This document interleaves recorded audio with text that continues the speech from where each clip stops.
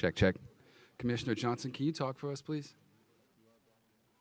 Can you hear me? Yes, sir. Thank you. It's working like a charm. It's like he's ready.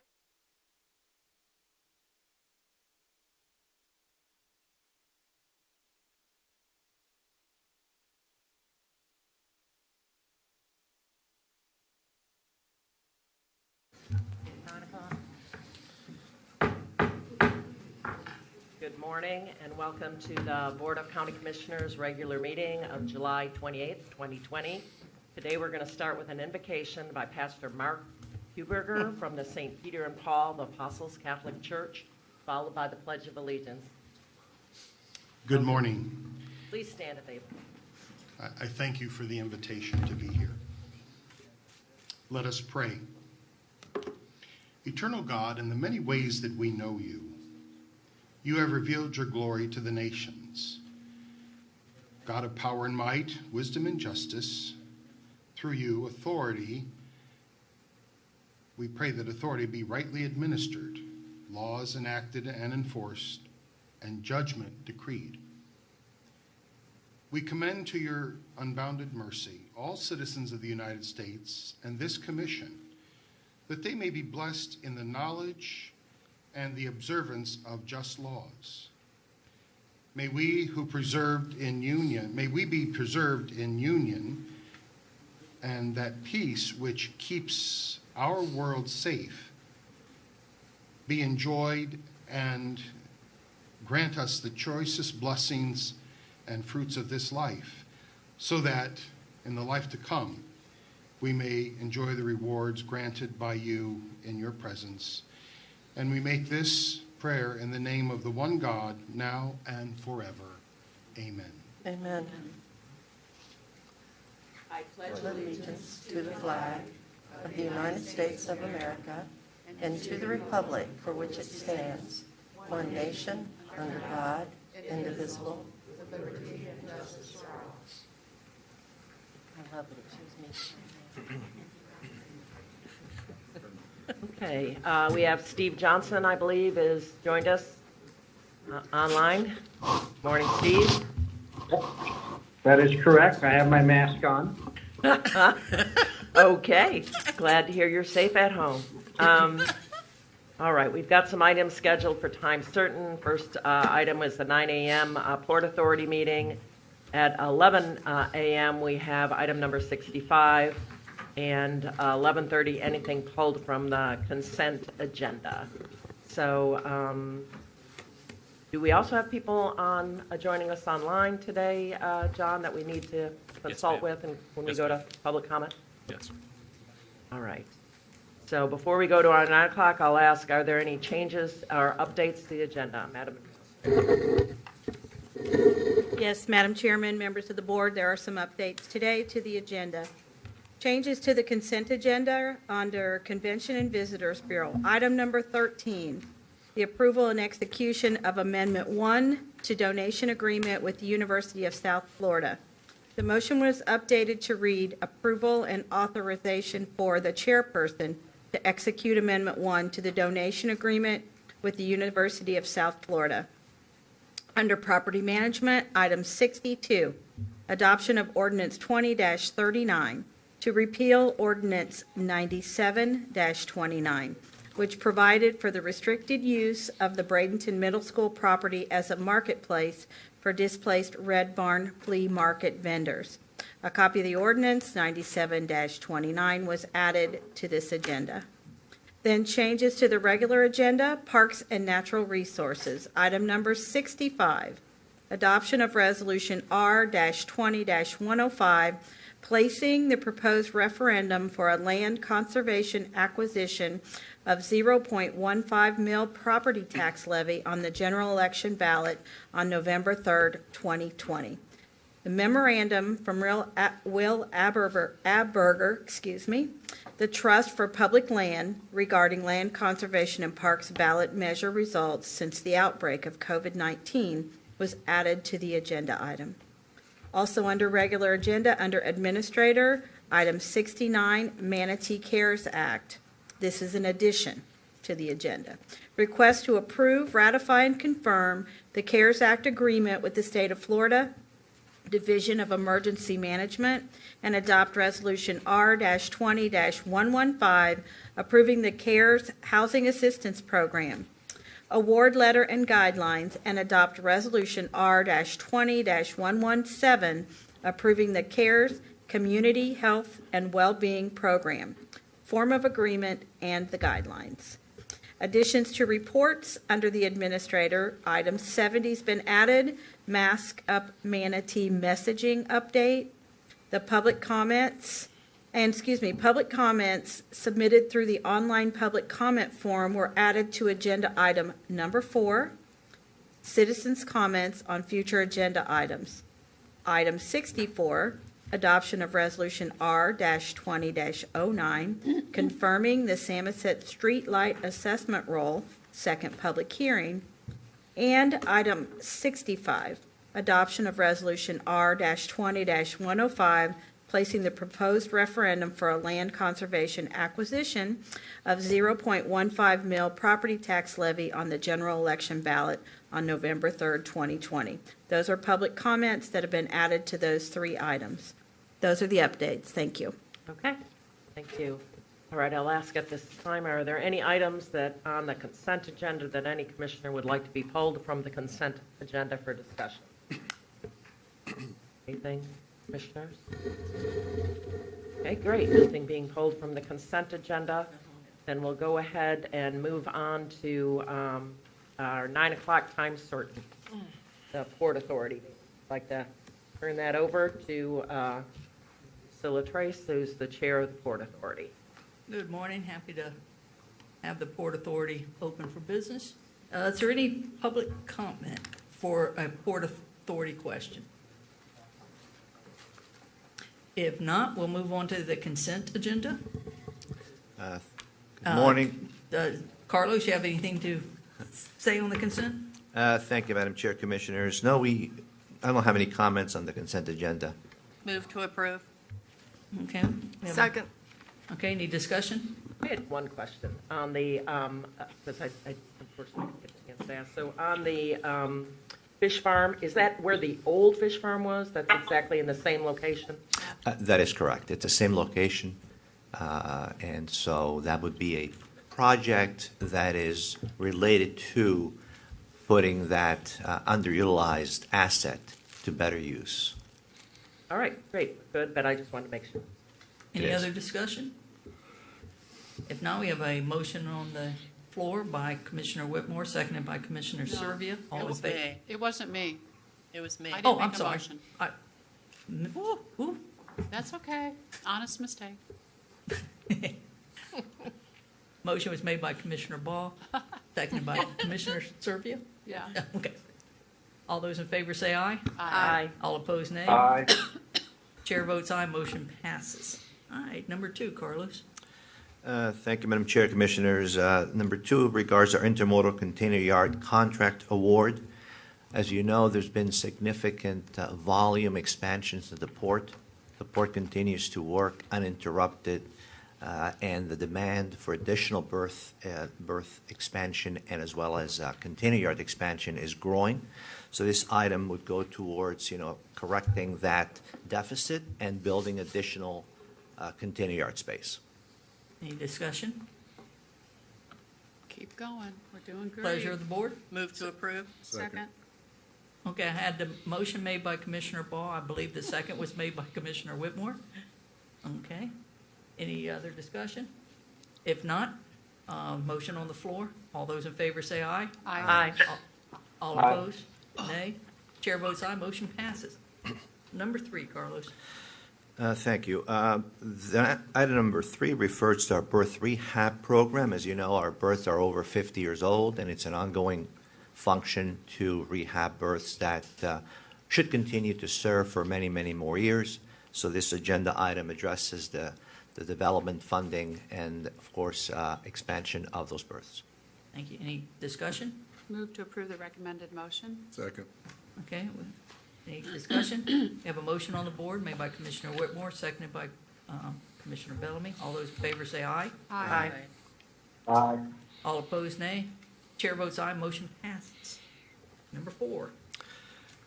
Again, Madam Chair and Commissioners, berth 4 is one of our berths that we are considering for expansion with your concurrence, and we are looking to be able to accommodate additional ships, additional cargoes, and this is one of the first steps towards defining engineering and then moving forward in the future with construction of an expansion to berth 4. Any discussion? Madam Chair? Oh, Okay, Commissioner Benac? Yeah, I talked to Carlos just briefly. I would like a little presentation on this because this is an exciting project. Maybe just someone talk about what the steps are, what we anticipate, how long it might take for something. And I understand it's a phased project, so if we could hear just a little bit more about it from staff or the consultant, whoever staff decides appropriate. Okay. And We could if- certainly. he can answer the question also. Is this where the hopper is? I mean, I know where berth 4 is that chute? Yes, where Thank you. where the conveyor Yep. belt, yes, it is. It's the same area, yes. And that's going to stay there? That's going to stay there. Okay, good. Absolutely. It's been there We need forever. that, Yeah. yes. Okay, thank you. With the board's concurrence, I can move ahead and have our engineer make a brief presentation, verbal presentation, or we can bring back a visual presentation at a later meeting. It's up. I just think it's something that, it's a big project that we're entering into. It's something that's been talked about for a long time. Right. Perhaps, Yeah. I don't care if we do it today or No, we can do it in the now. future if you're not prepared. No, we're I didn't prepared. say anything till today. George is here. So, George, where's George? Oh, George right there. Okay. George Board's Eisminger, engineer, board George Eisminger. I'm prepared because just based on having gone through all the negotiation of the contract, we've covered every detail. Basically, If you the could state project, your name for the record, please. sorry, George Eisminger, port engineer. This project is the project that we studied previously in the investigation study. We decided to move ahead. We decided to move ahead with the project that was recommended in the investigation study. And what we're doing now is the design and permitting and preparation of bid packages to go out to bid for construction. That's the end of these services. Well, actually beyond that, also 5 years of seagrass mitigation monitoring. And then if we choose, we go to construction and we procure the professional services for that phase at that time. So the process involves permitting, which is really the critical path of the project because of the seagrass mitigation requirement. And it will be a process that may take 2 years, could be finished in 1 year. That's our estimate of the range. It's so nebulous and unknown, it's that broad. The contract and the fee are based on the assumption that it'll take 2 years to do the permitting. There's a lot of Corps of Engineers and Department of Environmental Protection and commenting agencies, and they're just unpredictable. And there's a mitigation requirement. We plan to use the county Perico site for seagrass mitigation, and this scope is designed to be able to do that. So that will be the process. In fact, we will be in a hurry in the beginning to conduct a cumulative impacts analysis in order to demonstrate that the Perico site is in a suitable location for the mitigation for this project. And if that's the case, we'll be prepared to move forward with the county. And we're trying to meet a county deadline for this year, October 1st, which will be difficult, but we think we can do it. So then we go through the permitting process, we go through all the design, and we have the design and bid package ready to go as soon as we receive the permits so that we can hit the ground running.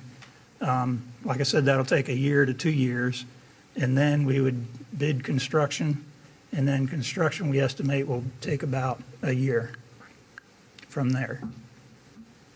So, Great. Obviously on this agenda, we have a lot going on. A lot. And I think it might be a good idea at some time in the future maybe to have a map and show what, where, the investment that's being done. This is exciting stuff. And being able to move forward and the partnerships that we have, which are wonderful with the state, DOT, and just, it's an opportune time people are concerned about jobs and what the opportunities are. I think it'd be really great to have a presentation at some point in the future. I know, I admit, I read all this material last night late after a long meeting, so it's my fault for not being up to speed, but I think it would be good to have a total overall look at what's going on, given all of these great projects. We'll be glad to do that. So we'll put it on your future agendas, in the not-too-distant future, so we can have a more visual, explanatory concept of what we're going to be doing. Okay, thank you. Commissioner Whitmore? And that's a good idea. Possibly, we all, in the back of our book, we have a map, and we have where all the berths are, exactly where you're talking about. But maybe like a running file and you just write what area on the map to look at what the status is of it or what's going on. Because you do have so much going on. My question is this the area, you mentioned we're taking the spill to Preco, right? The CRS mitigation will be done at Preco, yes. Is this, and I forgot his name, the realtor on 41, and his son owns a hotel in Siesta that's been challenging us? Michael Holderness. Thank you. But the son, that's Michael, right? The dad is, yeah, okay. Is this the issue that he was talking about? I just want to make sure, I know Charlie, oh no, Charlie's, okay, it was another one. Okay, just wanted to make sure because he was not being very nice. He wanted to speak to Charlie about us taking spills, that it wasn't compatible with, I thought it was Perico, but maybe I'm wrong. You haven't heard that, George. It must be No, I a haven't. project, right? I haven't heard that. It's probably on the other side. It was Okay. Lido. No, I know it's Lido. Yeah. That's where he has a hotel. But we were taking some spill of theirs, I think, and he was upset about that. So I've got it mixed up. Sorry, it was a long day yesterday. But as soon as you mentioned Perico and spill, I thought about this guy. So, thank you. You know what I'm talking about, Betsy? You look like you're bewildered. Well, it's just because it's not spelled. What we're talking about is seagrass mitigation. He was too. And Yeah. what, I just happened to catch Mr. Holderness on TV the other night. His big concern is Siesta Key and the impacts from the Lido, Beach renourishment. Lido beach renourishment. Right. So, yeah, I mean, he may have other concerns that are more related to Manatee County. And I do remember something, Carol, Yeah, but I he don't did remember what it was. But he sent us it quite a isn't few emails. You just keep saying spill, and there's no All right, spill then. associated with this project. Let's Okay. proceed with the port meeting. Commissioner Baugh? Well, I Yes. thought this was report. That's why I asked. Well, the beach Yeah. renourishment and No. Siesta Keys is not port business. Commissioner Baugh? Yes, thank you, Madam Chair. I just wanted to say that I am very excited that this is starting to move forward. I know that there's been an awful lot of conversation, and the way the port is growing, this is so important to be able to expand and look to the future. So it's a great day for Port Manatee. Thank you. Any other discussion? Well, what's the pleasure of the board? Move So moved. approval. Oh, that's good. Second. Okay, I have a motion by Commissioner Benac, second by Commissioner Whitmore. All those in favor say aye. Aye. All opposed? Aye. All opposed, nay. Chair votes aye, motion passes. And moving on to number 5. Carlos? Thank you, Madam Chair, Commissioners. The number 5 refers to a new legal agreement, the Fourth Amendment to our legal agreement with Lewis, Longman, and Walker. I would like to have, perhaps, if you'd like some further clarification beyond what's in your packet, for Jennifer Cowan, if you wish to explain what the more detail on the agenda item. Commissioners want more detail? Not on that. No? Perfect. Not on this one? Thank you. What's the pleasure of the board? Move to approve. Second. All right, we have a motion on the board made by Commissioner Baugh, seconded by Commissioner Benac. All those in favor say aye. Aye. Aye. Aye. All opposed, nay. Chair votes aye, motion passes. All right, number 6. Number 6 refers to the contract for professional services with the Law Group. And to give you a little bit of a refresher in terms of the path that we took, a few months ago, when we were still in the original chambers, we amended the agreement with LLW at that time to reflect the fact that Jennifer Cowan was moving to a new firm. During the discussion, We also talked about new representation for our lobbyists in Tallahassee. So we defer the discussion until a later date to be able to have more time and not to do everything at once. Nothing since then appears to have changed the board's, interest in seeking or looking into new representation. So we bring to you today a professional contract with the Ramba Law Group, and Mr. Ramba is here if you have any questions to answer the any questions you might have.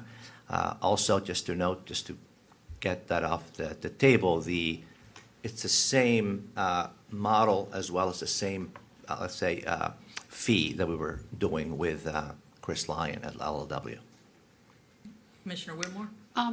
You and I talked a little bit about this, Carlo, about the board's wishes. We never talked about this at a board meeting. Maybe individually you have? It was during a county meeting. Okay, it's still a board meeting, right? Yeah, it was where Jennifer was leaving, and we needed to make a quick decision, and we were going to do both the lobbying and Jennifer's departure in that meeting, and the board and the general discussion went, let's postpone a little bit, and let's bring that item at a future. Yeah, and I'm okay with it, but I don't think it was brought to the Port Authority that we were going to do this, and it's fine. Mr. Rama has very good credentials. He'll be great. We haven't been happy with Chris, but I do think we didn't really bring it to a meeting. It was an aside when we were talking about your contract. So stuff like that, we probably should bring at a future meeting just so we can all discuss it. But again, I have no problems with who you've decided, I guess, right? Did we have a search procedure, or did you just? We were identifying, different candidates. Okay. And as you know, Mr. Ramba used to work for LLW. In fact, he used to be your lobbyist before he left LLW. And so it's at your discretion. Also, the contract, as you know, has a 90-day out if the services by Mr. Ramba are not satisfactory to the Port Authority. So I think we have a pretty good same pricing and in fact, a 90-day out. So it gives the opportunity for the board to, at any time, to change its mind. I think he's very good. Where is he? He's up here at the podium. Oh, you're in the corner. Okay. Oh.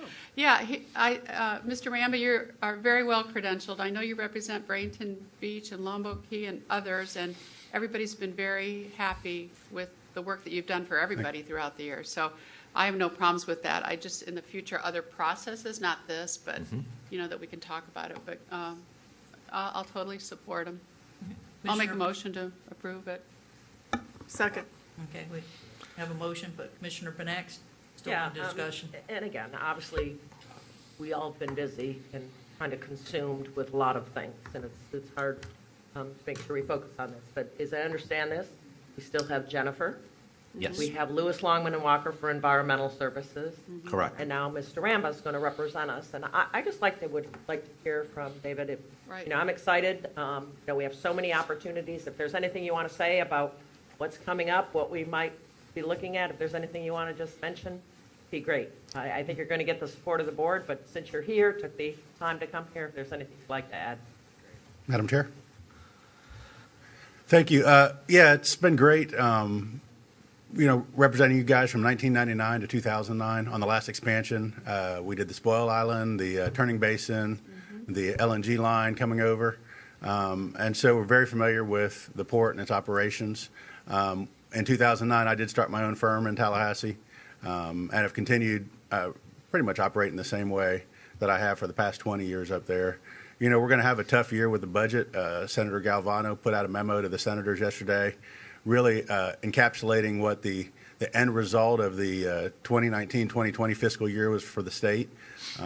Prior to the pandemic, we were about $225 million above in sales tax collections, and now we ended the year, which would be the June 30th year, which is May collections, about $2 billion under collections for the state. So that will put a pinch in the $4 billion reserve that the state usually rolls over. We're still seeing the results of a lessened sales tax collection, although not as severe as it was in May and June. So that's going to impact a lot of state funding. The federal government spending a lot of money, which has resulted in some economic stimulus to local government that we're all looking at for future projects. So it's going to be tight on the budget side, especially when it comes to Medicaid dollars and some of the education dollars in the upcoming session. From the schedule you guys have and any future funding, I think we're in a good place. The permitting and some of those issues are a little slow coming, as George Heisminger mentioned. There are a lot of delays up there. We haven't had a regular scheduled cabinet meeting of the governor and cabinet in 3 to 4 months now, and so it's going to have some things restricted. A lot of the state employees are still working from home, and so trying to get that coordinated efforts that sometimes you need when you're trying to get the Corps of Engineers together, DEP, and some of the other commenting agencies. It's going to be a coordinated effort to try to get that done on a schedule. And looking at the expansions and by getting something done by the end of the year, it is going to take a little extra effort, but I think it can be done with some prioritization by some of the employees up there. So it'd be great to work with you guys again, and I appreciate your support. Commissioner Baugh. Thank you, Madam Chair. I'm going to tell a story. I don't know that I think Misty knows this story already. I think she was in the car. David, I'm excited about this. When Carlos called me to brief me, I was thrilled. Thank you. Because I know the reputation that you have, and we certainly, the board is looking to expand. So welcome aboard from me. But just a quick story. I see Charlie in the audience. We were on our way to Tallahassee, and I think Misty was in the car with me, and somebody said something about Bradenton Beach and how they managed to get into their budget you remember? Yeah. $1 million. Yeah. Thank And you. Thank you, on grass mitigation, and ours was vetoed by the governor. Uh-huh. So I can tell you from the 3 years that I was chairman, and I'm sure that Madam Chair has experienced this, one time I will tell you that Dave Sanford and I had to go to Will Robinson's office because he didn't know anything about anything that we had filed or wanted to file for a bill in Tallahassee. It was never presented. So with that being said, there was some discussion that Charlie, he said, I just don't understand it. How is it that Bradenton Beach managed to get that and Port Manatee didn't? And I was sitting in the back, and I was sitting there, and I said, I don't know. I said, I'm just amazed and shocked at it. And he looked at me, and he goes, who's the lobbyist? And I said, I don't know. I said, because I didn't know who it was. I said, let me check. So I get on my phone, and I'm checking it. It was David Ramba. So you know what I'm saying, David. Yes, ma'am. So- And we like to work hard, and the Tallahassee business is really a position of relationships and being able to pass your efforts on. And when you guys come to Tallahassee for a day, it's great, and the legislators remember you. But when they see me, they know I'm watching on your behalf, and it helps keep them on point because they get busy. They're arguing about education. They're arguing about 5 or 6 nursing homes or all the other different issues up there. When they see you and see you as being the one that's going to report back to you either on a Zoom meeting or in the next commission meeting exactly what they're doing in Tallahassee, they remember you, and that's what you really do is have to be right in front of your and you've got a great current group of folks that are representing you. They're young.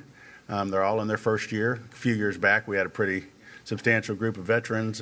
With Bill Galvano terming out, we have lost a lot of institutional knowledge and assistance for our county.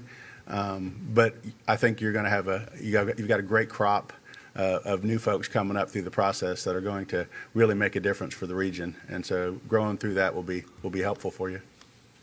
Commissioner Whitmore. Just real quick, David, if not, I know they're going to get you up on. I know we have our long-range master plan, and our plan is to start working on heading north, and that's a future berth in the future, dredging and acquiring of properties. That we've talked about over the years, and that was like 10 years ago. We really need to. I don't think our industry is going to slow down.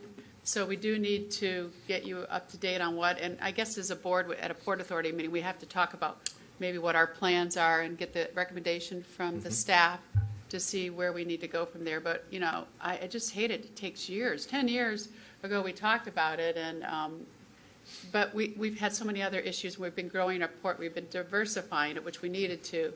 So now maybe we're a little bit more stable. And like Steve always says, I know he's listening, let's spend some of that money and let's get things moving forward to upgrade. Sure. So we have that. If you, I'm sure you'll get a copy of it, what our plans are for the We've already reviewed it. Yes, Good. ma'am. Thank you, sir. Try to do that before we show up and stand in front of you, just in case you have questions. Some don't. So thank you. All right, any more discussion? Now we have a motion on the board made by, I believe, Commissioner Whitmore and seconded by Commissioner Servia. All those in favor say aye. Aye. Aye. All those opposed, nay. Chair votes aye, motion passes. Thank you, Madam Welcome Chair. aboard. Thank you. Exciting. Go, Carlos, good move.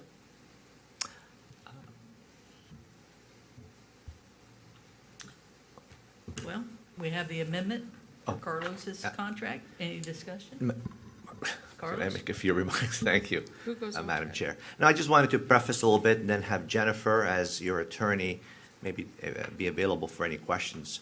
About 3-4 years ago, I was given the opportunity to go into drop. I don't even like the term drop with its connotations, and I didn't want to go into drop, and I didn't go into drop with the intention that in the future I could have this option to come before you and not have to leave at a time certain. And so this reflects that. It's an extension to my current contract, and it's a provision within, in my current contract, we have the ability for you to be able to consider just that. No other changes, no commas, no periods. It's just 2 years and 8 months to coincide with December 31st, 2025. And who knows, by then, maybe if God willing, we're still here, we can celebrate. Amen. I mean, really. You're Commissioner right. Servia? Yeah, I just want to say thank you, Carlos. You do such an outstanding job for Manatee County and for the port. And when the time is right, I would like to make a motion for approval as recommended. And I thank you for your service. And thank you for foregoing the drop. I will take that as a motion if someone will second it. Second. Okay. All right, Madam any other Chair? discussion? I think we should put a provision in there that Carlos cannot resign under any circumstances for I'm the in extension favor of on this that. contract. John Osborne? Madam Chair, I have a citizen who'd like to provide some public comment for the port meeting. Okay. So Is this for this issue particularly or in general? they weren't specific. Okay, well, do we want to do it during public comment, which will come up after the executive Well, we may comments? have voted already on what they wanted, though. Well, yeah, but we had public comment early, and then we have public comment Oh, yeah. at the end. You're right. So if it's on this particular, I would take it now, but if it's not, we'll just take it during public comment. Okay. Okay, any other discussion? Betsy? Yeah, I also want to say thank you for your willingness, and as you stated, you did not go into drop. So you have this opportunity, and it's tough. I know a lot of people have thought Madam about Chair. going into drop and then didn't. Or did and gave And we're it not up. an easy group to work with. No, but I appreciate your willingness to extend your contract. Hopefully in 2 years and 8 months, we can talk you into extending it again. I guess that's always an option, right? Depending on where you're at, depending on where we're at. Correct. I have like 2 years left, so it would be like we're extending it for 5 years and 8 months. Oh, okay, all right. Just to clarify, right? Great. December 31st, 2025. So he may be 2025. on a walker by then. So Okay. we'll wait. If I'm in a walk, I'll be lucky. I'll be with you. As We'll opposed we'll to- have a walker race. Right. John Osborne? Madam Chair, it is on the contract for the lobbyist. Then let's go ahead. Okay. So a quick preamble. Members of the public are interested in providing public comment remotely today. The public can provide live comments via the Zoom app on your personal computer, on a tablet, smartphone, or just by calling in on your regular old phone by dialing 888-788-0099. That is a toll-free number. Again, it's 888 788-0099. There's also a meeting ID number that you need to enter. It's a little bit of a long number, so have your pencil ready. It's 812-3627-6338, and then you'll hit the pound button. Again, that number is 812-3627-6338, followed by the pound button. And I have a couple callers here. If you're interested in speaking to the Port Authority on this particular agenda item, please press *9 on your phone, and I'll see that your hand gets raised that you want to address the board on this item. And I have one caller right now. So caller with the last three digits of 445, you are unmuted. Please state your name for the record, and you have 3 minutes. Good morning, Port Authority. My name is Glenn Gibolina for the record. Carlos, you're doing a great job. Thank you for all you do. I do have some concerns. Well, let me put this straight. Let me say this, that David, at the end of the day, would probably get this contract hands down, and he's probably entitled to it. But here's the perception the public has. It looked to me like this was all pre-done prior to this meeting. Carlos stated that he interviewed several other clients. I would like to know the name of those clients. I would also like to know if the contract went out to those clients, what the response was from those clients. And it just seems to me that this, on the surface, it appears like a backdoor deal, and then David just shows up to accept the contract. It does not look good as the public looking in on this meeting, and you voted it even before you took public comments or our concerns about this contract, because maybe Carol or someone else might have said, you know what, let's put it out the bid, let's do it to government standards, the way we should be doing business on transparency and accountability. Those are my concerns. I'm sure he's going to be a great lobbyist. I just don't like the way you went about it. And that's my public comment. Thank you for your time.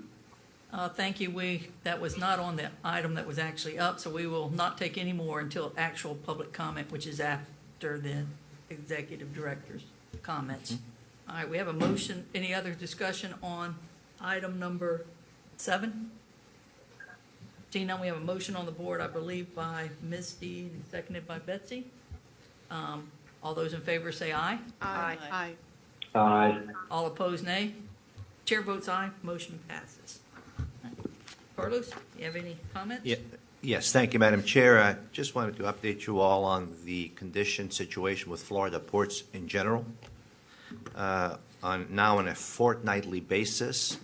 In the past, it was weekly. We have a conference call with all the ports, all the port directors, and the secretary of FDOT. And the situation compared to us is rather dire, especially on the East Coast. And so we feel we're very, very lucky to have the strength that we have in this port right now, continuing to hire people. And I think it's real an opportunity for this community to continue to grow. The other ports are facing enormous challenges. You know, ports thought we were immune. They're not immune by any means. We seem to be a little bit more immune, although small drops in some revenues, particularly if you don't get out there and drive enough, because we do get a lot of fuel. But overall, we probably one of the, I think we are the best situated port in the entire state of Florida to come out of this, in fact, stronger than before. And so as such, I just wanted to give you those kind of comments. The port continues to operate at full capacity, 24/7. The gates are open. Construction jobs are continuing. Employment is at full and looking for more people. So the situation at the port is really, really good. Thank you. That's all I have. Any discussion? Commissioner Whitmore? And that was the whole key when you came. We had all our eggs in one basket, was construction, and in 2009 we crashed and burned, and I don't even think we had $2 million in our reserves. It was critical. And I know you, Dave at the time, McDonald, and everybody had to meet with Ed to try to, because we're the backup. if you don't succeed. So you did a wonderful job. You speak 5 languages. You personally go all over the world as well. And then Maddie and the other guys stay in the United States to recruit businesses, so that helps. And I wanted to tell you that John Pasha contacted me again the other day, and he still remembers Sandbar and the Mullet every time. And they do shipping from California to Hawaii now. Gigantic tankers, they've kind of gone into that. And I told him someday, maybe you'll come and use us. So, but building those relationships is invaluable. And so good job. And you always keep us up to date. You all can attest to this, no matter when we call him. If you hear a funny ring, you know he's overseas, over in Europe, and you'll know, but Carlos always gets back with us. So good job on what you've been doing so far, and I appreciate it. Thank you. I want to, if I may, Madam Chair, I want to mention something. The clients that Commissioner Whitmore is referring to need to know that the board is behind the board director. Many, many times before, they have entered into deals with the port director only to find out the board was totally opposed. So your support that I've been giving you from Commissioner Whitmore and Trace and Serbia, and Benac, and all you commissioners have made it possible to do what we do, because those customers know that I better have the board behind me, or their millions of dollars will be going down the drain. And so that reality that they see that the board is so united when it comes to the port has been instrumental, and I thank you, in bringing business. Good job. Commissioner Benac? Yeah, and, we know that we've always known, I've been involved in Manatee County government, that the port is very blessed because we do still have land surrounding the port where others don't, and we don't have the transportation chokehold that some others do. And now, given everything that's going on in our economy and changes looking forward, again, we have the opportunity to reevaluate what is important, what's going to be important moving forward. So we're really very fortunate. I'm glad that we have, continuing leadership, but I look forward to hearing more about what the plans are, because, we're just, once again, we're in a very good position to be able to capitalize on whatever changes are going to come in this economy. So I look forward to that, hearing more about it. Any more discussion? Not, we'll open up for public comment. Anyone from the audience wish to say anything? So step forward. You have 3 minutes. Seeing one and no one. John? Anybody on the has called in to our Zoom app would like to address the Port Authority on this item, please dial *9 on your phone, and I'll see your hand raise. *9. Madam Chair, no one for this item. All right, thank you. Commissioner comments? Commissioner Whitmore? I want to address Glenn's. Glenn, thanks for your comments. But let me tell you, we're actually very fortunate to get Mr. Ramba.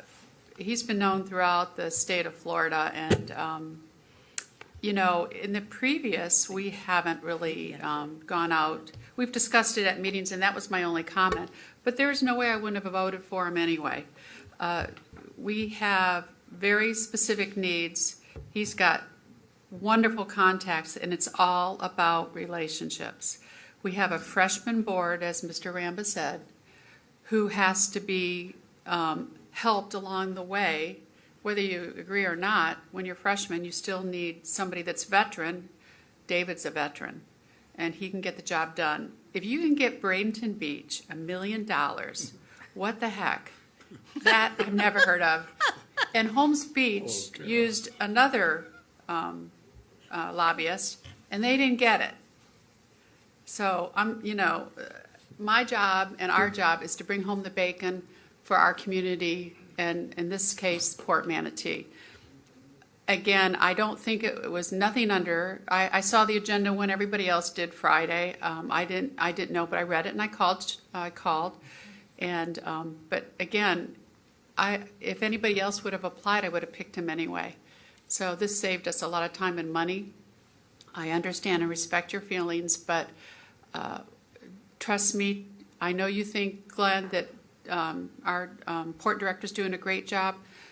With this hire, he's going to do a fantastic job. Please trust me. That's it. Any other commissioner comments? If not, Carlos, just go back and tell everybody all this. I have is this commissioner comments? Mr. Aaron Washington that worked for the port, the gentleman with the dreads that came a couple meetings ago, he passed away. Yeah, and I just by accident found out, so I sent him his family. He worked till the very end, correct? He was home, but he did work until He about the couldn't. very end. And he was a special person, if you all remember him coming up. We recognized him for his years of service, and unexpectedly he passed away. Very sad. Gotta keep working. Carlos, like I said, thank you so much for your service, and just go back and let the staff and everybody know, doing a great job during these very, very hard times, and we really do appreciate it. Nothing else? Then court meeting is adjourned, and we will go back to the regular meeting. Vicki, do you need any time to adjust? Vicki's good. All right. Thank you, everyone, Port Authority, and for our staff for being here. Good job. All right. At this point, we're going to take citizens' comments on future agenda items. This is something that is not on today's agenda, but that perhaps you'd like to see discussed on a future agenda. I have a couple people I think that want to speak. First up, I have Mike Meehan has signed in to speak. So, Mike, if you'd like to come forward, state your name for the record, and you'll have 3 minutes to address the board.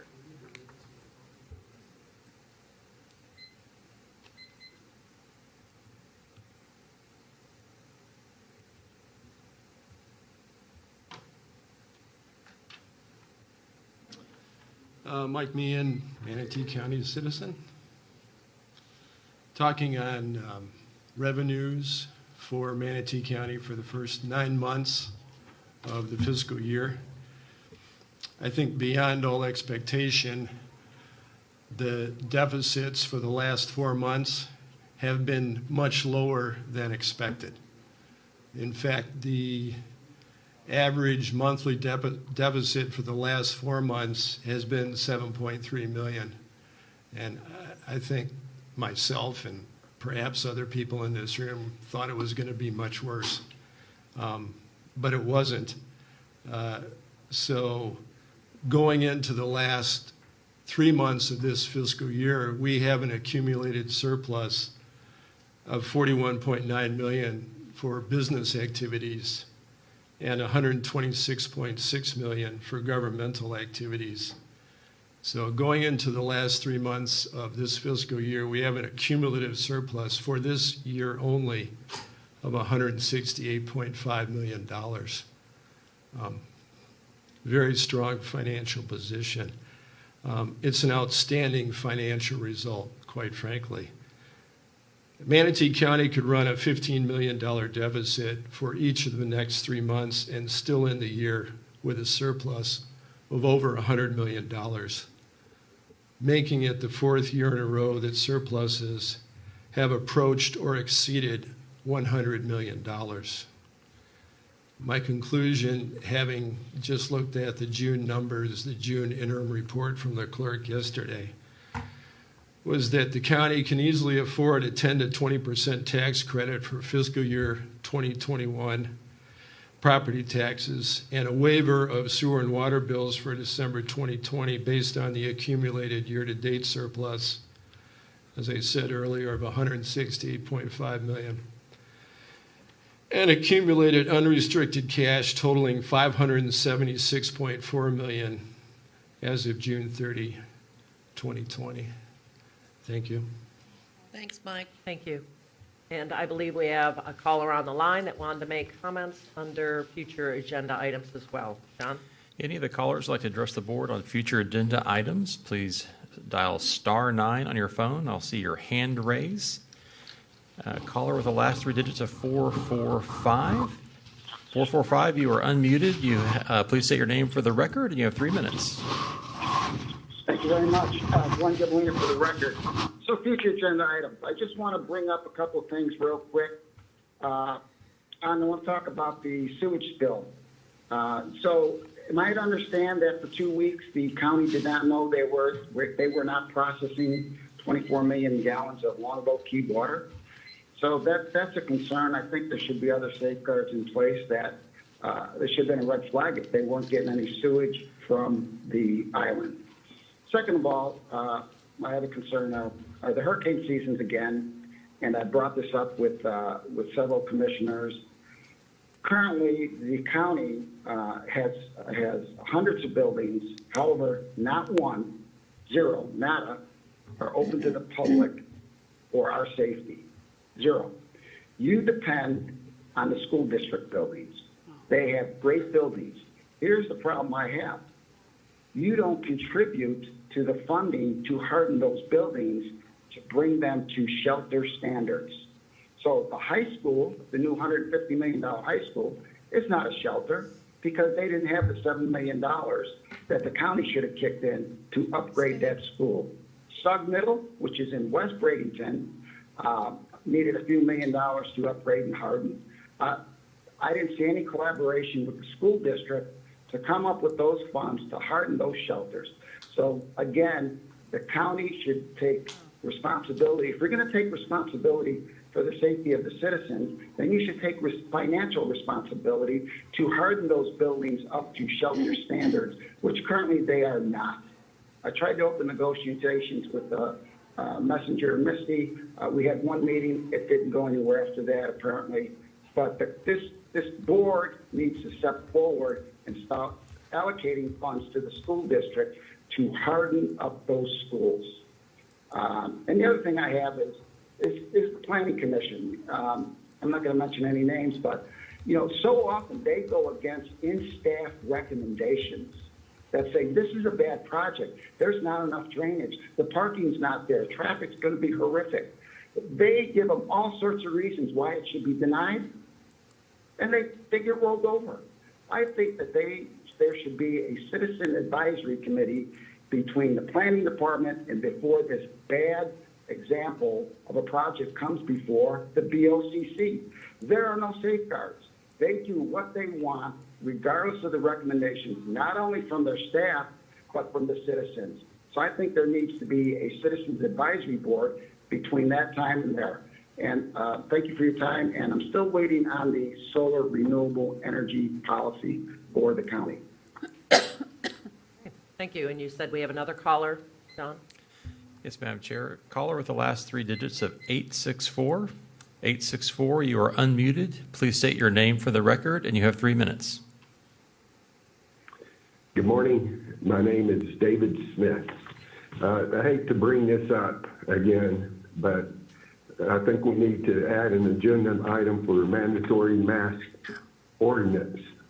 During the July 22nd meeting, Misty's motion regarding the mandatory mask was to pass a resolution like you did yesterday. And then after you agree on the verbiage and advertise it for the 10 days legal requirement, and then come together and vote and pass an ordinance that can be legally enforced and Sheriff Wells will enforce. Well, at the end of last night's meeting at 6 o'clock or 6:30 or whatever, it appears that you changed your course of action and would like just to stick with your resolution, which our counsel there said is not enforceable and would not stand up in a court of law. Therefore, I'm recommending that we go back and stick with the original motion from the meeting last week and enforce this ordinance, or approve the ordinance 4-3. I know y'all don't want to go through listening in the public again. That's what it seems to me is what's driving this. But, the votes are going to be the same.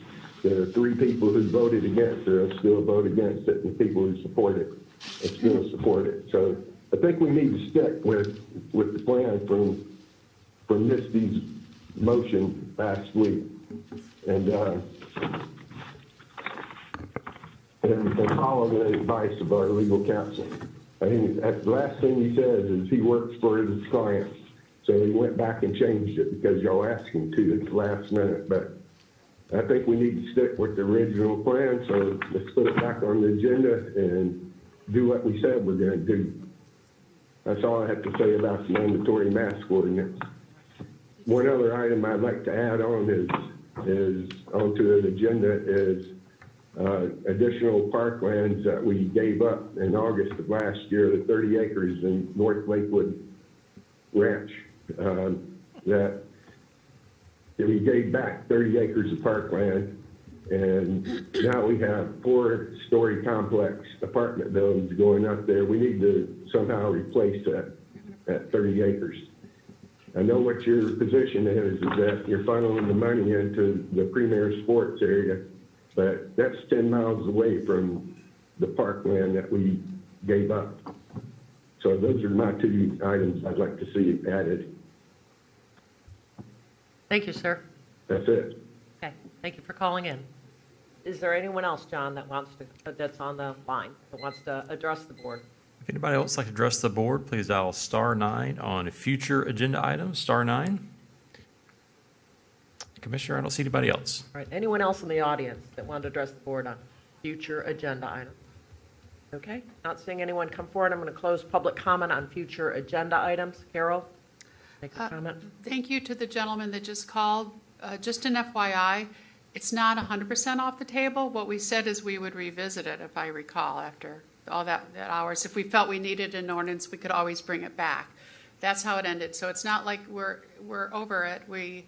This is just a temporary mandate, so we're just going to see. But so just don't think it's completely gone away. And also, Mr. Meehan, I saw Jan here. Thank you, Jan. I'm glad you're here. But I really, and I appreciate you coming and making us challenge us. I really do, Mike. You know that. But I'd like Jan to come up because this new budget we're presenting, we're cutting $30 million because we know the revenues are going down in our next budget. And if you've heard anything, because, I've always learned that if the last person speaks and nobody says anything, then that's okay, and that's the truth. And from our financial wizard here that works with the clerk of the court that actually manages our money, we don't even write a check in Manatee County. The clerk does.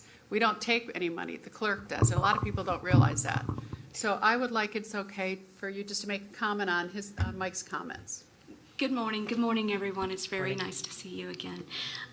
The chairman, all the commissioners, Madam Administrator, and the county attorney sitting in. Based upon Thursday, we are having a regular budget meeting. And at that point, you're going to establish the trim based upon the process in Florida. Now, at that meeting, we are going to update you on all existing revenues for ending this year. When we came before you in May, we gave you an idea of what we thought the estimates would be, and they are playing out. One thing to remember, a lot of these taxes in the state of Florida run 2 months behind. So for June, which we just got the data, is actually from April. So we've estimated out, we want to give you a good review of where all your revenues are coming in at. Right now, they're pretty on target with what we thought. In some cases, they're a little bit better, but they're pretty much on line with what we had presented before, and we'll be happy to update you then. Thank you. And I think that's consistent with what Mr. Ramba told us, and the message that came out from Bill Galvano yesterday. I wasn't aware of that until David Ramba mentioned that. Sherry, did you want to? Yes, Madam Chairman, Commissioners, thank you, Jan. We do have the meeting on Thursday, which is all about budget reconciliation. We'll talk with Jan to cover most of those items. I did forward to you just now the memo that President Galvano sent to the other senators. He sent me a copy, and so you do have it as well. It'll be something we also include in our discussion on Thursday. So we just got that yesterday. And as Jan's mentioning, just for the public, again, we do run a couple months behind in what we know to be true, and so that's why we project forward in an effort to be on target. So I'm looking forward to being able to update you on Thursday. And thanks. And I just want to address Glenn's comments, about hardening shelters and schools. And the fact of the matter is the Board of County Commissioners had met with the Department of Economic Opportunity. It wasn't last year, it was the year before. When all the schools were coming forward, we were trying to work with them to try to get funding to harden these schools. But as you may know, and Glenn may not, the requirements for hardening were based on a study which showed at the time that these schools were designed and permitted that we had adequate capacity for shelters in Manatee County. We had excess capacity. So they were able to, and hey, we're all in this together. We all pay school taxes as well as county taxes. So we have no competition between the school board and the county, where we work together very closely. And we were trying to secure funding, additional funding, but they didn't meet the standard because of the way the studies were done. So we were advocating very strongly at the state level to change the way that's done. Right, John? John's nodding his head because he remembers these discussions that we had with the state to try to get there.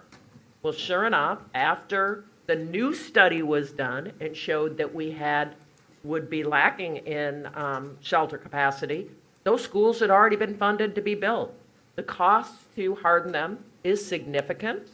It isn't something that we could easily fund out of our budget, but we have worked, again, I believe John Marble is a great example of where the county has worked really hard, asking the legislature for funding to harden John Marble as we're increasing the shelter. So it's not correct to say that the county commission isn't working toward this issue. We know it's a big issue for our community, and we're going to continue to work with our partners. I don't know, Sheriff, if you want to say anything more about that, or John, you know where we're at. And you're correct, Commissioner. Every 2 years, the state puts out a new shelter study, and they look at the numbers of our population, where they're at in terms of the latest adopted hurricane evacuation area mapping, and we figure out what that population needs to be that needs to evacuate versus the shelter capacity to determine if they're in a deficit situation or we have the opposite, plenty of capacity. Right now, we're in a deficit situation again, and given where the population growth is, believe it or not, even a lot of the areas in North County and out in East County are still in some evacuation areas. It goes pretty far inland up our rivers and creeks and things like that. So we'll be looking at that when the state updates that again. And we will continue to press as much as we can on getting the monies to upgrade our county facilities as we can as well. Just the great example you gave with Marble and other facilities that we'll be bringing online. We always make our property management folks take a look at that. What size is the building? What's its capacity? And even if we could use it for the first-in teams or sheltering our own county staff as well that have to stay and work in the county and help recover the county right after the storm passes, sheltering those folks so they're not somewhere else. They can actually respond quicker and get things up and running quicker if we can house them here in town, so to speak. Sherry? Yes. Thank you, John. And as Chairman Benac mentioned, John Marble was one that we moved forward with. We received some allocation that's been confirmed from the state. We'll be responsible with coming up the additional money that's needed. Some other things is, as John mentioned, is in every future facility. That includes our library facilities and any other buildings that we're doing. Property management works along with public safety to identify what the status of that building is, as John mentioned. Also, some of the other partnerships, we're not only in partnership with the school district, but the State College of Florida and some of the other locations that partner with our emergency management team to offer other sites for operations for government and other areas. And then closing, just so the public knows, the superintendent of the school system and the county administrator and our senior level teams, we have every 2 months we have a meeting and we go through all of these concepts, and at every single meeting, sheltering is on the discussion because they're also responsible for working through having those shelters now manned, and we're coordinating that together. So I thank you guys for the question. I thank the public for the question. It's an area of concern, and it always is based on the actual event. So we could get very prepared in the west part of the county, and the event comes through the east part of the county. It's always about the event, and so we look across the county and we're trying to make some new moves on all of that. Misty, you want to comment on that issue? No, actually, I want to comment on another public comment issue. Okay, Are we finished I with wanted this? to finish on my one comment. So the guy David Smith who spoke to the issue of the mask, I wanted the attorney to clarify the position. I think it was misrepresented. That in fact, what I heard the attorney say is that the resolution would be adequate at this time. Right. If we needed to revisit and do an ordinance, he would provide us with that recommendation. But I'll ask Vicki if you might. Sure. Madam Chair, thank you for providing me an opportunity to comment on that. So yes, Mr. Smith's representation or suggestion that the resolution as adopted by the board yesterday is unenforceable is totally incorrect. Mr. Clegg was very clear with the board yesterday that the resolution as adopted is absolutely enforceable pursuant to your emergency powers. And so I'm not sure where Mr. Smith got the notion from that it's unenforceable. It is absolutely enforceable. Thank you. And so our position was we were going to go forward with the resolution at this time. And, Bill, you wanted to say something? No, I'm good. Okay, good. All right. Oh. That's his okay. best. Okay. So we feel confident that the resolution is good. And if we need to do something otherwise, we will. So, Misty, Totally. I'll go ahead and go to you now. Yes, thank you. I just wanted to make a brief comment on one of the things that Glenn Gibolina brought up, and that is he's asking for a citizens group because in his opinion, he believes the Planning Commission is, not doing their job, and I believe they're doing a fine job. But what I want to say, and I've said it before, is that, and I learned this in school, it's very important when you have a planning commission that it's made up of our citizens. And our code requires that, or says that if you have a development or engineering or any type of background like that, that preference is going to be given to you. And I do disagree with that. Really? Because in a public hearing setting, we have an applicant that comes forward who's a developer. We have a professional staff recommendation. That's the professional recommendation. We need voices from the community, and that should be the Planning Commission. And then you have the political representation on the board. And that's, in my opinion, is how it functions the best.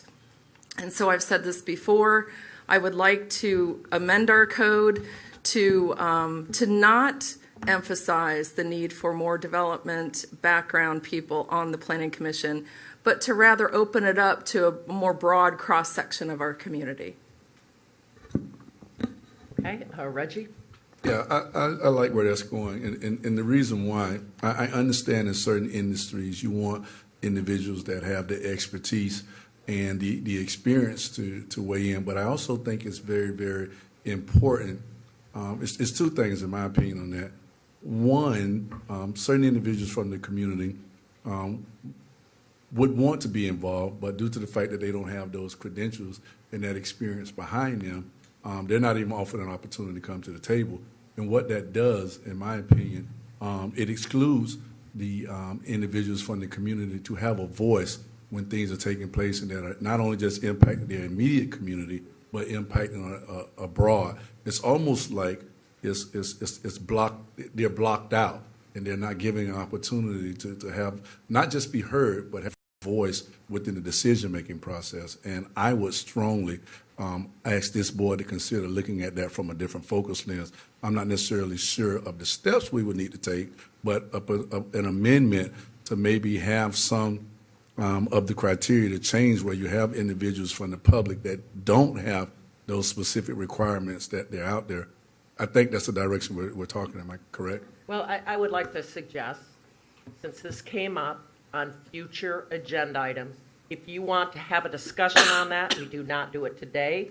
We can comply with our agenda and do it on a future agenda if you want to make a motion to bring that back for discussion, because I don't think it's quite as specific as y'all are stating. I believe that there's some seats that are preserved for certain, but I don't know by heart, so I'd rather not try to guess today and make a motion. I think it should be brought back for discussion if that's your desire. And so I move that we, in the future, will discuss the makeup of the Planning Commission and how it best can serve our community.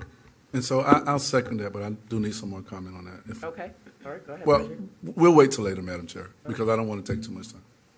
Madam Chair? All right, we have a motion to bring this back for discussion at a future date. Is that the motion, Misty? Yes. Madam Chair?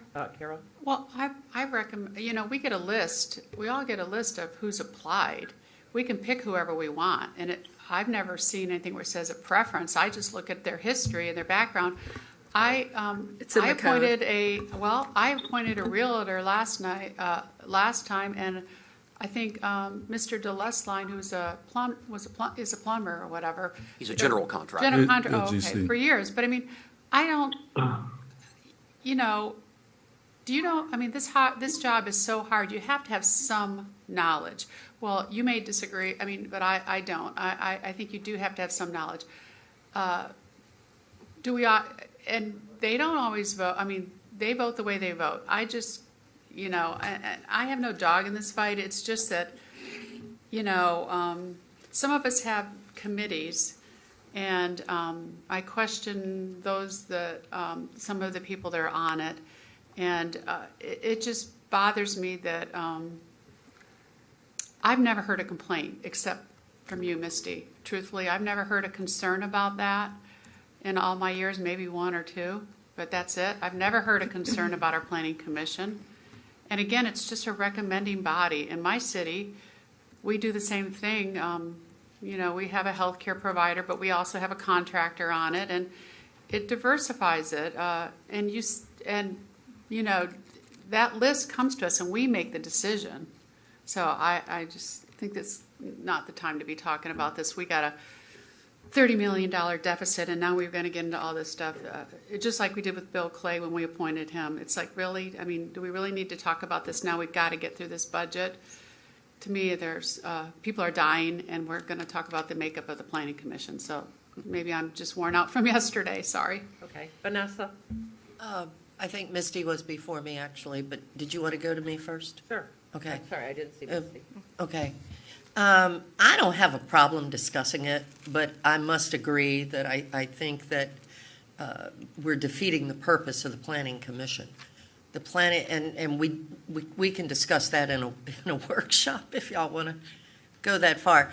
I think before a motion is made, perhaps we should look at the criteria for the Planning Commission, because the Planning Commission is not like the BOCC. The Planning Commission strictly looks to see if they feel that it meets the requirements of the comprehensive plan, pretty much. I mean, that's pretty much the extent of it. So there really does need to be some knowledge there. It's not just based on whether we like it or not. I mean, trust me, I wish it was. But the bottom line is, I think before this board goes into all that, perhaps y'all need to look at the requirements that's already there. Oh, Misty said she already has. Okay, never mind.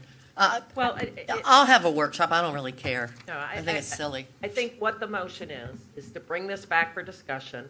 We're going to have, it is a little bit more detailed, They are, I believe, John, you can correct me if I'm wrong, they're still the local planning agency as required by state statute, so there's a little bit more to it, right? That's correct. And, yeah, we can have a discussion about it. I don't have a problem with having a discussion. I'll go ahead and vote for the motion. But I don't think we should be making any more moves until we have the discussion. A, it's a future agenda item. B, a lot of us don't have the layout that's in our code in front of us. Right. I don't remember it. So rather than getting in specifics, I would hope that we could just go ahead and vote and defer this discussion to when it does come up on our agenda. Because I can guarantee that the public is going to want to comment as well. Right. Perhaps some of the planning commissioners might want to comment. Now is not the appropriate time, in my opinion, to get into a full-scale discussion of this item. We've got a motion to bring it back. I would like you all to vote on that motion, and then we'll have the discussion. Madam Chair. Trying to move this item along. Madam Chair, if I might, just a quick point. The citizen suggested an advisory body for the Planning Commission. That would constitute an advisory body for an advisory body, which of course is nonsensical. So I just wanted to make that point. Yes, it is a statutorily mandated body. You can certainly take a fresh look at your LDC to determine whether you want to amend any of the membership criteria. That's certainly in your prerogative. Okay. Any other comment necessary before we take a vote? It's not necessary, but I do need to make a comment. Reggie. I have to be honest with you all. I'm speaking from a more broader perspective. In my district, about a month ago, we had an issue where we had to recommend a neighborhood meeting about a potential development that was taking place. And the questions that I was hit with, well, who's making these decisions before they get to you all? And it's the Planning Commission. Well, how do we get involved with the Planning Commission? Which are great questions. But my approach is not only just from the Planning Commission. We have a lot of advisory boards, and I think it's time for us to look at it from a different focus lens to make sure we have individuals from the public a little bit more involved. And to be quite candid, I do think we need to make sure we have some opportunities to have minority representation within these advisory boards. I think that's very, very important.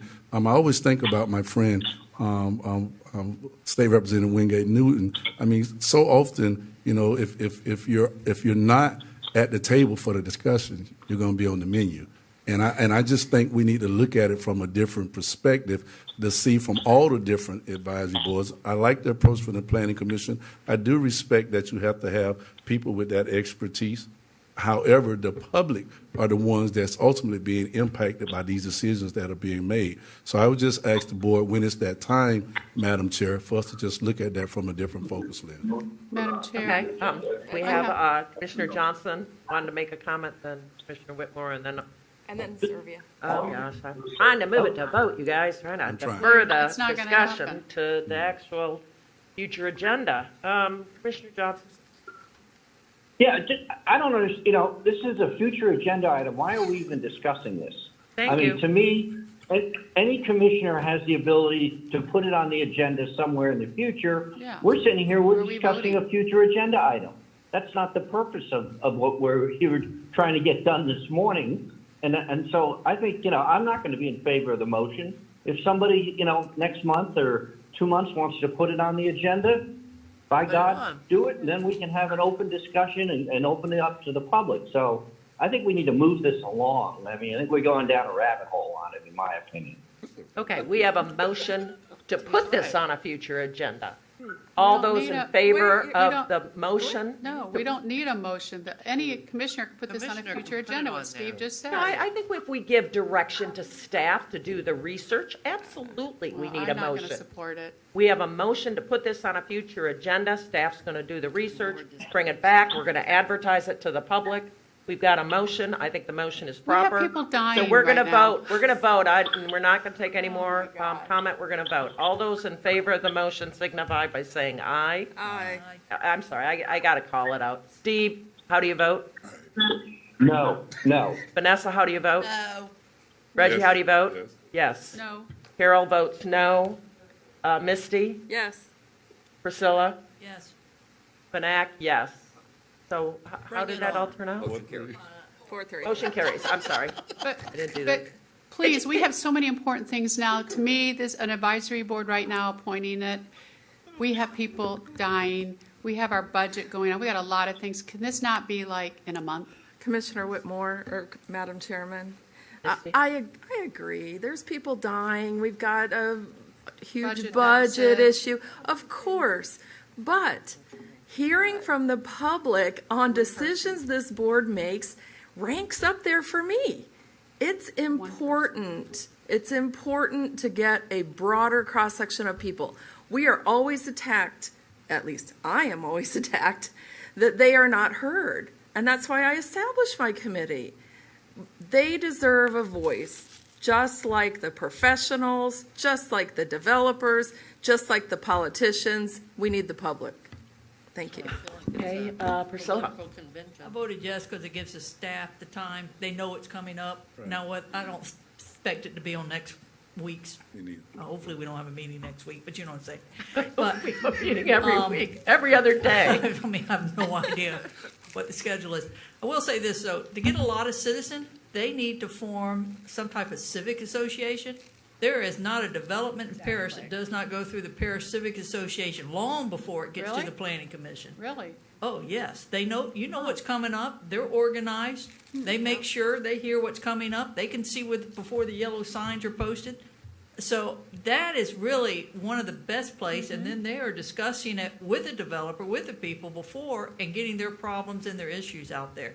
So in neighborhoods, I think they need to band together because, yes, we need them to support it. But having one citizen on the Planning Commission, and I don't, you know, because it's only, I'm sure by law, it's how many people can be on the board. So Yeah, there's a rule. So I just think some people do need to form a group and take care of their own little community.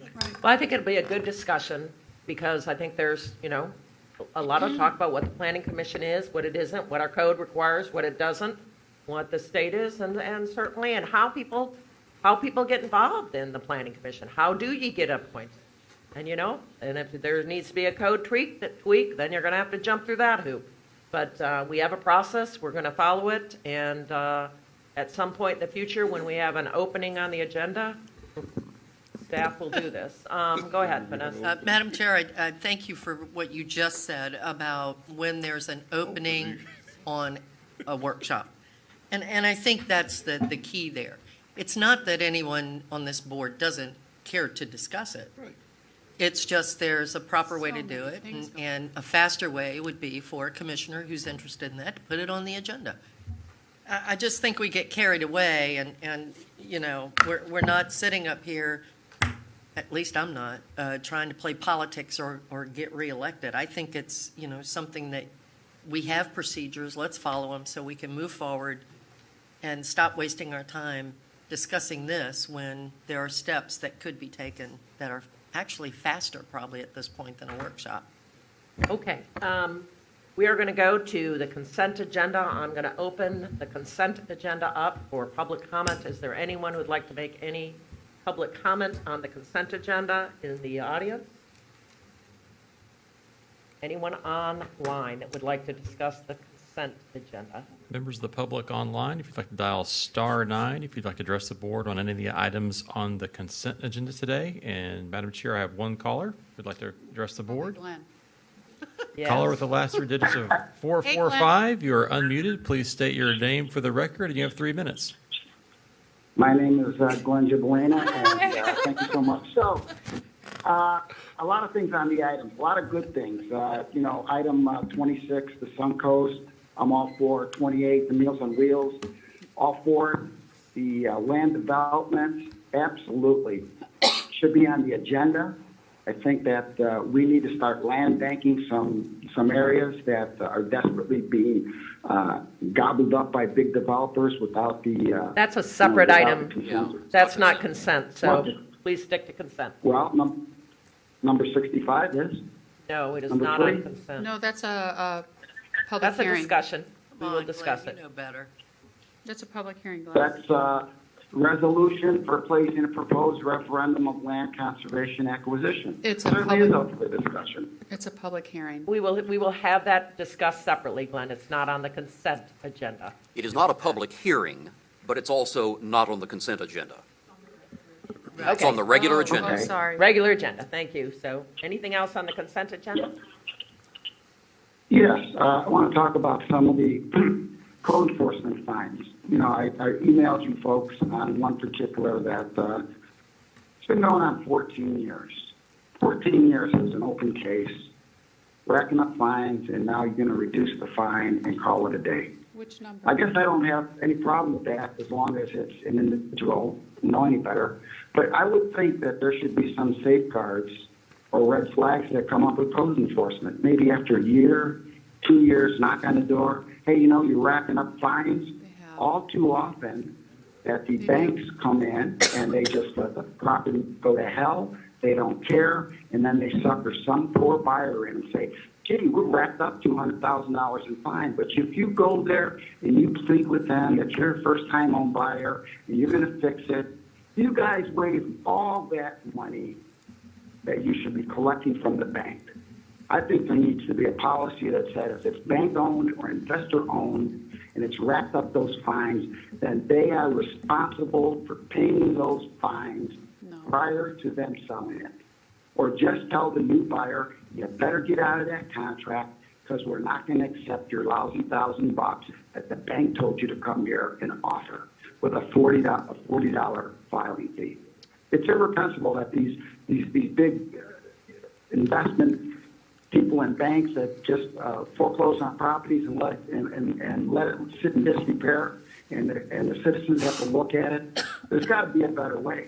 Absolutely got to be a better way. That's my 2 cents. Thank you, and I think you're done hearing from me today. Okay. Thank you. Anyone else online, John? Anybody else like to address the board on consent items? Please dial star 9. I believe that's all, Commissioner. Okay. I just have a question. So is item number 2 part of the consent agenda now? It was the adoption of ordinance, the repeal, ordinance 9729, the restricted use of Braden Middle School property. Because on my agenda, I'm looking at it says presentation upon request. No, it is under the regular. Okay. All right. All right. What's the pleasure of the board on the consent agenda? Move to approve. Second. All right. We have a motion by Commissioner Baugh, seconded by Commissioner Servia. All those in favor signify by saying aye. Aye. Aye. All those opposed, nay. Chair votes aye. Motion passes unanimously.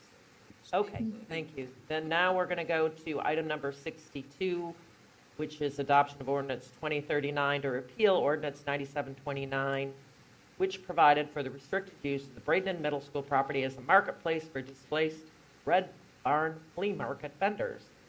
Looks like something that's been around for a long time. Does anyone need a presentation on this item? Right. I'm going to open this up for public comment. Is there anyone in the public that would like to comment on item number 62? Anyone on the phone? Anyone on the Zoom would like to address the board on item number 62? Please dial star 9 on your phone. Star 9. I don't see anybody, Commissioner. Okay. To close public comment, what's the pleasure of the board?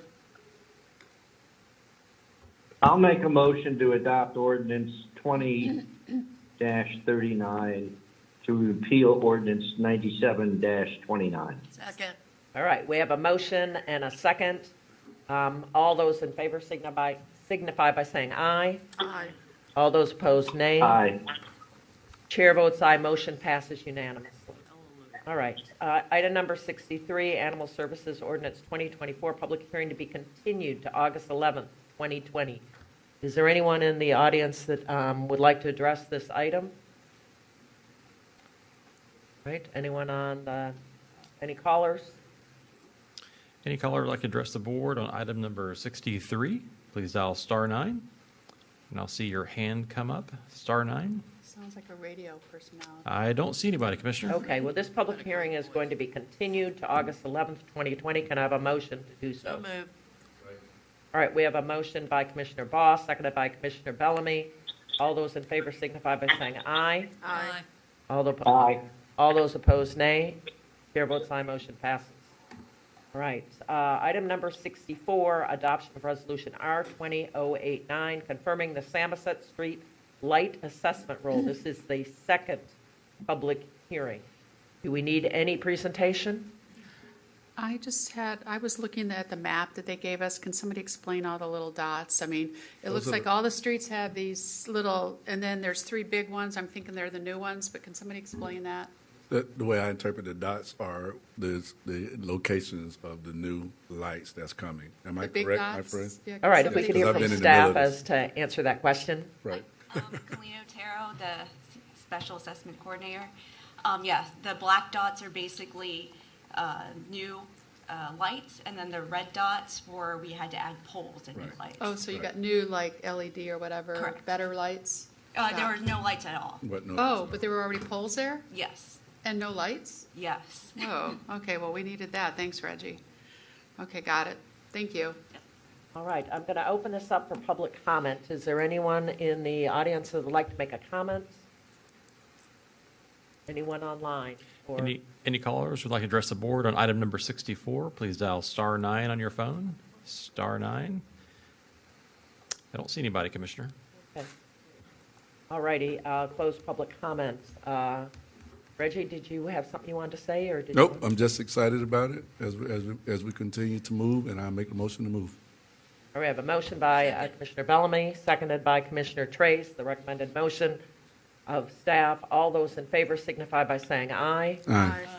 All those opposed, all those opposed, nay. Chair votes aye. Motion passes unanimously. Thank you. This is a great project. Yes. We look forward to it going forward.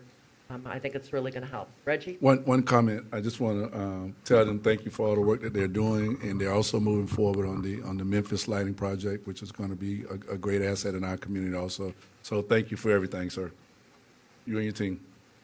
And ma'am. And ma'am. And ma'am. Who's doing the work? Okay. All right, we're going to move to advertised public hearings, presentations scheduled. Our first one is 69 Manatee Cares update. It says flag, but I don't know why. Karen? Good morning, Commissioners. Karen Stewart, staff. I'm here this morning to bring you an update on the Manatee Cares program. Just as some background, the federal economic stimulus bill is $2 trillion, and the CARES Act funding agreement has been executed between the Florida Department of Emergency Management and Manatee County government. We have received $17.5 million into our budget to enact the first phase of the funding and to provide programming using that money.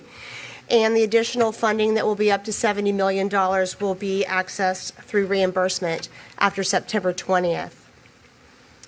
On June 23rd, the board approved the Manatee Cares proposed programs and allocations for Phase 1 of the funding. The categories are public health and safety, and we're allocating 30% of the funding for that. Economic recovery, 30% of the funding. Community health and well-being, 30%. And government and community facilities, 10%. And since June 23rd, your staff have been busy. So I'm going to give you a little update on our progress to date. Manatee Cares is a team effort. All hands are on deck to get this money into our community to help people and businesses. Our Neighborhood Services Department is the lead department for the community health and well-being efforts. The Public Safety Department and Department of Health are the lead for public health and safety. Redevelopment and Economic Opportunity are the lead for the economic recovery programs. And Financial Management is the lead for government facilities and the compliance reporting that is required by the CARES Act. We've worked diligently with our Public Information Office. Rachel, Nick, and Shelby have been busy. They have set up a website for the Manatee Cares funding. They've been putting out the information on social media. They helped us organize 3 virtual information sessions that were held on Zoom. We had more than 450 call-ins for those meetings. They were also had technical assistance from Seth and IT. And I would say that, you know, he could also be the voice of Manatee. He did a great job on those Zoom meetings. We've been working closely with the county attorney's office as there are many documents, forms, resolutions, guidelines, et cetera, that need to be implemented as part of the process. And we've set up some weekly team meetings to keep everyone apprised and to communicate with everyone on our progress. So just a little review of each area. Public health and safety is designated for services conducted through public health and public safety officials that protect, promote, and improve health and safety of citizens through coordinated community actions working with elected officials. The public health and safety category is 30%, and Jake Sauer, our public safety director, has worked closely with the Florida Department of Health and have identified strategies for the first phase of the funding. They've looked at immediate needs and have identified some joint equipment requests to assist during COVID-19. And their primary strategies are software for surveillance for contact tracing, office space for additional epidemiologists. We're having 40 of those provided by the state. Rental space for additional patient care and alternative care sites, and paramedicine triage center and staff. Future phases of this spending have also been identified to include inoculations after a vaccine is approved, and additional PPE to replenish that which has been used during COVID-19. Currently, they're working to identify vendors, getting government-approved quotes, and aligning an agreement with the Department of Health for funding. And one thing I'd like to add here is we have to follow the CARES guidelines through the U.S. Department of Treasury, but we also have to follow all of our own guidelines and all of our own purchasing requirements and procurement requirements, also compliance and reporting. So for economic recovery, which is 30% of the funding designated for restoring the economy, maintaining the workforce, and assisting individual households recover from the effects of COVID-19. The Redevelopment and Economic Opportunity Department have been really busy. They launched the online application for Safety First Small Business Program on July 14th, and that application closed on July 24th. They did outreach in partnership with the chambers, the EDCs, and other business organizations. There were numerous direct phone calls to businesses by staff and emails to provide technical assistance and support. And this is a learning process. Things change every day in the CARES Act. And so based on some communications from the business community, we are adjusting the guidelines for the second round of funding. The second round is scheduled to open August 12th and close on August 26th. And the adjusted guidelines for the program at that time will be additional business sectors. You might recall that in the first round, it was the hardest hit business sectors, restaurants, retail, hospitality, and the like. An increased number of employees. In the first round, it was 25 or less. Also, we are going to let businesses who have received SBA or PPP monies be eligible. Home-based businesses will be eligible, and there will be increased grant amounts based on needs.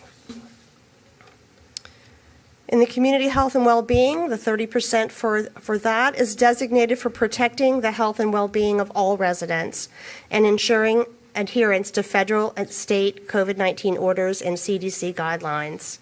Been working closely with the Neighborhood Services Department on this.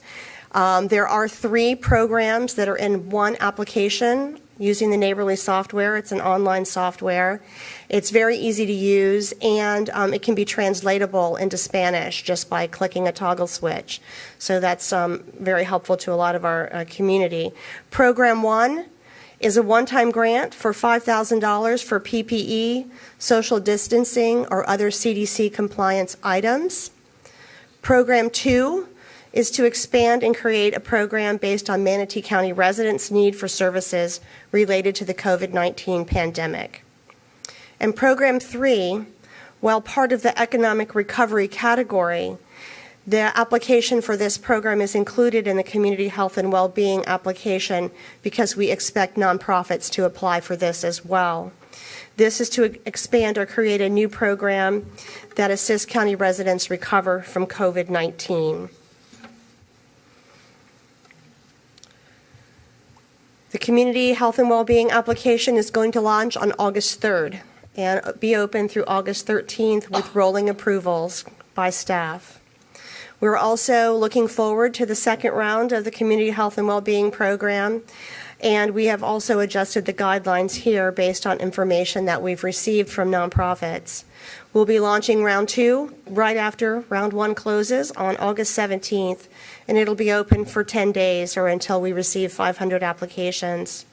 In the second round, the guidelines are adjusted to include nonprofits that are operating under a 501c6, nonprofits that serve Manatee County residents but are located in adjacent counties, and home-based nonprofits. For the government and community facilities category, designated for the community health response activities provided by the county, constitutional officers, and all municipalities for cost incurred to respond to the COVID-19 pandemic. Jan Brewer and her excellent staff are heading up this section.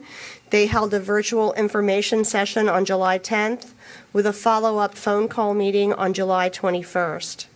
They have set up a reimbursement schedule for the constitutionals and the municipalities so that we don't get all of their invoices at once, but we get them kind of on a rolling basis over a 3-week period. They've also offered and made many individual phone calls to our contacts in the constitutional offices in the cities. So for our next steps, we'll be reviewing the applications that have been received, executing funding agreements with approved nonprofits and businesses, establishing a transparent reporting model that will be placed on our website so you can see how the money is spent and in which categories. We'll be considering future funding rounds and making adjustments as needed to meet the needs of the community. And we'll be looking at current trends and needs that meet the eligibility of the CARES Act funding. And so now I'd be happy to take questions. We do have action for this item. There are 3 parts to the action. One is to approve, ratify, and confirm the CARES Act agreement with the State of Florida Division of Emergency Management. The second is to approve Resolution R-20-115, approving the CARES Housing Assistance Program and Guidelines and the award letter. And approval of Resolution R-20-117, approving the CARES Community Health and Wellbeing Program, Form of Agreement, and Guidelines. All right, question, Carol. Can you help me? To me, it's hard to understand where me as a business or whatever, where I fit in to apply. We are working so hard, and I don't know if it's down to the level that the public and us can understand on where you fit in. For instance, I know like the gentleman that came yesterday, he had businesses in Sarasota and he had one here and he's supplied everything, and also actually Janet Mixon too. She got the ultraviolet lights and stuff. They probably don't realize they're eligible to receive grants to get paid back.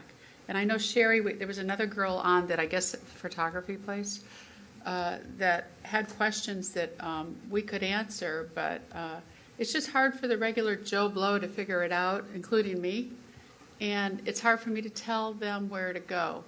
And while another part of my comment is the healthcare stuff, you know, and I know Sherry's been very involved with them, but MCR and them, you know, they're losing millions right now. Everybody thinks everybody's making money, but that's not what I'm hearing. And does the government pay for those contracted people that come and help all the healthcare providers? I don't know. It's just a lot of unknown questions. I know we're all learning every day, but if somebody could just bring it down a couple thousand feet, help. I mean, it's so, Karen, you've been working so hard on it. I just don't know who. That's why I refer everybody to you, because I don't know where to send them. Well, you can refer anyone to me. Thank you. I'll be happy to help. Yes, we do understand how difficult it is to get the word out. We've done a lot of outreach with other business organizations. I mentioned the chambers, the EDCs, the Gulf Coast Builders Exchange, SAMA, you know, all the different organizations. Our public information office has put out numerous, many social media requests. We are looking at other platforms to reach people. We're getting estimates on billboards. We're getting estimates on radio spots. We're looking at TV commercials. You know, we're looking at all those things to try to get out into the community. In the first round for businesses, it was a limited eligibility, and if any of the businesses had received the payroll protection program or the economic injury disaster loan, they were not eligible. We are expanding the eligibility guidelines in the second round, which will include more businesses. So I have a feeling that we are kind of getting it out in the community. We could do more. We could do business walks, we could do door hangers, we can do all kinds of different things, but the eligibility probably is what kept most businesses away in the first round. So we're looking forward to opening up the second round very shortly on the 17th of August, I believe, and in the meantime, we will be pulling out the stops. We do have all of the information on our website at mymanatee.org/Manatee Cares. All the applications are available there. All of the recordings of the Zoom meetings that we had are there. So if you all have other ideas or ways that we can get this out in the community, we would appreciate it. I've worked very closely with Nick. He is a master at helping me change my language from governmentese to language of the people. And we are working, to make sure that everything that we put out is understandable to all. So we hear you. And like the barber shops, the beauty shops, the sandwich shops, to know that, they had to comply, the 50% rule, they had to wear the, they don't belong to the chamber probably. I mean, it took me years to get my husband to join it because it was only $350, but he said he didn't, it was the money.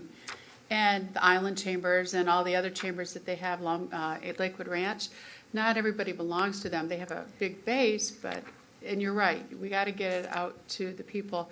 I'm thinking about those people that just are falling through the cracks because actually everybody's hopeless kind of right now. We're trying, we're doing the best we can, but it's every time you see somebody, it's hopeless. I sent you something about a girl that still hasn't gotten an unemployment check. Yes. I don't know what to do with her, so I sent her to you guys. I don't know what to do. I just feel just as hopeless as her, and this is a hard time for everybody right now. It really is, but I do want you to know that the chambers, they're working together with the whole community. They're not just looking at their members, they're looking at the entire business community. They're stepping outside of their box, and they're reaching out. They made hundreds of phone calls. So they are helping us. I believe Jerry said once before there are around 13,000 businesses in Manatee County, and so reaching out to all of them is, a huge job, but we are working hard on that, and we have made phone calls. We're doing a lot of different things, reaching out to civic organizations to let their business members know about the programs. And also, we want to make sure we reach the residents who need help paying their rent and their mortgage and their utility payments, which are all part of the housing assistance program that we talked about today, that has expanded guidelines for this round up to 150% of the area median income and provides up to $6,000 in relief for rent and mortgage. So we do have programs that we're working through nonprofits, lots of different ways. So any suggestions you have, we're happy to hear them, and we hear you. We know how hard it is to get the information out into the community. Sherry wanted to respond to Yeah, that. I just want to recommend to the commissioners, there's really not a wrong door for applying for the CARES Act money. In the Neighborly software, we have the ability to move a person to the correct category, but if they don't try to apply and get on the radar screen, we may not know they're out there. So if you've got people asking you, tell them to try to make contact with under the website list that Karen just provided, and or contact us, so that even going through 311 and calling in and saying, I don't know where to apply under the CARES Act, I'm a business, I need help, they will then be helped, contacted, and directed. So it's not necessarily about where do you exactly fit in, it's can we find a place that you fit in, and that's what all of the team that Karen mentioned under Redevelopment Economic Opportunity, Neighborhood Services, and the Financial Management Department are doing right now. Reggie had a question. Right. Thanks for everything. And you touched on this earlier, but I want to be a little bit more direct with my concern is as far as the Manatee Cares and how we can impact the resident. And last night I received a phone call, and it covered the entire umbrella of rent, water, and lights. And where do I guide them? Is it 311 or is it to communicate with you? Because we have some citizens out there, and I know our businesses have been hit hard, but the resident the resident has been hit, obviously even harder if they've been laid off their job with the way that the COVID-19 is impacting. How do we guide the resident to give them assurance that we have some opportunity or some potential opportunities and resources? Commissioner Bellamy, residents should be directed to 211. They have the list of all of the available resources in the community. Second to that would be 311 for the county. And then further, the Manatee County website, there's a big banner on the front page that has COVID-19. If you click on it, it has all the resources that are available in the county for residents and for businesses. So here's my concern with that. Some individuals in my district may not have website capability. Sure. Fine. Talk to me. We can do that. From listening to what you're saying, probably, Karen, what we need to do is work with Nick, and we can come up with some small cards that have both the website and the phone numbers that people can call. You can hand those out to people as you're encountering them, because doing it online is the best way to do it, and they could have access to doing it online if they're going to go to a library. They could still do it that way, but they can also call in and be screened to see what their eligible area is. Because one thing I wanted to note that Karen's discussing the Manatee County CARES Act program, but there is CARES Act money in a variety of different places throughout the entire county here.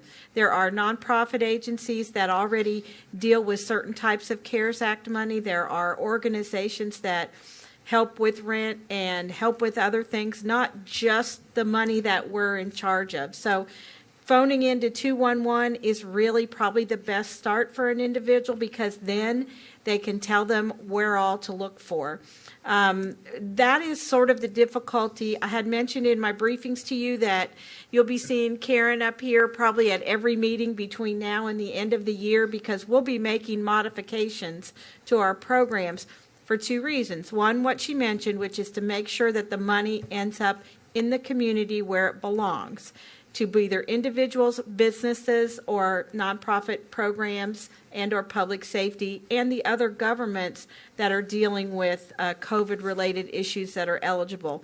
But two, because as all of the other CARES money, some that's been rolled out previous and some that's been modified now, and some that could be on the horizon, because you're hearing again, there could be another rollout of PPP for businesses.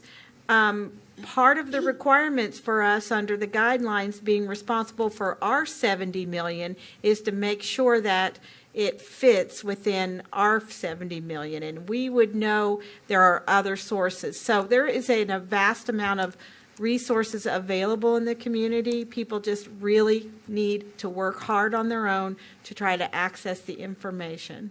So hopefully, just to summarize, if they don't have a computer or it's not functioning like it should for it to be efficient, they can. Our libraries are open. They could contact our offices and we could help walk them through. They can call 211, 311, or they can call directly to any of the departments that are going to be listed on the resource page. We'll get you some easy to hand out information that can direct people. Yeah, and I'm just wondering this, may I?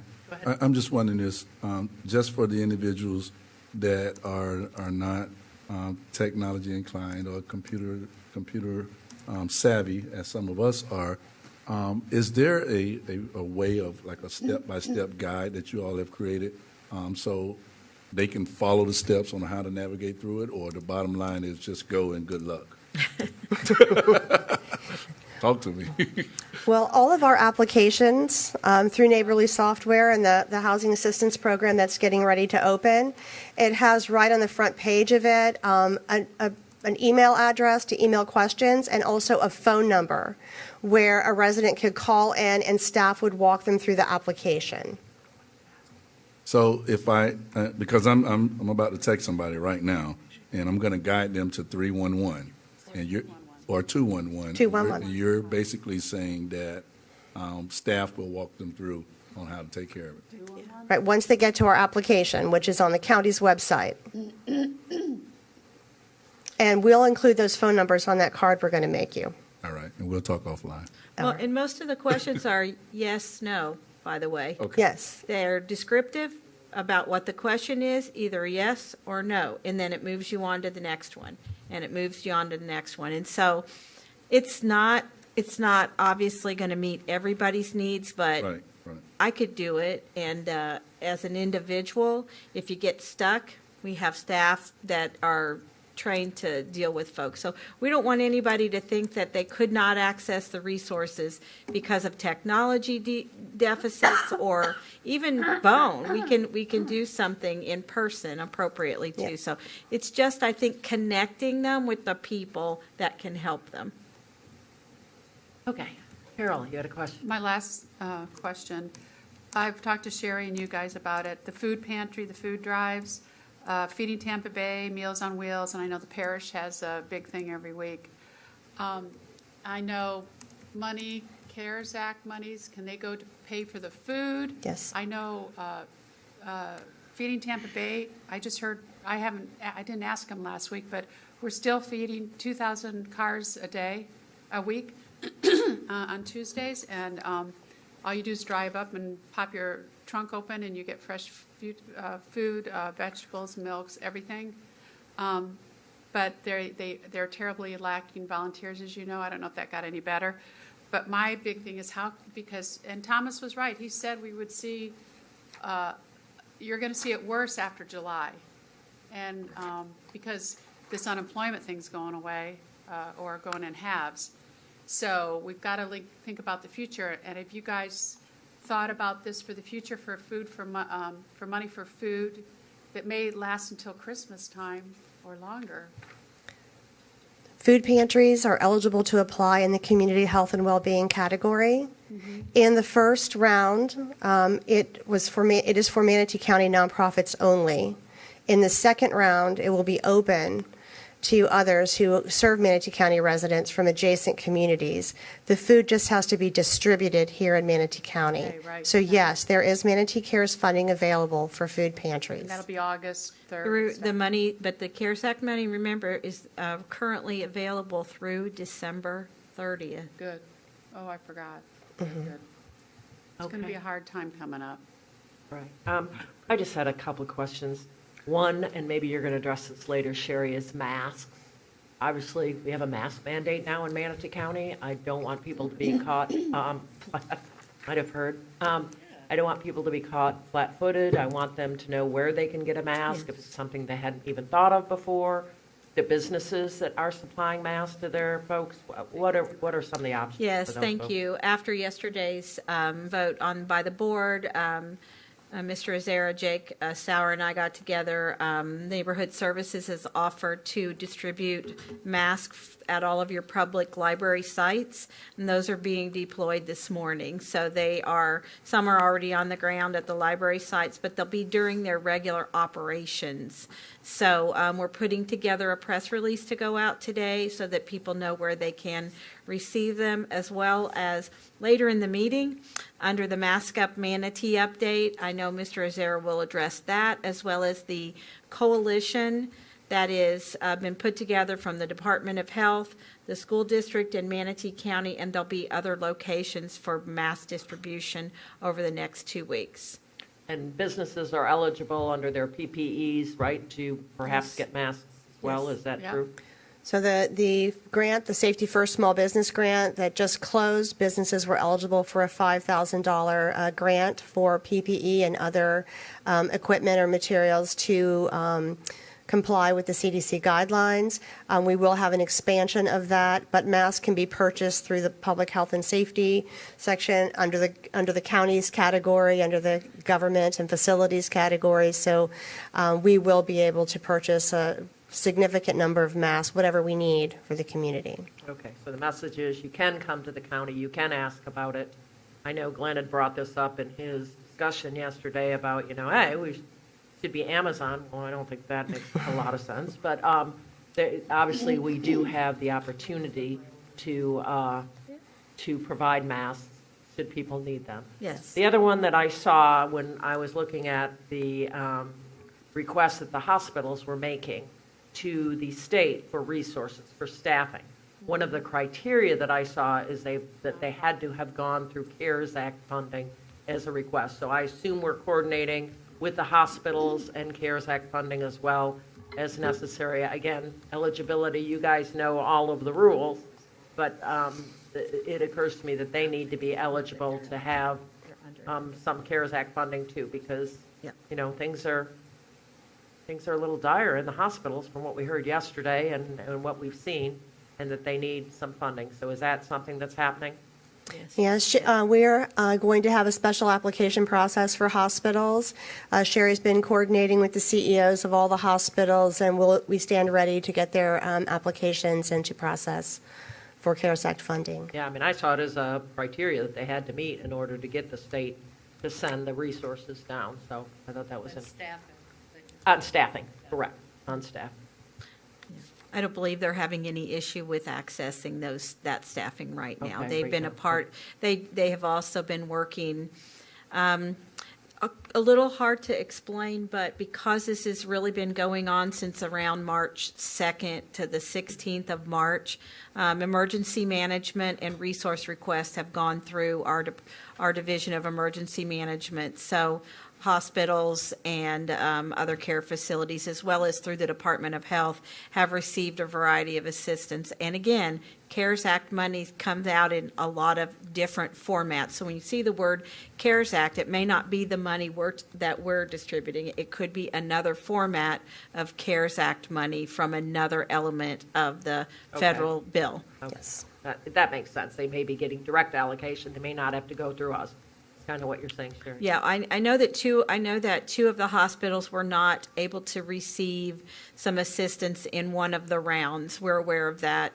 And we are, as Karen mentioned, we are trying to fine tune a phase 2 that would allow us to look at what's needed locally, line up with the trends that are locally that you discussed yesterday, so we can provide our local assistance funds for things that are going to directly impact across county-wide.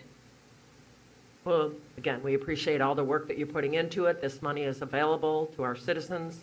You know, it's sad that we have to tap into so many resources, but then again, you know, we want to make sure we get our fair share. We don't want to miss out on anything. That's kind of how I feel bad about some of the stories I've heard about unemployment. I mean, I know personally people that were not able to get unemployment, even though when they applied, it said they were eligible.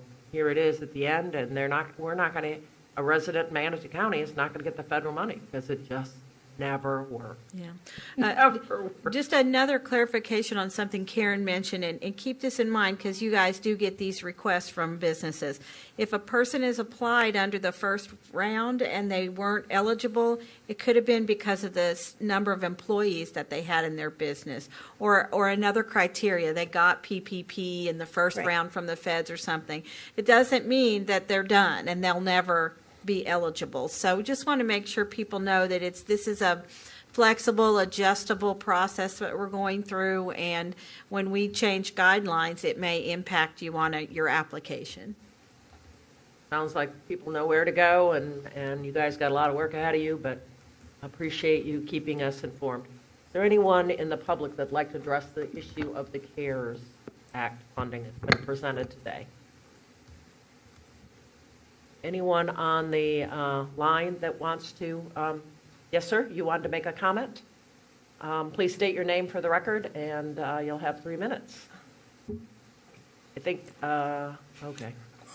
My name is Ralph Barnett, and I want to respond right quick to Commissioner Ridge's question about the a guide for the application.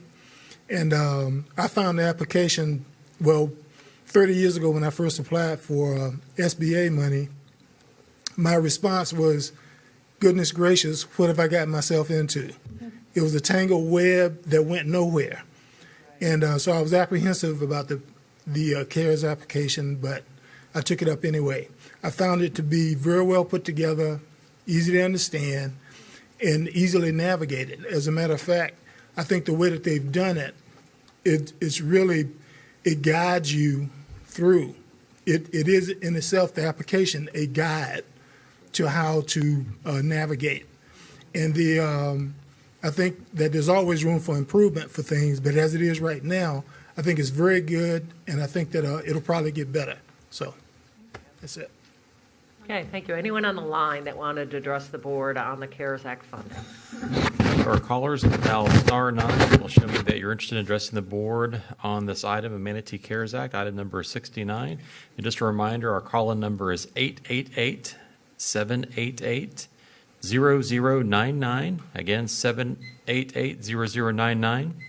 The meeting ID is 869-7082-7338. Again, that ID number is 869-7082-7338. And you hit the pound button. If you'd like to address the board on this item, dial *9. And commissioners, I don't see anybody interested in this item. All right, I'm going to close public comment. We have 3 actions that are required on this item. Can I have a motion, please? Do we need 3 motions or 1? Do we need 3 motions, or can we do 3, please. 3, okay. I move the recommended motion on the first part of the motion. All right. Commissioners, let me help if I might. Would you please read the first The motion? first of 3 actions, is to approve, ratify, and confirm the CARES Act agreement with the State of Florida Division of Emergency Management. So moved. Second. All right, we have a motion and a second for the first action. All those in favor signify by saying aye. Aye. Aye. All those opposed, nay. Chair votes aye. Motion passes. I'll read it. The second is adopt Resolution R2115, approving the CARES Housing Assistance Program award letter and guidelines. Do I have a motion? So moved. Second. All right, we have a motion and a second. All those in favor signify by saying aye. Aye. Aye. All those opposed, nay. Chair votes aye. Motion passes. Last is adopt Resolution R20-117, approving the CARES Community Health and Wellbeing Program, form of agreement, and guidelines. So moved. Second. We have a motion and a second. All those in favor signify by saying aye.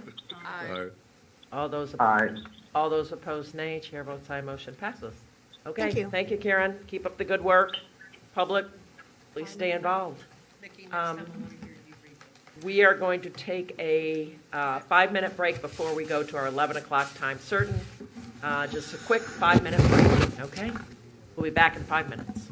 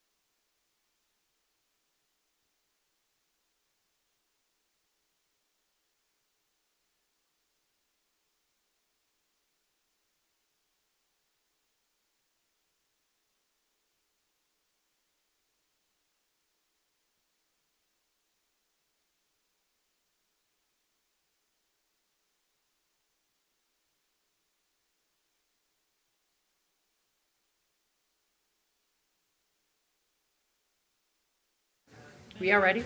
Good. Good afternoon. We're going to reconvene. It's time now for our time certain item number 65, which is adoption of Resolution R2105, placing the proposed referendum for a land conservation acquisition of 0.15 mil property tax levy on the general election ballot on November 3rd, 2020. Charlie, I guess you're going to kick off this presentation. Yes, thank you. Before we start? Oh, yes. Nikki, Commissioner Trace? did you want to say anything? I'll be happy to. Thank you. Commissioners will recall that back on June the 16th in your regular meeting, Commissioner Trace declared a voting conflict on this particular matter. She is repeating her voting conflict today. Suffice it to say that she's been previously approached about the possibility of selling some of her family's acreage for preservation purposes, and she is thus presented with a voting conflict. I concur with her announcement of a voting conflict. She previously executed Form 8B, Commission on Ethics, and filed that with the clerk's office, and we'll be certain to have her execute yet another Form 8B in conjunction with today's action. And Commissioner Trace, if you will simply confirm the accuracy of everything I just said. Yes, that was correct. Okay. Thank you, Madam Chair. Okay. All right. Charlie? Commissioners, I'll take this down. Commissioners, Madam Chair, and County Attorney, it's a pleasure for us to present to you actions and steps requested by the board when we met on the 16th, as directed to work with the County Attorney's Office and the Trust for Public Lands, a national organization, to develop ballot language for consideration on the November 3rd general election ballot, to refer a mill property tax levy for 20 years for land conservation acquisitions. The need is great. This is a movement that has began with community discussions and remains at that level. It comes to you as a true grassroots movement. And it's my privilege to introduce to you Will Abinger, who works with the Trust for Public Lands to speak to the formation and development of the language that you have before you today. I also want to take the privilege to point out that we have several speakers in the audience today, none of which nonetheless are Christine Johnson from the Conservation Foundation of the Gulf Coast and Mary Lynn Parker of the Parker family with deep roots of community in the community for stewardship and conservation. And they're here along with others to speak on the question before you. Thank you. I'll turn the mic over to Will Abinger. And Will, thank you.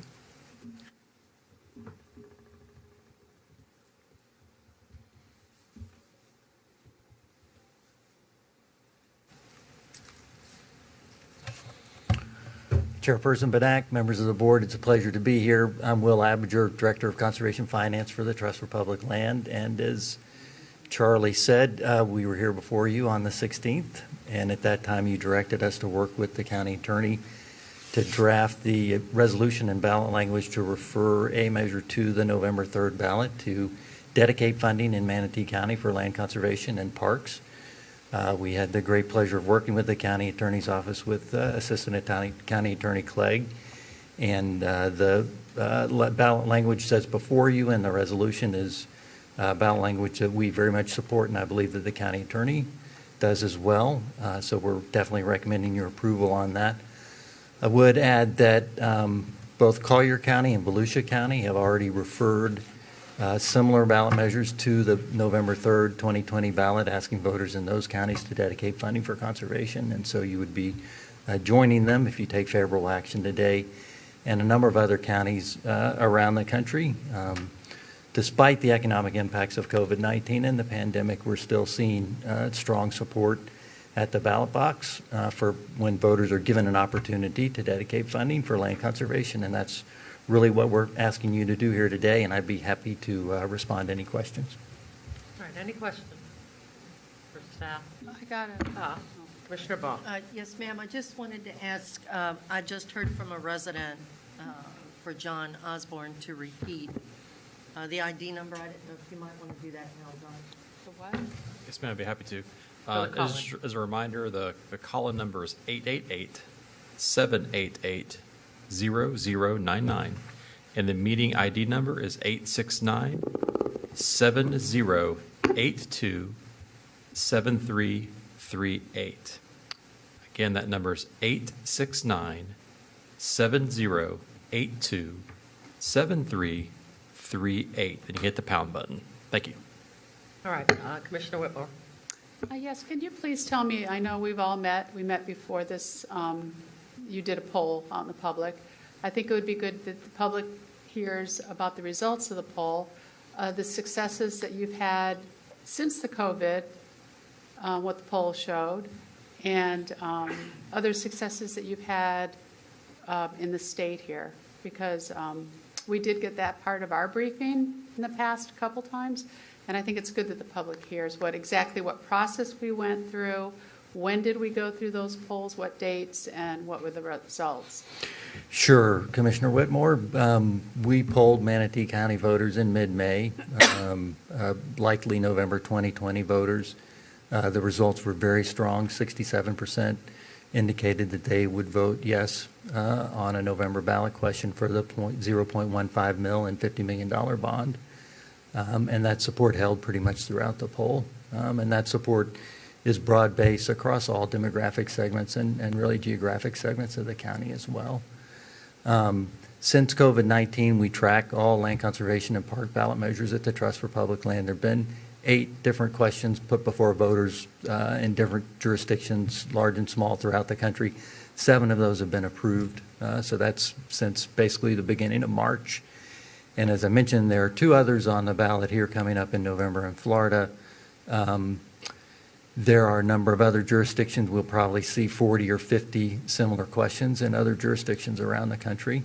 The Trust for Public Land has been involved in 33 such ballot questions in Florida, including most recently in Sarasota County on the November 2019 ballot.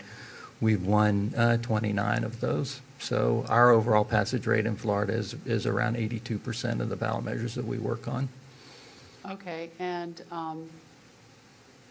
are you hearing any, and I know, unfortunately, this is all, everything we do is political now. I've gotten emails from my party saying, don't support it. I don't know what about it. Others have. It's all political. I personally have been in office since 91. Well, it's 98 when I was mayor and I did the budget. Never have raised a millage rate. But I've always, and I've told you this, I've always supporting, if somebody wants to do something, then they need to vote it. The citizens need to vote for it. I voted personally to do the jail years ago, to rebuild the jail till it was paid off. We did something with the schools, the 15-year. I supported that because I got the choice to tax myself. But I don't believe as an elected official, and I still don't, that I have any right to raise your property taxes if I can take care of you and provide the service without doing that. So I'm glad the 67% is pretty high in these very difficult times. I've watched some of the candidates' forums, and they're saying it's not a good time now. And again, if it isn't, I don't think and I've told you this, that the voters won't vote for it. But this is to improve water quality and to buy properties, i.e. along Sarasota Bay, if there's very many more left, or other places in the county where we can preserve what little property we have left before somebody buys it and eats it up and it's a condo. So people have been begging for this, for us to do something. We can't afford it. So the only way we can afford it is if the citizens agree to pay for it. And so that's where I'm coming from. I'm going to listen to everybody else. But 67% positive in the midst of COVID is a pretty telling remark if people are willing to tax themselves. Madam Chair, may I respond? Sure. So just on the partisan issue, I actually disagree with you respectfully on that, Commissioner Whitmore. We do not see parks and land conservation funding as a partisan measure by any stretch. Good. In this country. When we look at the 2016 election results, we look at those counties that voted for President Trump and also had a ballot measure for conservation or parks on that same ballot in 2016. and those counties that voted for Secretary Clinton and also had a measure on the ballot, the passage rate in the Trump counties was actually higher. So from a voter's perspective, Republican, Democrat, Independent, Green, whatever, they all support it. The support among Republican voters in Manatee County was a little bit less than that, 67, but not much. I appreciate that. I always support preserving what lands we have left that can improve our water quality. So thank you. Misty? Yes, I have a question, but it may be more appropriate for staff, because my question is, do we have an estimated cost that this would be per, is it property tax person, I guess, per citizen who pays property tax? And I always like to know where we are in Manatee County as far as our taxes go, because I hate taxes and everybody hates taxes. Are our taxes higher than the surrounding communities? Are they lower? Are they about the same? I'd like to have an update on that, please. The impact on the average homeowner in Manatee County would be about $29 a year, or about $2.50 a month in additional property taxes. In terms of the ranking overall, that's something. Thank you.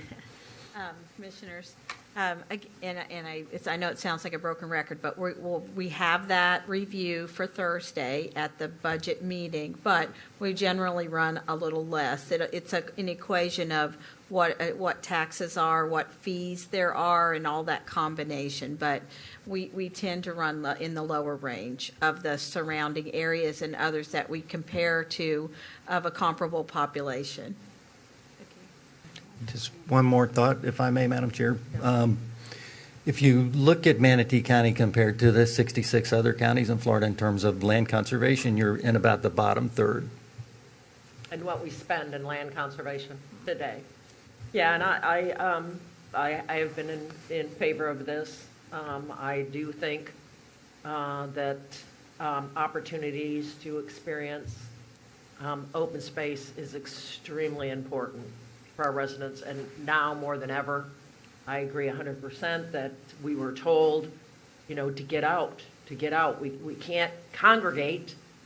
Being inside is a problem, but getting out is a good thing. Getting out and walking and being in nature is an extremely good thing. And we need opportunities to do that. And people are recognizing that throughout, the country, throughout the world probably. We don't know what that's going to mean as far as how things are going to develop, but we do know that we need open space. I think it's going to be critical that we have as much transparency in this vote as possible. I'm a little bit concerned about some of the emails I started to receive that people are saying, vote for this, we need to stop development. Sorry, guys, that's not what this is about. Right. This is not a motion to stop development. This is an opportunity to make sure that properties are not taken by regulation, but are bought for preservation. So I hope that and also this is not something that we're imposing upon you. We're putting it on the ballot for the voters to decide. I personally think the voters are going to decide to do this. I'm very encouraged by the very positive emails I've gotten. But I want to make sure, I want to ask a couple questions. So there will be a campaign to support this referendum, I assume? Yes, definitely. Commissioner Benac and Manatee Fish and Game and Conservation Foundation of the Gulf Coast are going to speak to that directly as well. Okay. And that will be funded not by Manatee County, if you could confirm that? That's correct. That would be privately funded by citizens in the community. So people will have the opportunity, assuming that this goes on the ballot, they'll have the opportunity to vote. It's not something that, again, we are pushing. It is, we would vote to put it on the ballot, but that's what this vote is about. That's what this particular step is about. So I just want to make sure we can be as clear as possible. I don't want there to be any misunderstanding. And I agree. I've heard from people telling me, absolutely, I should vote against this. But I absolutely believe that people want to have more open space, more opportunities to get outside, and preservation for water quality. for habitat for these kind of things to me is very, very important. Vanessa? Yes, ma'am. Thank you, Madam Chair. I just wanted to ask, I don't see again, maybe I've just missed it, how it's going to be worded on the ballot. I looked, I didn't see it. It's in the resolution, Commissioner Baugh. Let me see if I can get the page number for you. I think starts at the bottom of page 3 and goes to the top of page 4. I don't know how those are numbered in your attachments, but it's right there, so. All right, thank you. Yes. Would you like to read it out loud just so the public will know? Sure, yeah. Thank you. The title is Water Quality Protection, Fish and Wildlife Habitat Preservation and Park Ad Valorem Tax and Bonds. And the actual ballot language is to finance the acquisition, improvement, and management of land to protect drinking water sources and water quality, preserve fish and wildlife habitat, prevent stormwater runoff pollution, and provide parks, shall Manatee County levy an additional 0.15 mil ad valorem tax and issue general obligation bonds in total principal amount not exceeding $50 million, maturing within 20 years, bearing interest not exceeding the legal rate, payable from such ad valorem taxes with annual public audits. And then one last question. I've gotten emails on both sides of this issue. I think we all have. And yes, I mean, doesn't matter. I think part of the issue that I'm hearing from citizens on this is that we're looking at a great amount of money with this millage. And they want to know exactly where it's going to go. And of course, there's no way at this point we can tell them, is it? It's very difficult. Unfortunately, there's a kind of perverse impact that goes on when we identify properties for public acquisition. The property price tends to go up a little bit. So. All right. Well, thank you for that's what I thought. And let me ask you another question. Is there any way when something comes up, a piece of property, whatever it is, does the public have any say as to whether or not they want that money used for that, or is that a decision? How does that work? So I could let Charlie speak to this, but the way I would envision that working is those projects would be sent to your Environmental Land Acquisition Management and Advisory Committee to be reviewed and ranked and scored based on objective criteria. The LMAC would make recommendations to you, and the final decision would be up to the Board of County Commissioners. Okay, so the general public would have no say, though. It would be LMAC and then this board. I think any member of the public could nominate a project for acquisition, right, Charlie? You get past Lisa.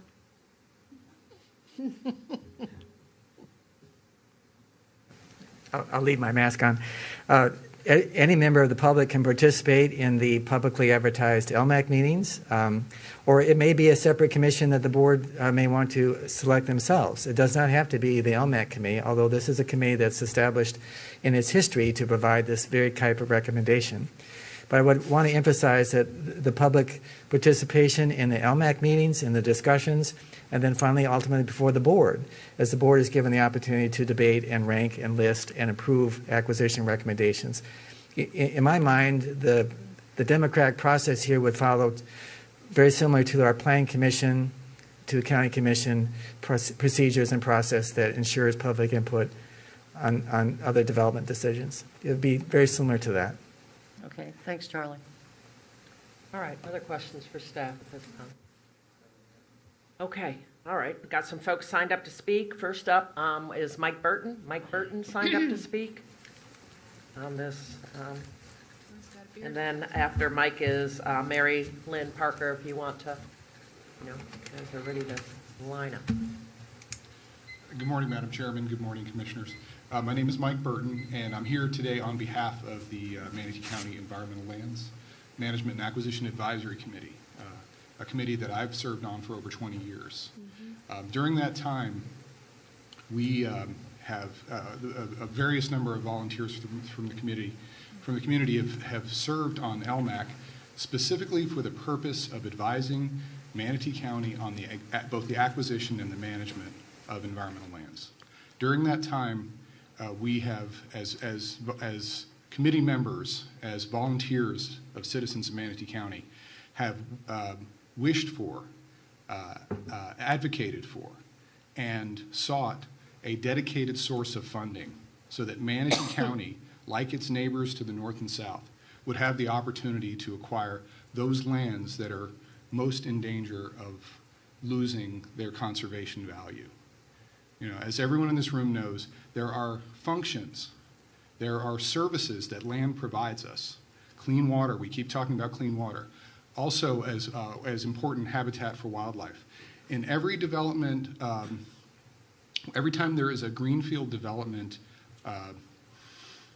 plan that comes before the county commission, you will hear residents expressing their concerns about the loss of these values that they provide the community. A dedicated source of conservation land funding would allow us as a community to identify those lands and preserve those lands which provide those values that they provide today, but to preserve those in perpetuity. And I also wish to say, more as a private citizen than as a representative of your environmental lands acquisition and advisory committee, more as a private citizen, that a dedicated source of land conservation funding is a conservative value. What do I mean by that? The acquisition and preservation of environmental lands, as opposed to the regulation of those functions, recognizes private property rights in a way that regulation, in some people's mind, tramples on those rights. And so therefore, as a private citizen and as someone who holds what I would consider to be conservative values, I would support this when it goes on the ballot. And again, all we're asking is that the resolution be placed on the ballot and allow the voters in Manatee County to express their opinion on their values as to what is most important to them in terms of land conservation and the future of Manatee County. Thank you. Thank you. All right, Mary Lynn Parker.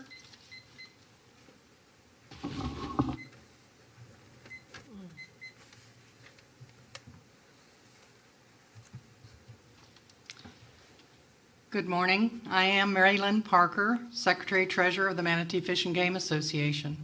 I want to first thank all of you for taking your time to work with us over the last 18 months to get to this point today.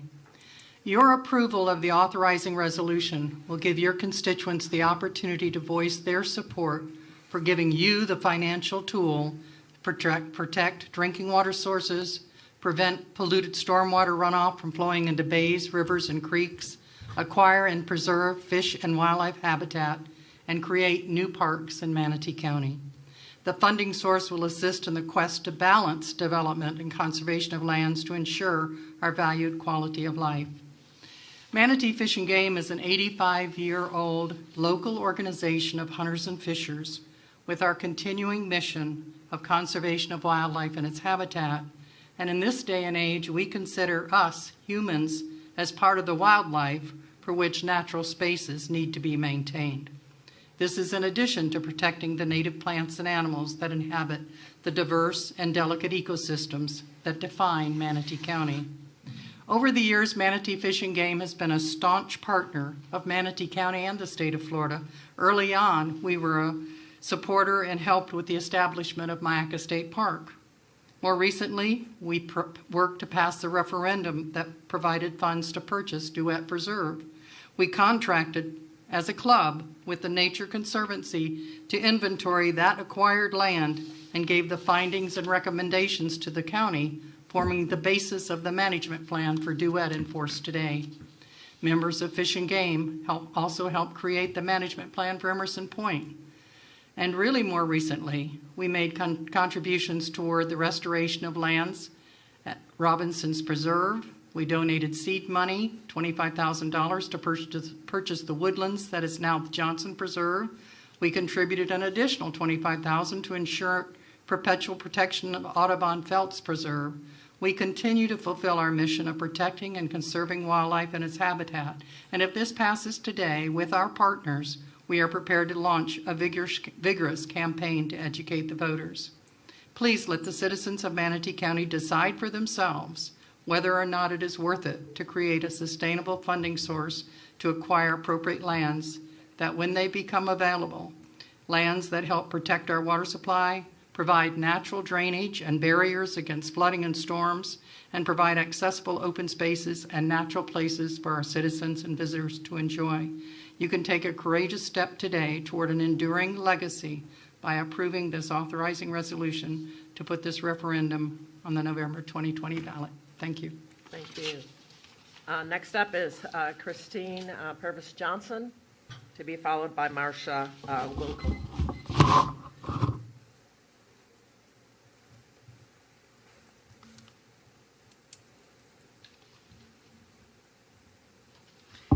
Good morning, Commissioners. I'm Christine Purvis Johnson, President of Conservation Foundation of the Gulf Coast. Today, we ask that you vote to place on the November ballot the opportunity for citizens to create a dedicated fund for land conservation. Conservation Foundation is proud of our long-standing partnership with Manatee County to protect our important places.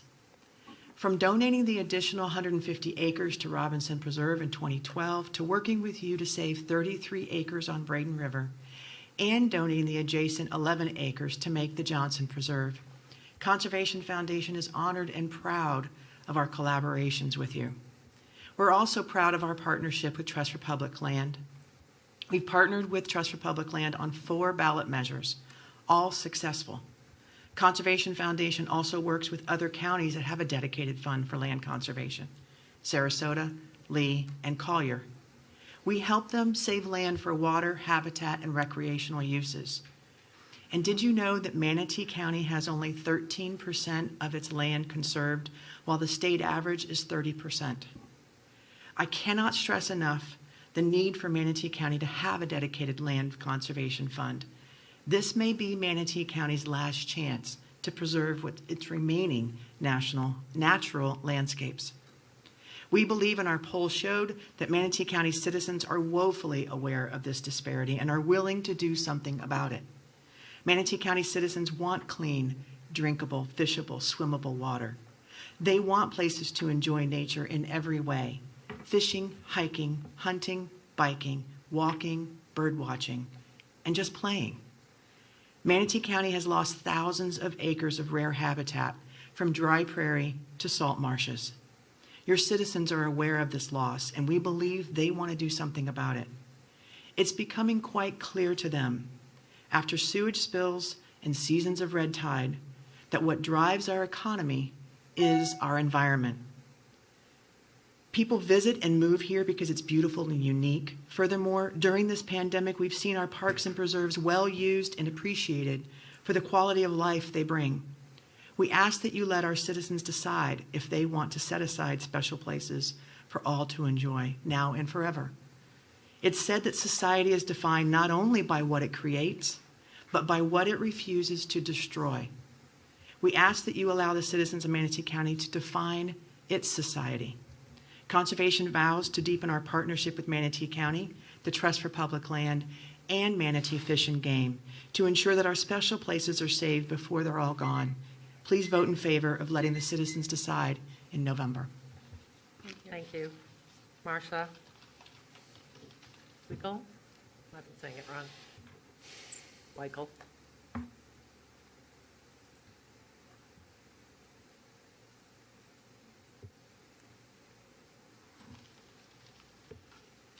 Thank you, County Commissioners. I'm Marcia Weichel. I'm a resident of West Bradenton. I came here from the hills of the Southern Appalachians,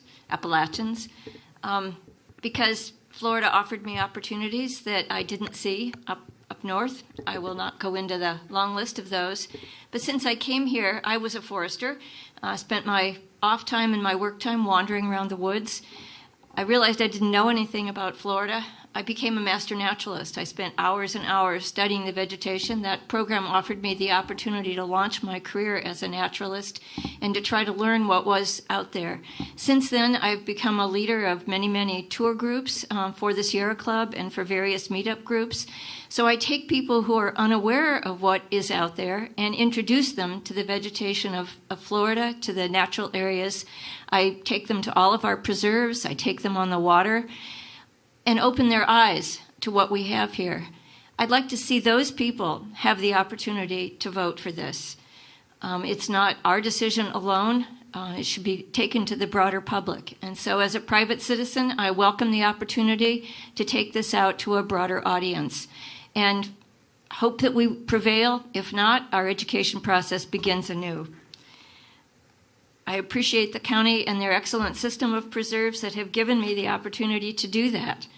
And I appreciate the openness of the staff to teaching me more about the environment. And I recall the day over 2 years ago when I walked up to Damon at a Native Plant Society plant sale out at Sweet Bay and said, why don't we have a way to buy land in Manatee County?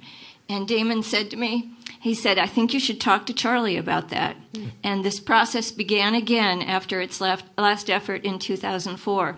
So I'm thrilled to be here today that we've made it this far. I appreciate Will Abinger and his totally unbiased, open-minded, soft-spoken approach to all of this from all of his experience. I'm glad that Manatee County has gotten this far. I appreciate your willingness to come this far, and let's hope that we prevail in November. Thank you.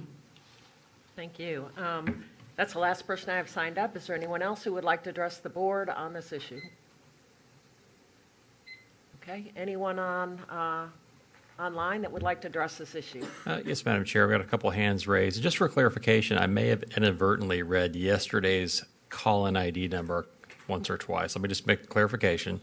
So today's meeting ID is 812-3627-6338. Again, that's 812-3627-6338. And you hit the pound button. I apologize about that. I've cleared my workspace of any evidence of yesterday's meeting.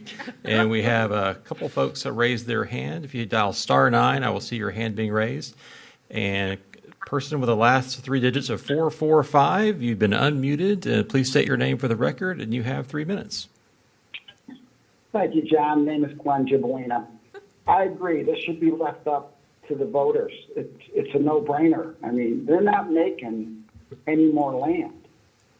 It's inconceivable that we haven't that the county, without this, has not land banked more land. I mean, we're at 13%. The state average is 30%. I certainly hope that 13% doesn't count the Mosaic reclaimed land, which is an absolute disaster, and that we need to move forward with this and not only look at the conserving land, but also, you know, you expand 44th Street, you should be doing the same with Rattlesnake Slough and New Pierce Canal to buy up buffer zones on both sides of that. You should be buying up Whitfield and Lockwood Ridge as a reserve. The short-sightedness of not looking in the future is going to cause us a disaster. So I would certainly encourage this on the ballot. And at the end of the day, it's what the voters want to put it on the ballot. So I hope we can move in the right direction. You know, you had a lot of good examples there. And one of my personal favorites is Conservatory Park. I go there all the time. It's a wonderful addition to the county, and we need more of it. 13% is unacceptable. We need to do better. We should be land banking. Anything by these canals or rivers should have hot zones. You know, we got no-fly zones. We should have no-build zones, as far as I'm concerned. So I would encourage this to move forward in that, and I'm not even going to take my full 3 minutes up. So thank you, John. Thank you, commissioners. I hope you vote for it. Thank you. Anyone else that would like to address the board online? Yes, Madam Chair, we have a caller with the last three digits of 860. 860, you are unmuted. Please state your name for the record, and you have 3 minutes. Good morning, Commissioners. This is David Ballard.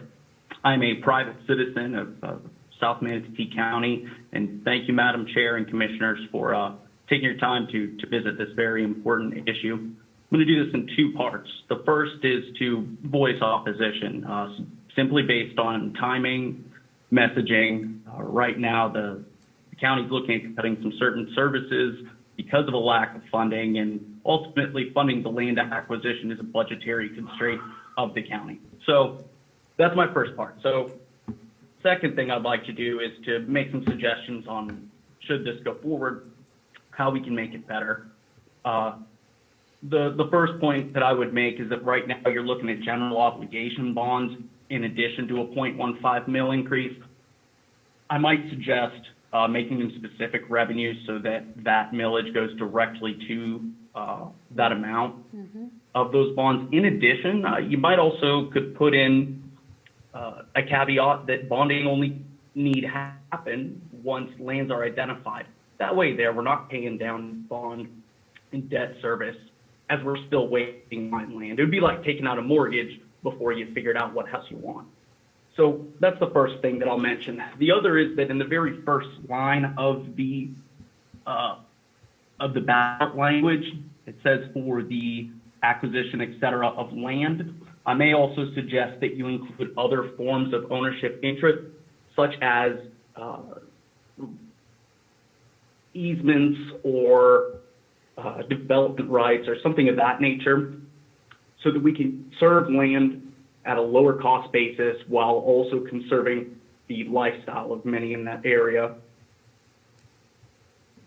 My final suggestion is that under the reasons for the bond finance, to include expanded outdoor recreation opportunities or something of the like, just to make it clear, and I think this would go a long way with voters also, just to make it clear that this isn't only for, buying land to walk on or for beaches, but for every swath of the community. Right. So I just wanted to voice one, I don't want to call it opposition, but just to take a look at the timing, because if this doesn't go through, well, that's a black eye on this if you ever want to bring it again. So I appreciate your time. I really appreciate you taking a look at this and hearing me out. Thank you very much. Thank you. Any others that are on the line? Any other callers like to address the board on this item, conservation lands, please dial *9. It'll show me that you're interested in addressing the board on this item, *9. Commissioner, I believe that's all we have. Okay. I'm going to close public comment. Somebody got in under the wire? Okay, go ahead. Caller with the last three digits of 454.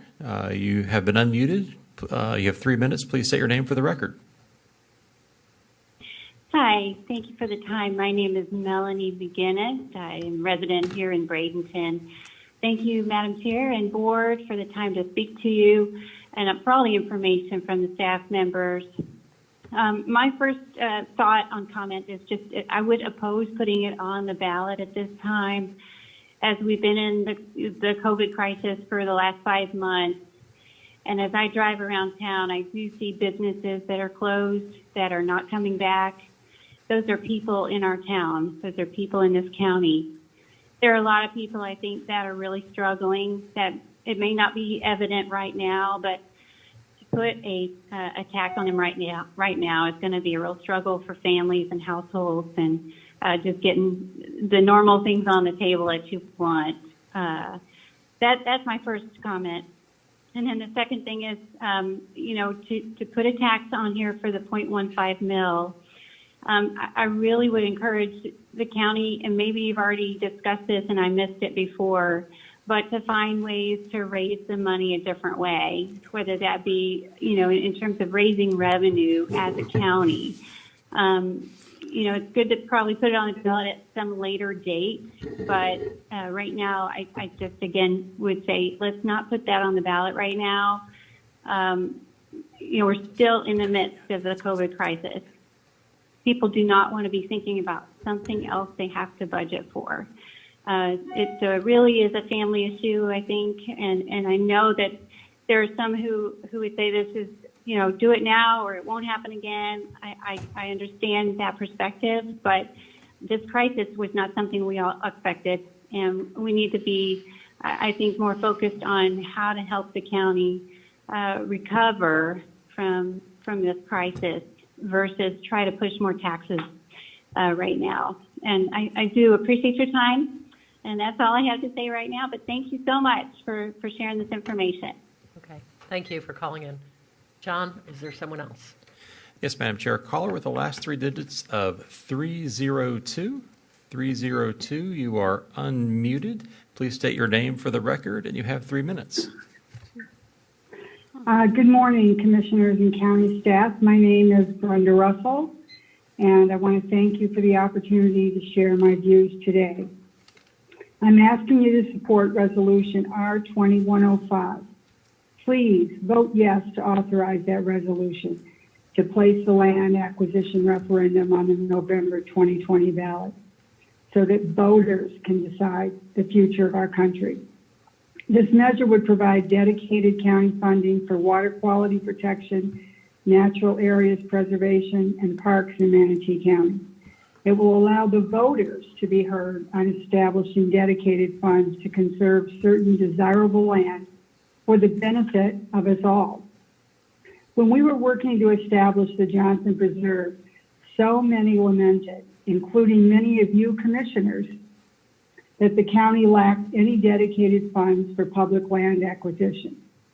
Existing county preserves like Robinson Preserve and Johnson Preserve on Brazen River are wonderful examples of the type of properties that Manatee County could conserve for today and forever.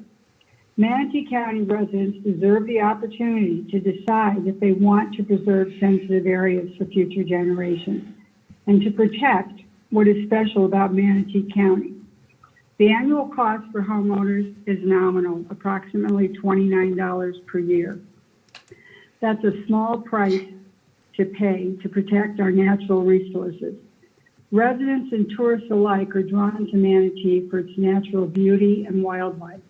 Protecting our precious water resources, natural habitats, wildlife, and parks are a priority for many of us. Numerous other Florida counties, such as Sarasota, Pinellas, Hillsborough, and many others, have dedicated funds for land conservation. I hope that Manatee County will be able to join that growing list in November. I strongly urge you to let the voters decide, and I thank you for this opportunity to share my views. Thank you. Anyone else, John? Any other callers like to address the board on this item, item 65, land conservation? Please dial *9. It'll give me an indication that you'd like to address the board. And we have one caller. Caller with the last 3 digits of 302. Caller 302, you've been unmuted. Please state your name for the record, and you have 3 minutes. I'm sorry, this is Brenda Russell. I had tried several times to get in, and it wasn't recognizing me, so I think that's why you have my phone number again. Thank you very much, caller. Any other callers like to address the board? Dial *9 on this item, item 65, land conservation. Commissioner Benac, I believe that is all we have. All right. Thank you, everybody, for calling in. All right, I'm going to close public comment at this point. A couple of commissioners had some comments. Carol? Yes, and again, we did bring this up, whether this was a good time to do this during this time, and the actual polls was done during this time, so it makes me feel a little better. It's so nice to have residents being so respectful and giving us input besides just absolutely no, giving us suggestions. And the one gentleman that did, my intent is never to do anything with the beaches, because you were 100% right. To me, this is preserving the quality of our water in our county along our rivers, out east, various habitats that we don't want to lose, like when we bought Duet, which is 30,000 acres, 22,000 acres, thanks to all of you guys. My intent is to preserve some of the lands that are benefit to the entire community. You know, Priscilla always talks about where does the water go, and unfortunately we can't buy that land because we can't afford it, but you know what? Maybe we can buy some of those lands to protect those wetlands and where the water's going. I just think the people should decide. My intent was also not to have, this would only be in the unincorporated areas of the county, unless we have an adjacent city that has a large piece of property that we could join in with them that has great environmental qualities that would help, and I don't know about that. I don't think the intent was ever to go into the cities. It was just unincorporated. And the budget, this is the people deciding if they want to tax themselves, and that's the best way to me, because I, again, personally don't believe in raising your property taxes. Me personally, I'm going to vote for it. I helped get Grassy Point Preserve and Holmes Beach, and those were buildable lots. Also, over by ACES, the Ungarelli Preserve, we only paid $150,000, and he was selling it for millions. And that's a preserve now right along Sarasota Bay. So there are properties out there that we need to try to protect, and I think a citizen should decide that, not government. And that's why I'm willing to put this on the ballot to let the citizens decide. And if they don't want to, that is fine with me. I have no heartburn, but I think the citizens should decide. Okay, Misty? Yes, thank you. I appreciate hearing from all the people who spoke too. And, so I think about this issue like this. I think about personally for me, yeah, I love our preserves. It's something I support. I enjoy them. But I try and think more objectively about the people that I represent in District 4 and what they would want. And I think about the benefits of this passing. It would help our stormwater issues. It would help with water quality. It would give us more buying power for these preserves because we might be eligible for matching grants that then we could use, this money to get a clearance sale price on land. But then I think about affordable housing. Is it going to have a negative impact on that? Are people who are struggling, who are unemployed, do they need one more thing to pay for? So these are the things that kind of go through my head. And I loved hearing from Mike Burton. I loved his comments because as somebody who really believes in private property rights, we see so much development that comes forward here, and people have a right to develop their property. They do, and I strongly support that. And what we hear is that land is being consumed too quickly, and we need, why aren't you requiring that they build a park or build this in the development? Well, because the law doesn't require it. That's why. So that's the other side. I don't think everything should go to referendum, but I do think when you're talking about the citizens' taxes and spending the citizens' money, that the citizens need to weigh in on that, because otherwise, the politicians shouldn't be doing that. It should be the will of the people and what they want. So I think that's where I land, that I think we should put it on the ballot and see what our citizens want to do. Okay, Vanessa. Yes, ma'am. Thank you, Madam Chair. If you would, you or Charlie, I'm not sure which one. How much do we expect this, if it passes, to raise a year?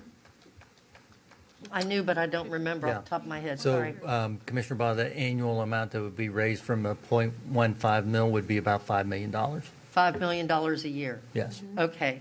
So let me ask you this, and this does bother me on this. I don't mind hearing from the voters. I mean, I agree. The voters are the ones that should say yay or nay on something like that. But what does bother me is the bonding. And I think that David Ballard, I think he had some very valid points on the bonding particularly. Why do we have to, are we going to have to open a line of credit or something? How is that going to work? How does that affect the county and bonding? What are we talking about there? I would have thought that if we wanted to, or whomever, LMAC, wanted to buy a piece of property for this, that they would just all out buy it. Not have, the county, I don't think, should be held responsible to bond to buy land for conservation. So, Commissioner Baugh, if the county commission votes to refer this to the ballot and the voters approve it, it authorizes Manatee County to issue up to $50 million in bonds. I know, that's what bothers me. Right. So if you're opposed to bonding, we're talking about debt. My point of view would be land values in Florida are increasing. Interest rates are very low right now. It makes sense to buy the land now while it's cheaper, and you need funding up front to do that. If the issue is the issue Mr. Ballard raised, which is why does the county need to authorize bonds now, it's very unlikely that the entire $50 million would be issued at once. The county would only issue bonds once land had been identified, capital projects had been brought forward. So it's really merely an authorization for you to do that. Okay, and then I guess my next question would be, how does this affect our, our bonding issues that we have, Sherry? You know, that $50 million has to play a part. So how does that affect us? If you or Jan, I don't know if Jan's still here, somebody needs to answer that. Director Brewer went back to the office. It would impact, we would have to run a scenario on that for you, and it would impact your ability to be able to use any bonding overall. You'd be paying the debt service and how that debt service would be arranged. People, are you thinking? Okay, that's what I thought. Thank you. I believe this was Eric? in our feasibility study, Commissioner Baugh, but, and I don't have those numbers right at the tip of my fingers, but Manatee County has an excellent credit rating from all of the credit agencies, both Moody's and Standard & Poor's, and it has lots of bonding capacity is what our feasibility study. Well, I think I actually have had that, I've had that conversation with Jan Brewer and Sherry about something else as far as our credit rating and bonding amounts. That's why I asked the question. And I think, again, I think David Ballard had some very good questions. You know, we are in a situation, and so did the young lady that called in, we are in a situation where we really don't know on COVID where we're going to be. I mean, you know, geez, just yesterday this board voted to mandate masks. I mean, obviously we know we have a situation here with COVID. So I will be honest with you. I came into this today thinking that I would probably vote for this because I think it is a good thing. We do need to conserve land. I'm not taken away from that in any way, shape, or form. And I would say to some in the audience that, you know, political maneuvers should have never been brought into this from day one, and they were. And that's what turned me against it. That was a private conversation. But at any rate, I am definitely now having second thoughts because I am concerned about our bonding. $50 million is a lot of money. I mean, I brought up funding, you know, several months back about bonding for roads, and that was immediately shot down. No, we couldn't do that with all the congestion and everything that we have, and now we're talking about $50 million to conserve land, which is very important. I don't mean to take away from that, but I am concerned. Let me ask you this. What is the deadline that something like this has to go to the supervisor of elections to get put on the ballot for November? Does anybody know? It's mid-August, August the 14th. Does that sound right? Is it August the 14th? I'm just curious. Do we have another meeting? I don't know what our meeting schedule, I haven't looked forward. We have another regular meeting on August 11th.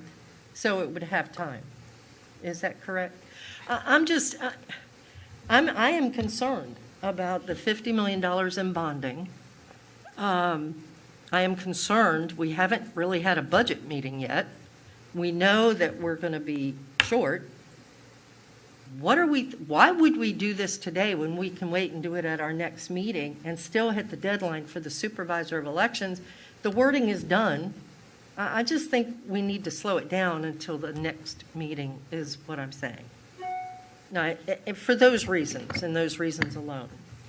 Okay. All right. Well, I was actually next, so I'm going to make a couple comments, and I think they are good questions. So I want to clarify. So the bonding is, we are eligible based on the estimated revenue projection to bond in case we have a large project. So the likelihood of, in fact, issuing these bonds, is that dependent on a specific project? Do we not issue the bonds until we have a specific land acquisition? That's normally the case with most counties. That's really a question for your finance director here. But again, the voters, if you refer this measure to the ballot and they approve it, that authorizes the county to issue bonds up to that amount. And any decision about issuance of bonds would come back to the county commission for your vote. Right. And that gives me a level of comfort. that we're not going to issue bonds and put our credit rating at risk. It comes before this commission for a decision. But as we all know, when you buy land, it's a big ticket item. You know, we talked about bonding for roads. The problem with bonding for roads is we pay for roads with impact fees, and you cannot bond impact fees. Remember So that because it's coming back to you, as you are aware. Well, I don't know what that means. I don't either. But we cannot bond impact, right? Am I correct on that, John? Help me out. Mickey? That's I can't correct. issue a bond and pledge revenues that aren't property tax revenues. That's what we're talking about. So to me, it's a different scenario. It isn't are we going to buy land for conservation or are we going to build roads? I mean, that would be, I don't think anybody'd vote for that here, right? I mean, I'm just saying, I don't think that is the question we're being asked. I think the reality, though, is just like when we bought the Duet Preserve, there had to be a bond. There had to be funding. I mean, you know, we don't have that kind of cash, and even raising $5 million a year is not going to be enough to pay for it outright. So I think that bonds are eligible. I think that we can control the issuance of the bonds, and I would not be in favor of issuing a bond unless I had specific knowledge of what land was being bought. And that decision will come before the county commission, is that correct? Yes. Okay. The other thing that the gentleman asked was whether or not there's a lesser than fee simple acquisition. My understanding is yes, that you could buy conservation easements, is that correct? Yes. Acquisition means acquisition in fee or less than fee. Right. I understand the concern. I have not heard from the public or any of the folks that I know that are adamant about the county finding funding for roads, and we all know who those folks are. They call us regularly and want us to come up with ways to fund road construction, and I think they're, you know, I get it. I get it why they call us and want us to find. Exactly what I'm. Okay. So we know that those folks want us to have opportunities to find ways to fund roads. I have no problem with this, but I don't see this as an either or. You know, we do need to be, we don't know what's going to happen with our revenues. We really do not know. We don't know what kind of decisions we're going to have to make regarding taxes. But this referendum, I think, is a decision for the voters of Manatee County. It's not something that unique, quite frankly, anymore. And it's something that I think we have missed out on opportunities. I know this for a fact because I served on land acquisition boards when I served on the Swiftmud board.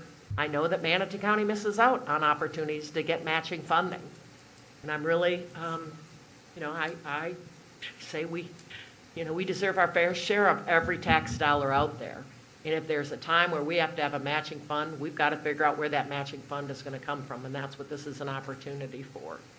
So I think the gentleman's questions have been answered to my satisfaction. You know, this could be a tough battle for our citizens, but we need to be as clear as possible, make sure they understand what's being proposed here. What's being proposed is a millage to have the ability to buy land for things like parks. Somebody else said, well, gosh, you should make it clear that it's not just for conservation lands that can't be used. It says right in the language for parks. I think that answered the other question that, I can't remember the same guy, had about, you know, are there recreational opportunities? Absolutely in here. It's clearly stated that for parks. And I know we also talked about one of the issues that I've seen other counties have when they pass these kind of referendums is they don't have, you can buy the land, but you can't maintain it. And I know that language, is that correct? Mr. You're nodding your head. Could you? Yes.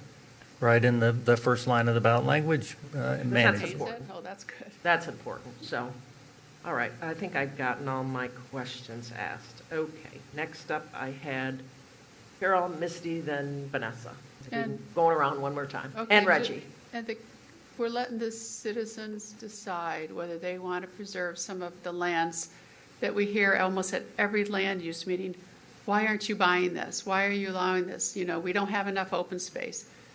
The main purpose is to improve water quality, which we have water quality issues, that we need this kind of funding to be able to have matching grants, like you said, through Swift Mud.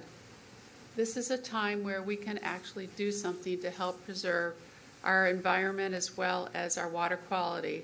I heard that there was a meeting not too long ago, and almost the entire room raised their hand that they would support that, and which was surprising because it was a group that I didn't think would. So I'm thinking that, again, let the people decide. And again, if they decide not to, I respect that, you know. But again, if you don't give them an option to at least vote for it, I think we would be dropping the ball. So I'm going to support this. And if you want, I'll make a motion to approve this item. We have a motion. Do we have a second? Second. Reggie, thank you. Next up is Misty. My questions have been covered. Betsy, you did mostly. I just wanted to say and recognize Mr.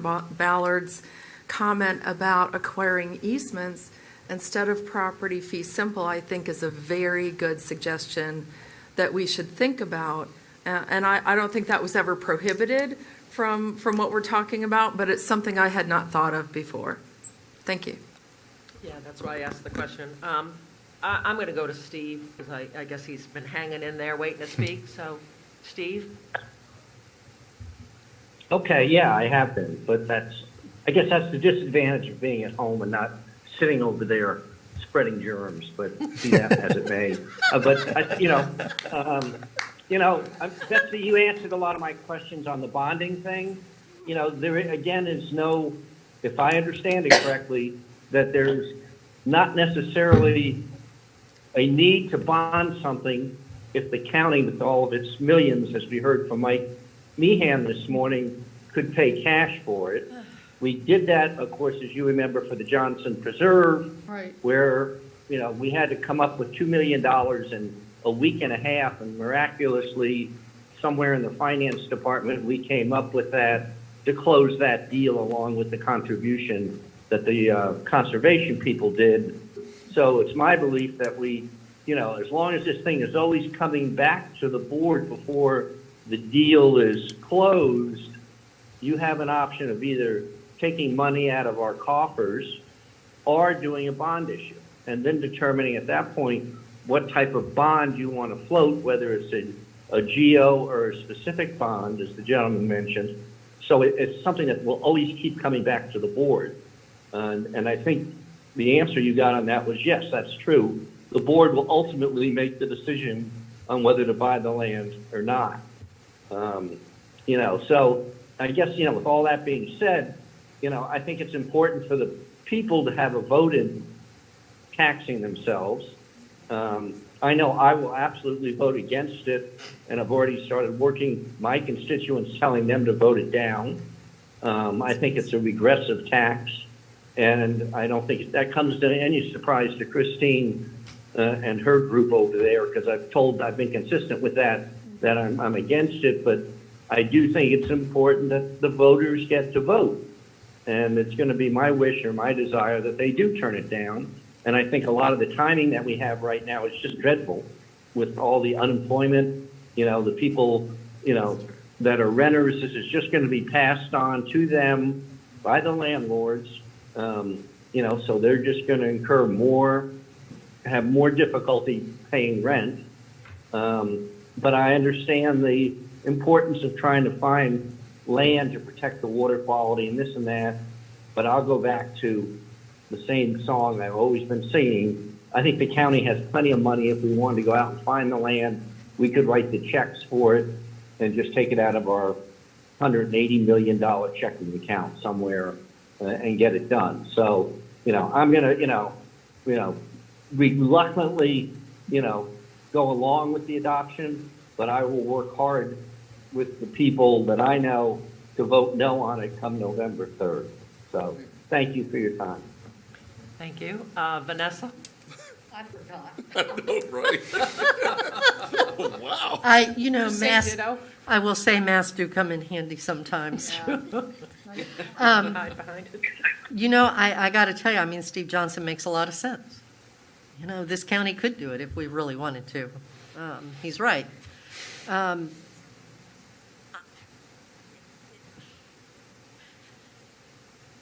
Sherry, I am going to assume that you've had lots of conversation with Jan Brewer on this issue. On the bonding issue? Yes, ma'am. Yes. Yes, and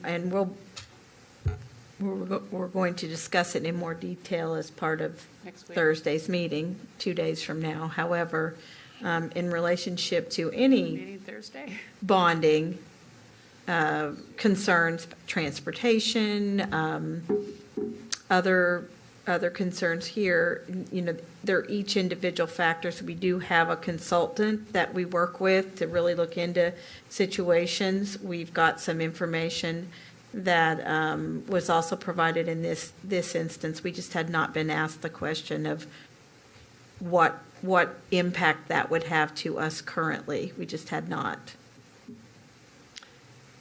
Okay, that's what I was afraid of. And I got to tell you, my concern, or maybe not concern, the only reason I would even consider this, I think we've got some wonderful parks. I think we have many, many, many acres in Manatee County that are already put aside. But I am concerned about the water quality. That. Me too. Exactly. Thank you, Mr. Bellamy. He agrees with you. I Yeah. do too. Well, thank you, Ms. You're Whistler. welcome. Thank you. But that being said, we got to be smart about it. Now, I realize that, yes, we can, and I can see this happening. Trust me, it happens all the time. I can see us being out in Mayaca and all of a sudden we're getting talked to about buying some more property in Mayaca. Well, I do realize that eventually that water does get into the Gulf, okay? But it's not going to have an immediate effect on red tide or blue-green algae, whatever we might be dealing with. And after the situation at Longbow Key, which, by the way, somebody brought that up earlier, it was not our fault. It solely is on Longbow Key. That is going to have an effect probably soon, most likely with red tide. I was just reappointed to the Water Committee at FAC and their federal committee, and I'm looking forward to trying to get more funds in to handle that situation. But I am concerned about that very issue on bonding. We are in a very difficult situation, and we've been put there all of a sudden because of COVID. We're not sure what next year is going to bring. I don't know if any of you have had an opportunity to read the email from Senate President Galvano, but it is a situation where we need to sit back and maybe take a pause. I would feel much, much better in voting on this at our next regular meeting, after we have a chance to have a budget meeting and really hear from others on our finances. I think we owe that to the citizens. And I also think the citizens have a right to vote on whether or not they want to be taxed. I, like Steve, I'll be voting against it. But the people do have a right. But I would think it would be smart to wait until the next meeting. I would think the commissioners would be concerned about that, but to each his own. Thank you, Madam Chair. Reggie. Yeah, I was just trying to see could we get Jan in via telephone, but I'm wondering, are we putting? Well, we can't reach her. We were trying to, but I'm wondering, maybe I have a misunderstanding. Are we putting the cart before the horse? Because regardless of what takes place, it still has to be put on a referendum, and the citizens have to vote for it first. Am I correct? Yeah. And the second thing for me to better understand is the citizens have to say the direction they want us to go, And then based on that, if there is a land acquisition out there, then that comes back in front of the board. And now we have this level of deliberating based on our budget characteristics at that particular current time. Am I misunderstanding? No, I believe that's true. I'm looking at Sherry and John. I'm not an expert, but I Me neither. believe that. I mean, it is you cannot make these kind of purchasing. Remember, we're in charge of taxes. I was thinking about this. You know, it's a pretty awesome responsibility. Once those taxes are collected, we have to figure out how to spend them. That is our responsibility. It's no different here. This is a tax that's going to be collected from our residents. And guess what, right, Vicki? Before it can be expended, this board has to vote on it. That's correct. But even before that, the citizens have to vote on it. Well, in Am I order correct? to get that tax, Right. this is a, how do we, what is these things, what is this kind of a tax called? This It's is like the children's goes on the tax. ballot. Yeah, it's something the voters have to Right. approve. Right. This is not something that we could do. I think we discussed this. Yeah. About the different mechanisms that land could be acquired, but this is something that the voters would have to approve to tax themselves. Once they approve that, then any expenditures of that money has to be approved by the board. Yeah, it'll show up on it'll show up on your trim notice as a separate Right. charge listed for this purpose. Right. And then, of course, as you mentioned earlier, you make a decision whether you're going to bond something or you're not, or you're going to plan to set aside monies for matching, or you're going to, how you proceed, you're not bound by it. Right, and that was what my initial concern is, back to the cart before the horse scenario. Yes, the communication needs to be taking place, but I'm not necessarily sure if you have someone like Steve out there who's already made it clear he's not for it and he's going to tell people to vote against it. I'm not necessarily sure we should be spending this level of time on it, because we still have to see what the citizens think before anything. And he sounded like he's going to vote for putting this on so that people can decide. Right. But then he's going to Try to lobby against. To lobby against it. Which is, hey, that's his prerogative. That's fine. You done, Reggie? Yes, All right. I just, before I go back around again, I just, again, that's why I said this is so important to have transparency. This is a big question, but I think that you need to understand, this idea that we have so much funding that we should have just been buying land left and right with all this money we have. Obviously, that was not a priority for this board, for any board beforehand. We went out on a huge limb when we bought the Johnson Preserve, because we said that there was money available, and we supported it, and it was very, very well received. But that was a big deal. I remember the next day thinking, my goodness, what did I just vote on? That we would spend those kind of tax dollars that had not been specifically allocated. This is an opportunity to specifically allocate dedicated funding for this purpose. But if we go around and say, gosh, we just have bazillions of dollars, we should have been just spending this money buying up a bunch of land. That's certainly not the case in Manatee County. And we certainly know that's not going to be the case going forward. So I don't see that this idea that we have, yes, we know we've had them every year that I've been up here, have not been able to fund every single request that has come before this board. We've never funded 100% that I can think of, the sheriff's request. No. So this idea that we have just a bunch of money sitting aside that we can spend on buying land, simply not true. I think that the other thing is going forward. When you look at look at land use planning. Look at where our last development took place. Where did our last development take place? The big one we just approved. I forgot. Right, it was Where? Lakewood Ranch, right up to the urban surface boundary. Oh, right. So what do we do now? Yeah.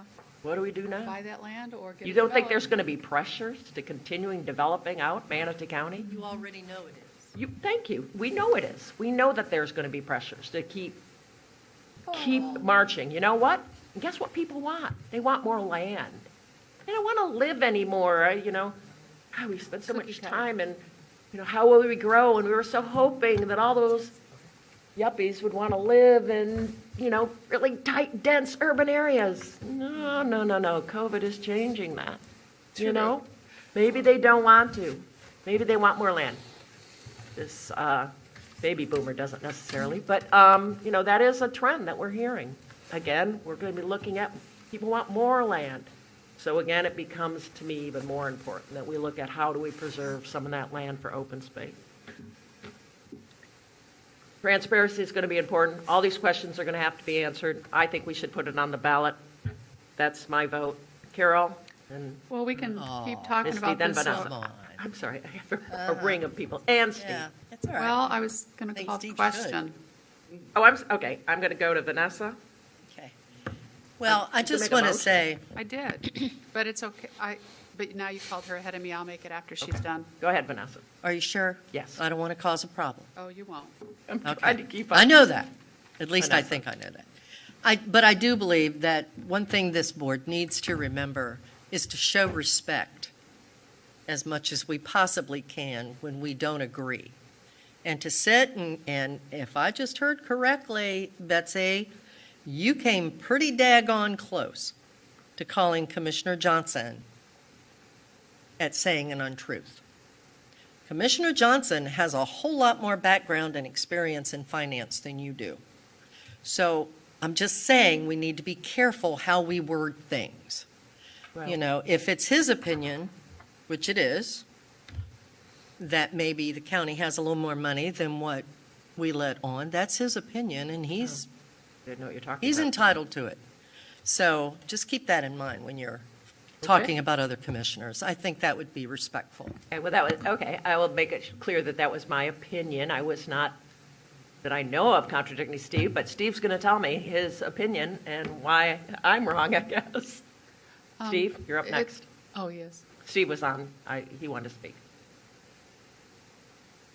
Steve? Oh, hold on, had to unmute. No, I just want to call the question. I think we've beaten this to death. So We have a motion to call the question. Second. And a second. All those in favor of calling the question, say aye. Aye. All opposed, nay. Aye. Chair votes aye, motion passes. All right, I'm going to call for the vote. Steve Johnson, how do you vote? Yay. Vanessa Baugh, how do you vote? Yes. Reggie, how do you Yay. vote? Whoa. Carol, Yay. how do you vote? Yay, yay. Misty, how do you only vote? get one. Priscilla gets to abstain. And Betsy Benac votes aye. The motion passed unanimously. It's up to the voters. Let's do a good job of making as much clear information and as possible. All right, how long of a break do you guys want to take for 12:30. lunch? I gotta. How long of a break for lunch? Lady, right? No, you must keep meeting and meeting and meeting. I'm sorry, I'm being sarcastic. So when are we coming back? Half It's hour? 12:30. Half hour, good enough? It's 12:30. We'll be back at 1 o'clock. All right, we are going to be recessed until 1 o'clock.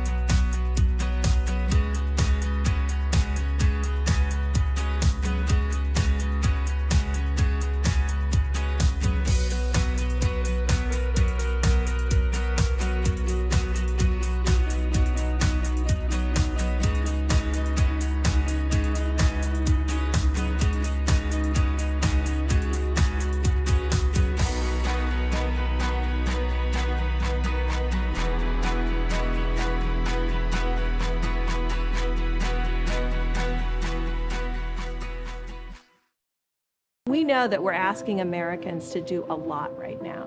So we're asking everyone to be selfless for others so that we can protect those who are most susceptible to this virus. A question I often get asked is why should young people care about the spread of coronavirus? Well, we know that people with underlying medical conditions over the age of 60 are at highest risk, but they've got to get it from somebody. Social distancing is really physical separation of people. It's what we refer to when we ask people to stay at least 6 feet apart. Not going to bars, not going to restaurants, not going to theaters where there are a lot of people. It all just means physical separation so that you have a space between you and others who might actually be infected or infect you. We all have a role to play in preventing person-to-person spread of this disease, which can be deadly for vulnerable groups. For more information on how you can social distance, please go to coronavirus.gov.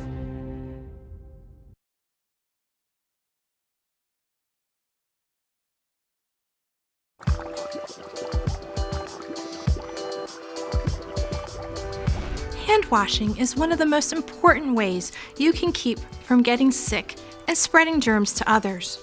Dirty hands spread disease. This hand washing demonstration will show you how hand washing can get rid of germs and chemicals that get on our hands every day. This gel is like the germs and chemicals that we get from things we touch throughout the day, like our toys and pets. If we then rub our eyes, nose, or mouth, or pick up something to eat, the germs or chemicals can get into our bodies and make us sick. Studies have shown that people touch their eyes, nose, and mouth about 25 times every hour without even realizing it. To get rid of these germs and chemicals, CDC recommends you follow these easy steps every time you wash your hands. Wet, lather, scrub, rinse, and dry. We're going to show you the right way to do each step. First, wet your hands with clean running water. Turn off the tap and apply soap. Then, lather your hands by rubbing them together with the soap. Be sure to lather the backs of your hands, between your fingers, and under your nails. Scrub your hands for at least 20 seconds.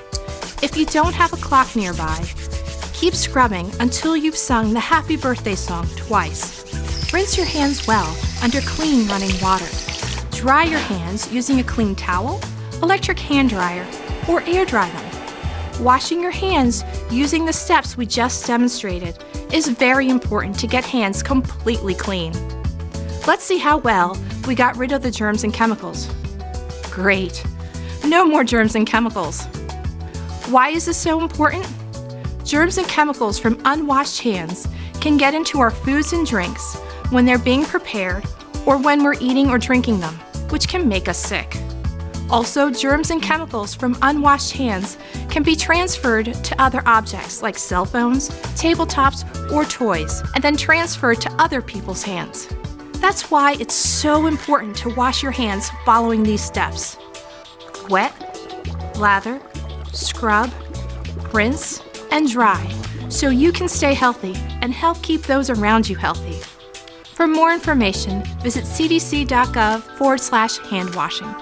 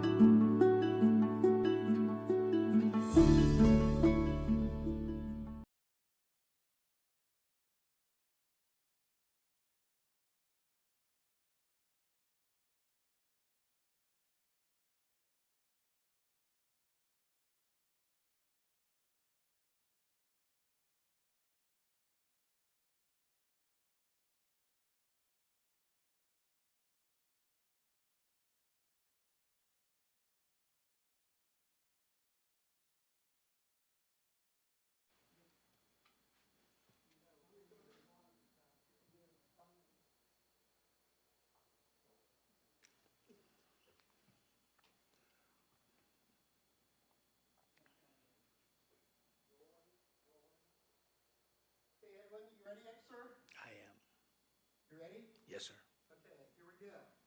In 5, 4, 3, 2, begin. Good morning, ladies and gentlemen, and my fellow veterans. Welcome to the 2020 Memorial Day Observance Ceremony, presented to you this year from the chambers of the Manatee County Board of County Commissioners. Manatee County is doing its part to ensure the health and safety of our citizens. We have formed a coalition with the Department of Health and the Department of Public Safety to confront impacts the coronavirus will have on our local community, as well as treating those that may become ill. To help suppress the spread of the virus, here are some helpful ideas. Practice proper hand washing by using soap and water, and wash for at least 20 seconds. Use alcohol-based hand sanitizer if you cannot wash. Avoid touching your eyes, nose, and mouth. Cough and sneeze into a tissue and throw it away. Clean high-touch areas frequently. Some examples include doorknobs, credit and debit cards, cell phones, keyboard and mouse devices, and bathroom fixtures. Stay home if you're feeling ill and if you have any flu-like symptoms. And avoid contact with the public. Avoid sharing personal items in spaces with those close to you. Seek medical care early if you're feeling sick or having symptoms. Symptoms of the coronavirus can include fever, coughing, and shortness of breath. If you develop the symptoms, or if you've been traveling, or been in close contact with a person that has traveled from an area that has an ongoing spread of COVID-19, seek medical care by calling the Florida Department of Health, Manatee, at 941-242-6649. We encourage you to visit www.mymanatee.org for the most up-to-date information regarding the coronavirus. Or you can text Manatee Ready to 888-777 for the latest local updates on COVID-19.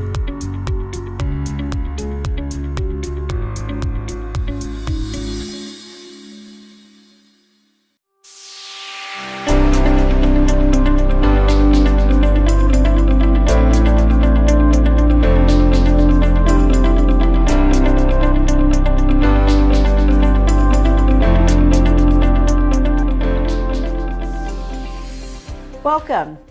Innovation and progress are themes that resonate in the 2019 Manatee County Administrator's Annual Report. I'm Sherry Corrier, and I was so humbled when County Commissioners unanimously approved my appointment as County Administrator in May of 2019. When I took over as Administrator, I made it clear that the county's longtime commitment to its ACE principles would remain. Accountability, civility, and ethics in the workplace have served us so well for a decade, and that philosophy remains at the core of the county's daily operations. Under the new administration, we're implementing a new results-first mentality that sets the tone, establishing goals and measuring success. Many of the new projects and investments in the County Commission's 2020 budget are driven by their potential to deliver positive results. Our paramedics are completing a results-driven transition from 24-hour shifts to 12-hour shifts, improving emergency response times during peak hours, and a new 311 call center is launching in early 2020 and will replace the 12 distinct county information and request lines in place of a one-stop call center to address most citizens' inquiries and requests. Last year was a tremendous year of change here, but I'm proud to report on the exceptional progress we made despite it all. Let's start with some of the projects that mean the most for Manatee County residents. Over the past year, our Public Works team continued the design and construction of the 44th Avenue Extension project that will connect Lakewood Ranch and East Manatee to West Bradenton. Our property management team brought long-needed upgrades to GT Bray Park, including the renovation of a skate park, along with new lighting on a football field and practice soccer fields. Bray's Dog Park also expanded and was renamed in honor of longtime pet advocate Lori Crawford. Blackstone Park gained a new skate park, new dugouts, and a concession stand with restrooms at both the soccer and softball fields. Our popular downtown Cat Town was relocated to a bigger building 1 mile east. Next door, property management oversaw renovations to an aging Department of Health building and medical examiner's facility. In 2019, we began installing new lifeguard towers at our public beaches, one of the most needed public safety projects from our infrastructure sales tax. Our highly successful Results First internship program gives interns valuable work experience. 1 in 5 Results First interns is hired to work for us full-time.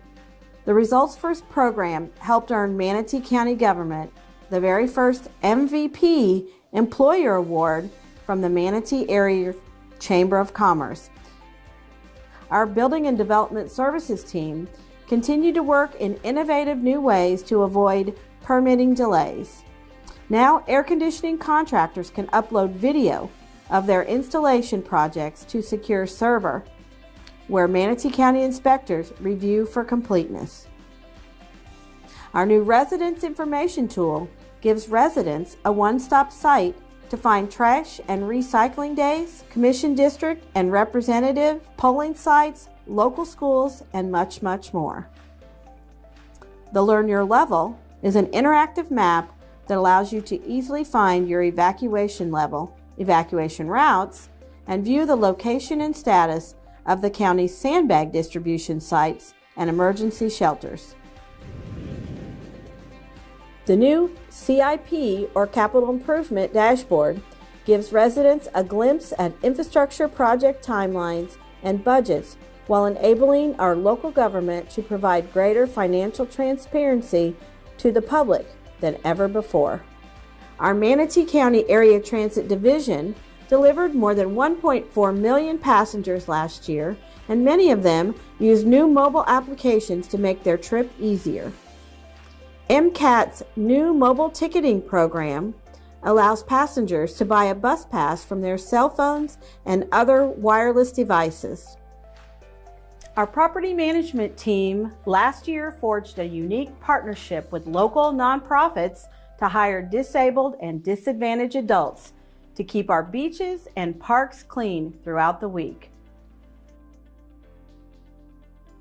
Our Public Works Fleet team worked with EMS to retrofit an old MCAT bus into a mass evacuation vehicle for patients and first responders, which can also serve as a staging and cooling station. The new Rapid Activation Patient Treatment, or Rehab Raptor bus, rolled out for the first time in 2019. Our stellar public library system staff also helped improve child literacy rates last year by opening a Little Discovery Center with games, toys, and books for families with small children, also known as the LIT. Last year, our Creative Libraries team worked with the Florida Humanities Council to develop a mobile application historical tour of Old Manatee. Property Management GIS analyst Leah Harper organized a countywide supply drive for victims of Hurricane Dorian. In a span of 2 weeks, county employees donated 10 pallets of clothes, tools, food, and other sorely needed supplies for the residents of the Bahamas. Last year, county commissioners worked with our Redevelopment and Economic Opportunity Department to approve a 5-year Southwest District strategic plan. The plan invests in some of our oldest areas.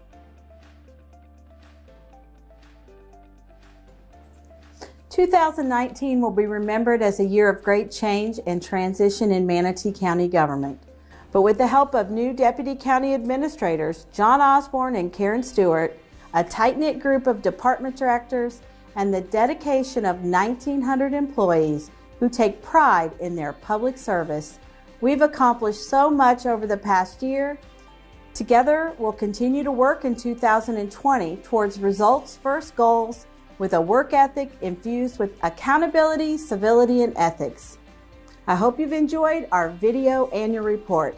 You'll find hard copies in our county administration building and at our public libraries.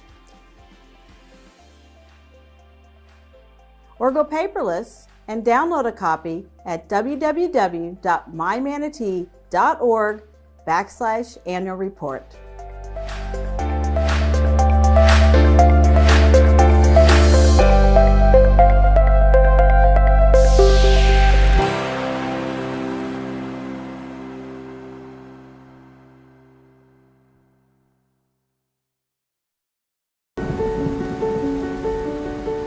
New initiative is Know Your Home, meaning what construction strength is your home, knowing when or when not to evacuate. Putting your kit together is very important. We're now recommending 7 days worth of supplies rather than 3 to 5 as we did in the past. Knowing that a shelter is a last resort. A shelter is a lifeboat, not a cruise ship. Don't get complacent looking at maybe we're going to have a slower hurricane season. That doesn't matter. It only takes one storm.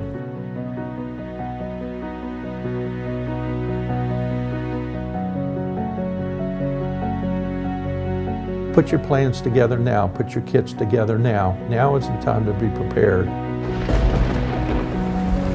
For more information on how you can prepare today, visit mymanatee.org/manateeready.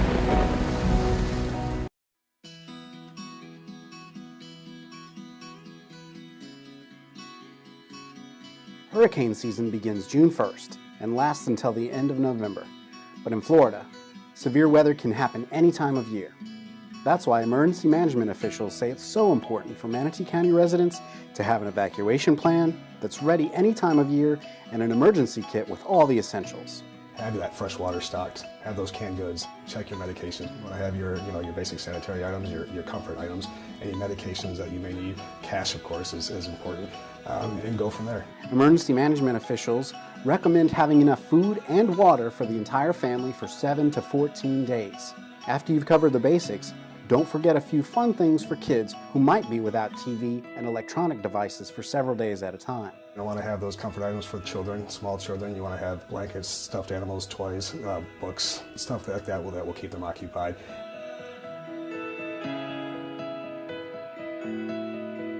For many families, your pet's comfort is just as important as your own. You'll need to include furry family members when you make your emergency kit and your evacuation plan. Crates, leashes, plastic bags to clean up after them, any medications they may have, their vaccination records. And it's a great idea to have a picture of you and your pet, because if you get separated, you want to be able to be reunited with that pet as soon as possible. Remember, preparedness starts with you. Have a plan, be prepared, and be ready.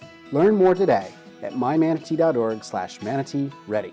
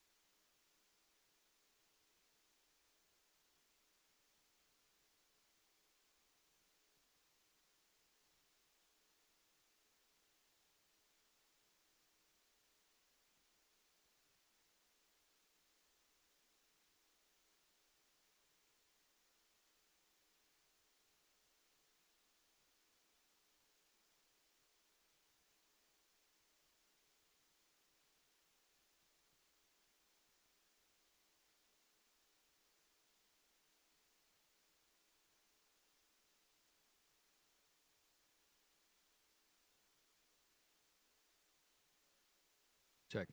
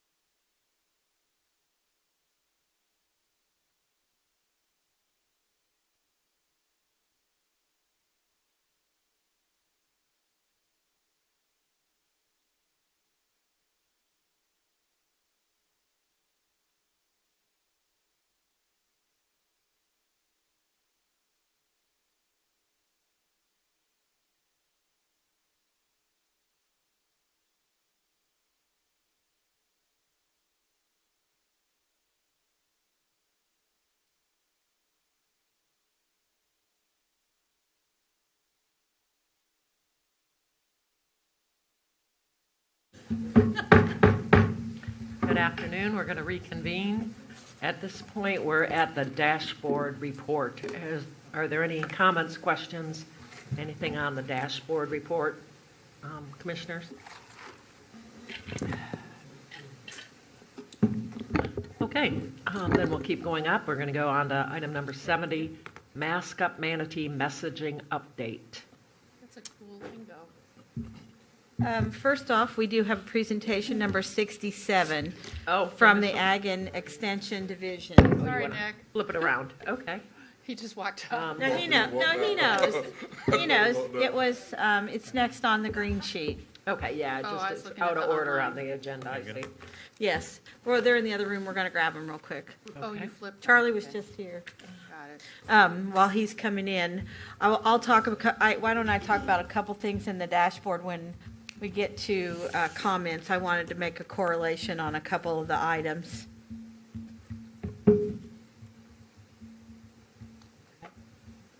I saw Steve Litschauer here earlier. Is he still around? They're going, Madam Chairman, they're going to come up for a quick presentation along with Nick when he does the Mask Up Manatee. Okay, great. Good. Yeah, we have Good. a couple updates I asked him to come over for. Good, thank you. Thank you, Charlie. Thank you. Thank you, Madam Chairman. I'm looking for the support staff here, but as you know, the last time we appeared before you, you requested our extension program and their agents to come forward and explain a little bit about the reach, the tremendous community involvement that occurs, and their expertise in these areas, and to give us an opportunity to explain to you, again, we've done this several times, but this is a perfect opportunity to go into some detail with each individual talent of each director. And so we have a Crystal Snodgrass is somewhere in the building, and she's going to open the presentation with a brief PowerPoint and a video presentation, and we'll go from there. But I'm looking at the folks behind there. Charlie, I just heard from the background you're not wired up for video. What? Okay. Okay, we'll wait. Well, what I'll ask, Krista Kirby, if you're back there, if you could open the presentation by your participation as an agent, and we will run through each of you and your respective discussion points on how you're going to be interacting with our community over the generations to come. That's all part of our presentation. And is that not working? That's okay, we'll get it working. No big deal.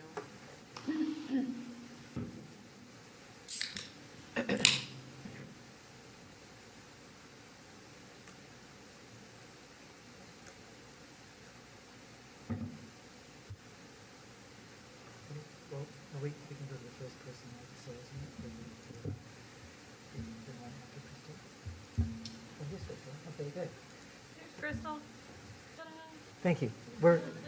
Please come in. You are ready, and so are we. So we can go right to your presentation, and we'll follow with our agent contributions. Have you played the video already? No, yeah, apparently there's not a video capability. Oh, okay. So Can I back just a little bit to the Yes. front side? It was. Okay. Yep, it's all set. Oh, perfect.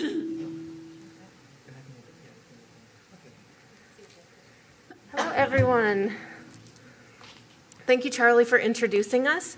We are really happy to be here today. This is a special time for us. Typically, we're standing in front of you because we're honoring one of our agriculturalists or telling you about our Farm City Week events. But this is the first time, at least since I've been here, that we've been able to stand up and tell you about what we're doing in our community, which is very, very exciting for us. All right, so what is extension? UF IFAS extension. Many people don't know what that stands for. I know there's an old IFAS, which was a budget thing before I got here, which I was happy to not be a part of, but it stands for University of Florida Integrated Food and Agricultural Sciences.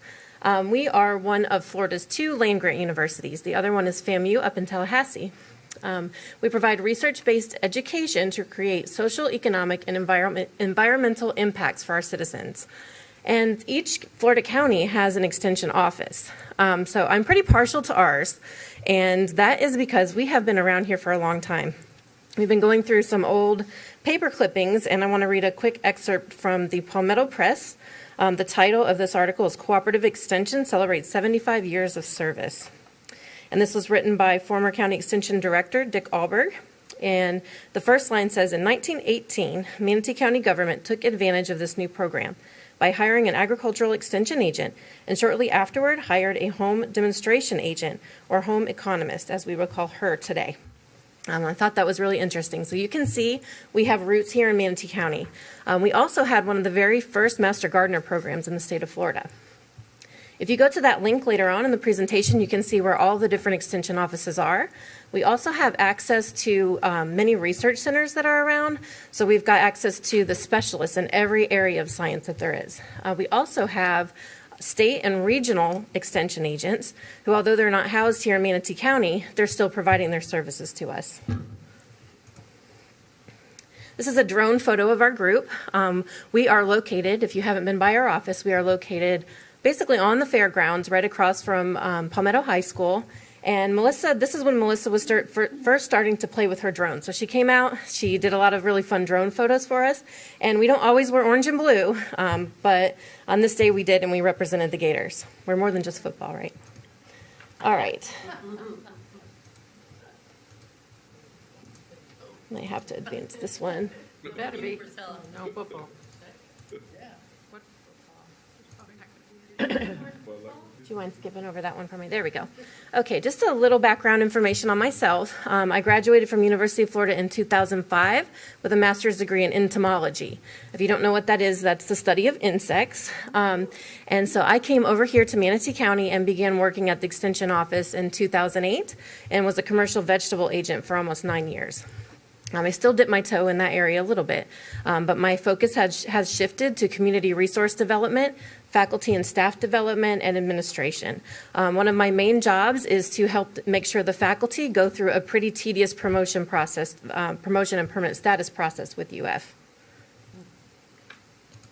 Now, wait a minute. As executive, okay. Well, no, I'll have it. Can't just jump in She's anymore, too modest.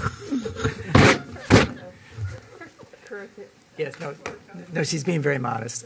She recently received a promotion under the faculty at the University of Florida. So please explain.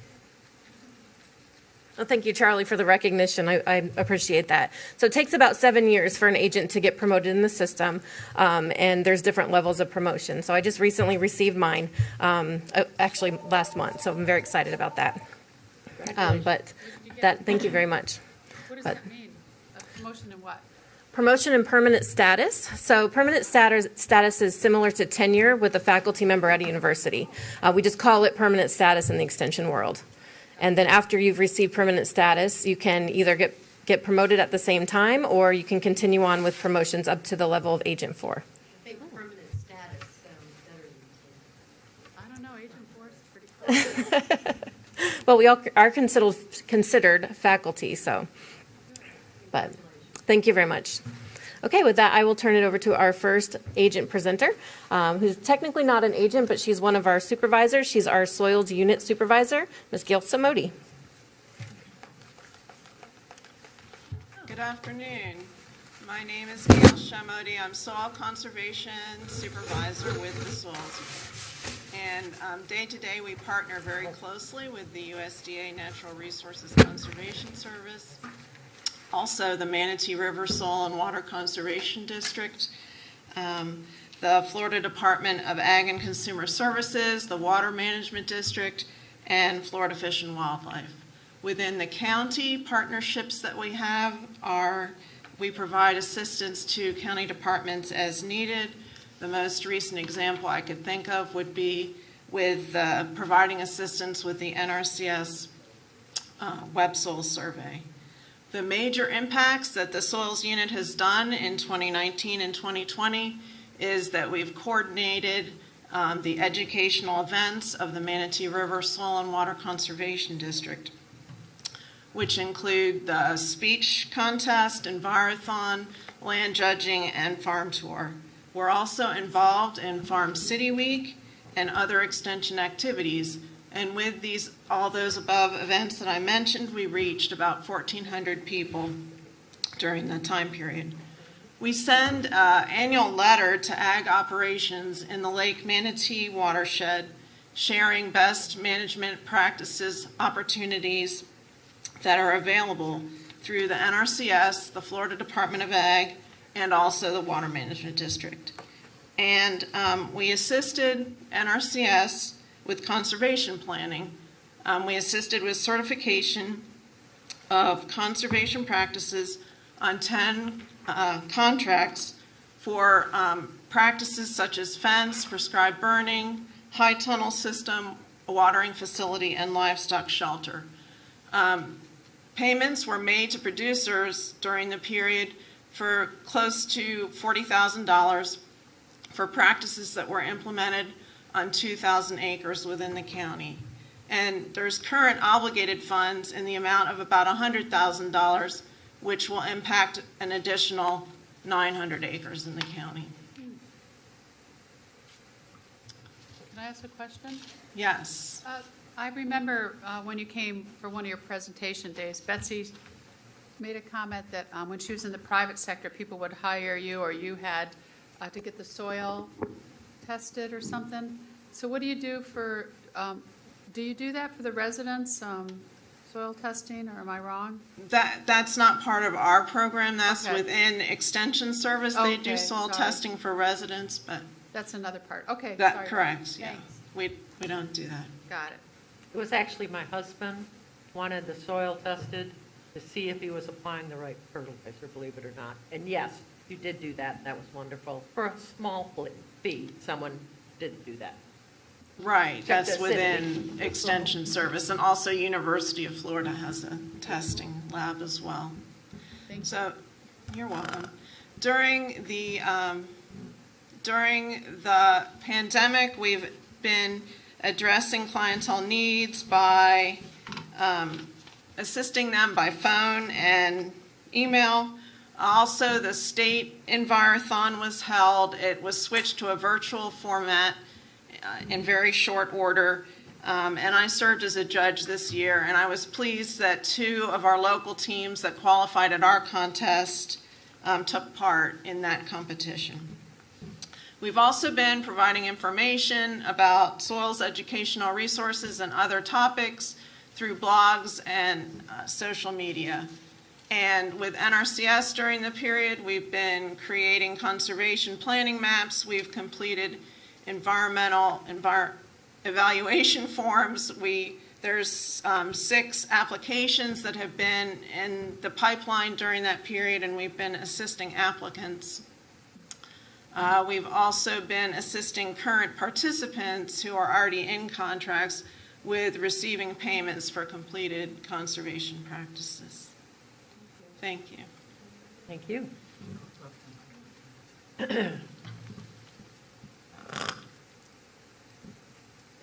So we think we figured out how to play the video, so we'll just try to play that now, and then we'll move on with the rest of the presentation.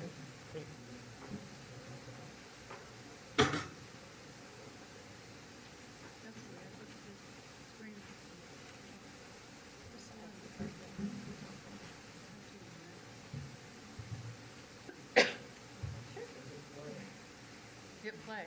It usually goes like to the next, it usually has the record.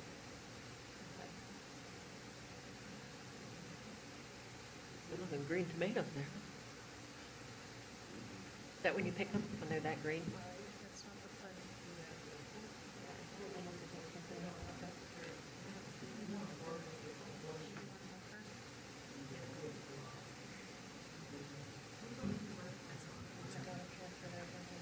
Somebody's coming. Hold on. Reggie.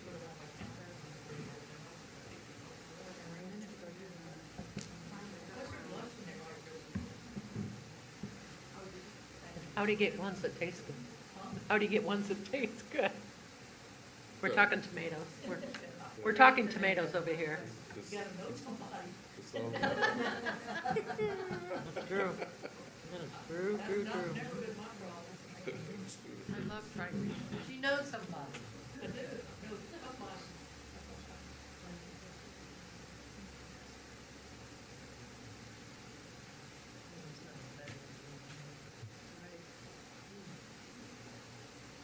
Yeah, if it's fried. There we go. Right.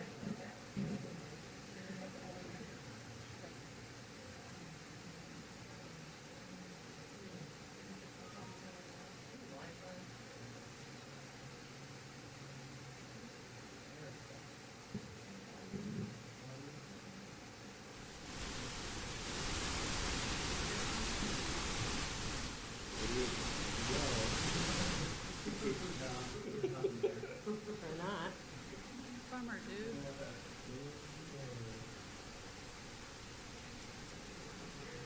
Oh, I still want to see the pictures.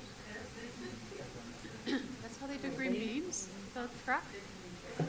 My grandpa used to make us pick them in Michigan.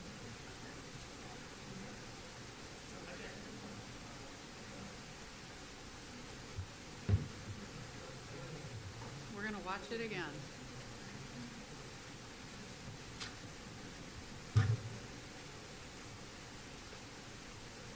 Does anybody have any questions? I know I heard people talking, wow.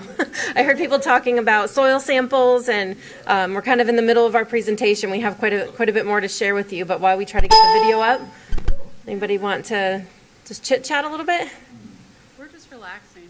Okay. I asked a question they were showing the green tomatoes. Betsy, she's an entomologist. Ask her. Well, I'll ask. She can give the appropriate staff person to answer. When do you pick the tomatoes? Are they green like that, like they've shown in the start of your video? Is that when you pick them, and then they ripen on their own, or are they gassed, or what happens to tomatoes? That is actually a really great question for me, because that is my background. Our commercial tomato production, we have 2 harvests, and they are picked in a green stage. You have to wait till they're ready, though. They do something called starring up, where if you flip over the bottom of the tomato, you'll see a little white star on the bottom, and that means that they'll continue to ripen up after that. And then typically they are gassed in the packing house and then shipped all over the country. What do they put, what kind of gas?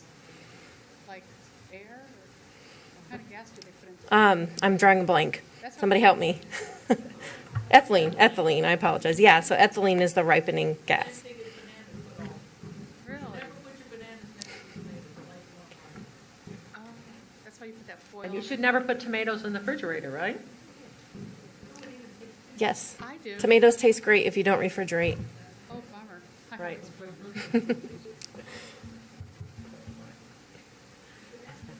Except on my And earth. we used to be one of the largest tomato growers in the country. Is that still true, or is things?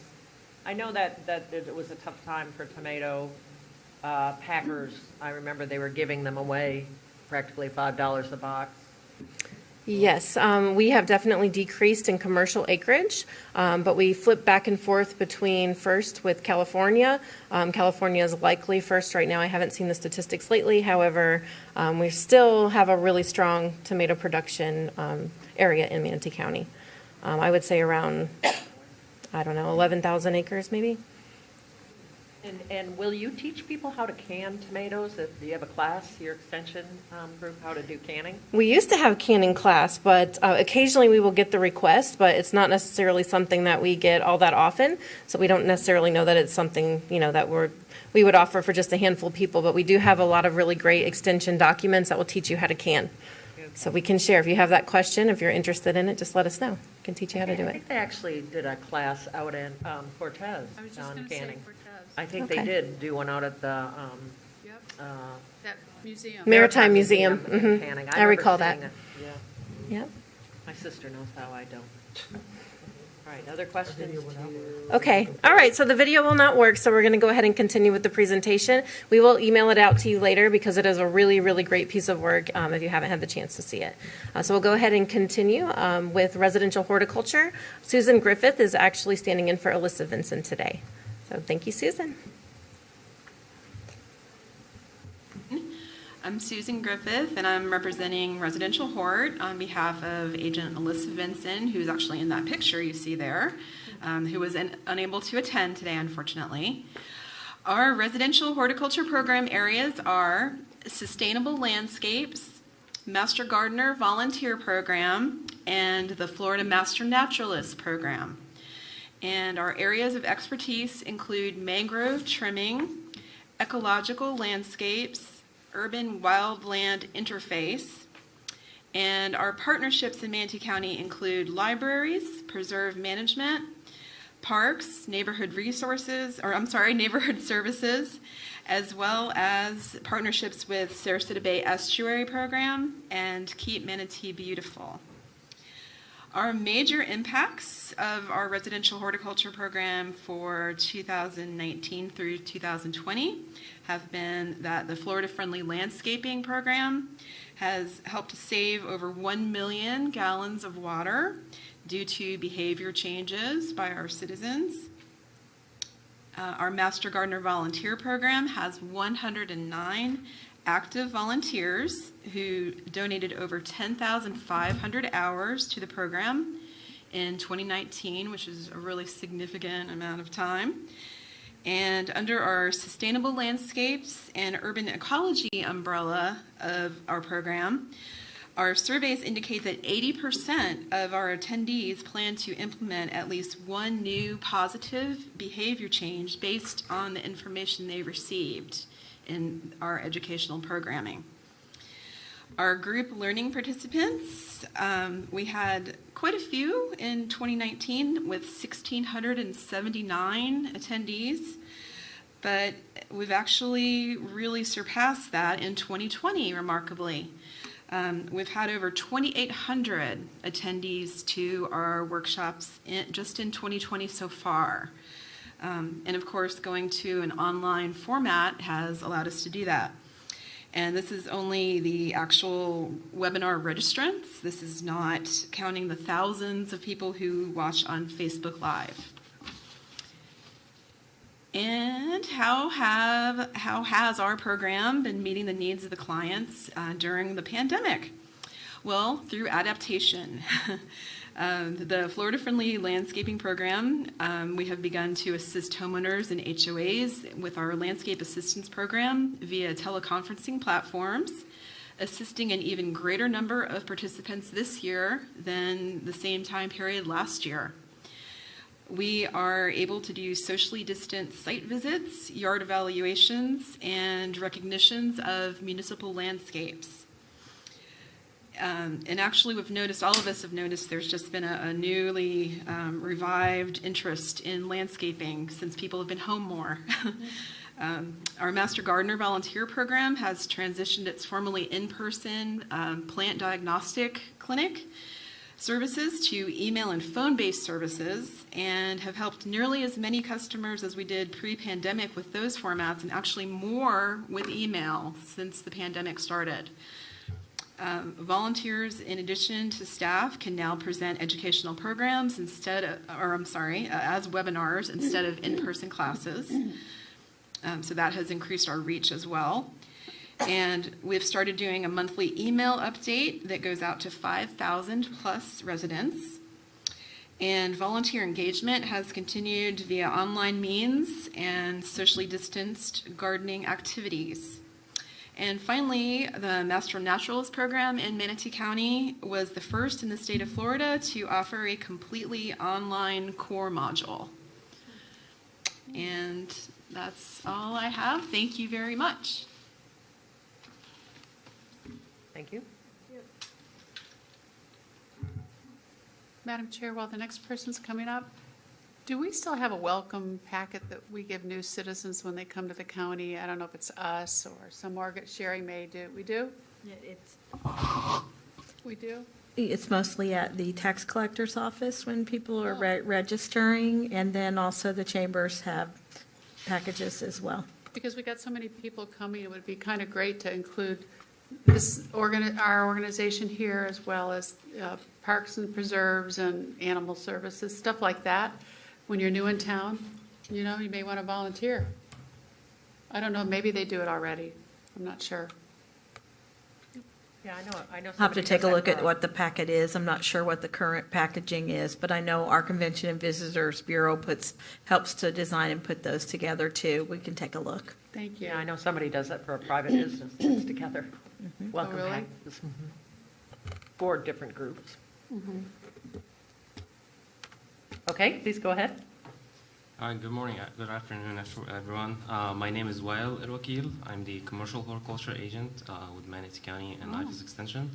And my program provides horticulture education to the plant nursery producers. And that's in the form of classes or individual consultations with growers. And that's on a variety of topics, whether on pest or disease issues, fertility, and water management. Also, another side of my program works with horticulture education for youth and public.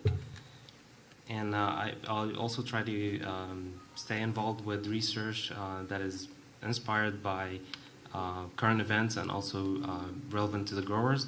So an example of that is a research project that we're doing right now on viburnum, trying to find management solutions for downy mildew, which is a disease on viburnum plants. Another research project that we're working on too is inspired by the current economic stresses, is looking at different factors and different variables that might help us predict horticultural sales in the future. And we have those two programs, those two research projects are collaborative efforts between multiple research faculty and extension agents, and we also have a lot of interns also donating their time and getting credits off these projects, and we're getting pretty good data from them so far. So hopefully we'll show some results soon. When we look at the program impacts for the past 10 months, which is how long I've been here with the county, for the growers, in addition to the dollar value of pesticide exams that we offer and the CEUs, the continuing education units from our classes, it was also, we've also created I've created 4 classes.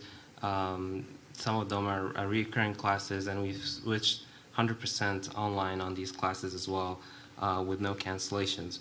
And because the past few months have been kind of challenging to everyone, growers have been getting a major influx of information, and some of it was very confusing to in terms of FDACs, nursery inspections, pesticide licensing, workers' protections standards, and all that information.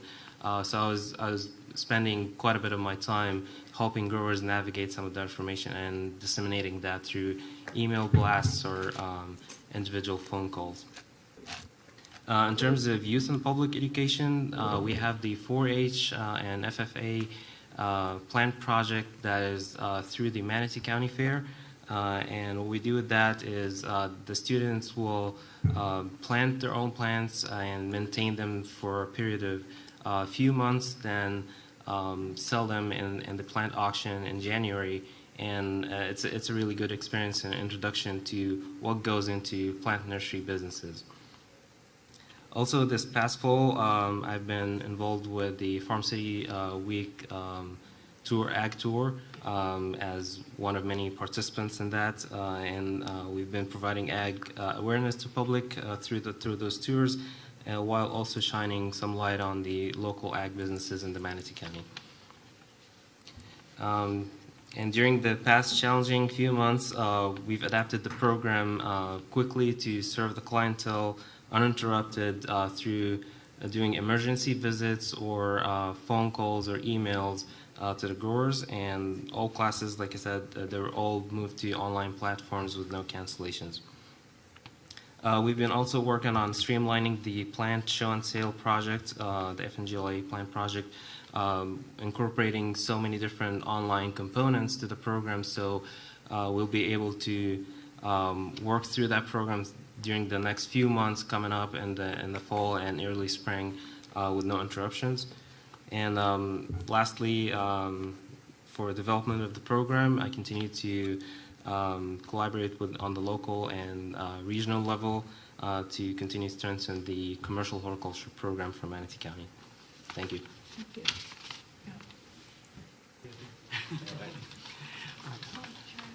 Okay.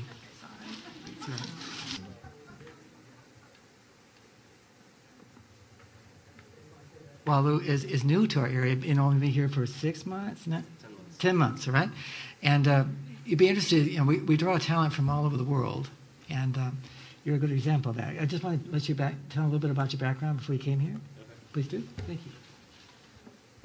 All right, so I'm originally from Egypt. I grew up there, and I got my bachelor's in plant pathology from Egypt, and I worked with several industries, fertilizer productions and pesticide companies, and I also did my own farming for a period of time after graduation. And after about 3 years of my graduation, I ended up moving to the U.S. for the Doctor of Plant Medicine program, and I spent about 7-8 years with UF doing that, along with another master's degree in plant pathology. And it's a very well-versed program, the Doctor of Plant Medicine. If you haven't heard of it before, it's basically it's a plant health degree that covers everything that has to do with agronomy, entomology, plant pathology, horticulture sciences, weed management, everything that encompasses plants, and basically goes over in a lot of details, and it's a lot of classes. By the time I graduated, I think I had 179 credits of classes. So, wow. So Priscilla, Commissioner Trace must have to listen to you then, because you're the expert. Don't answer that. Thank you, everybody. He's way the expert, right?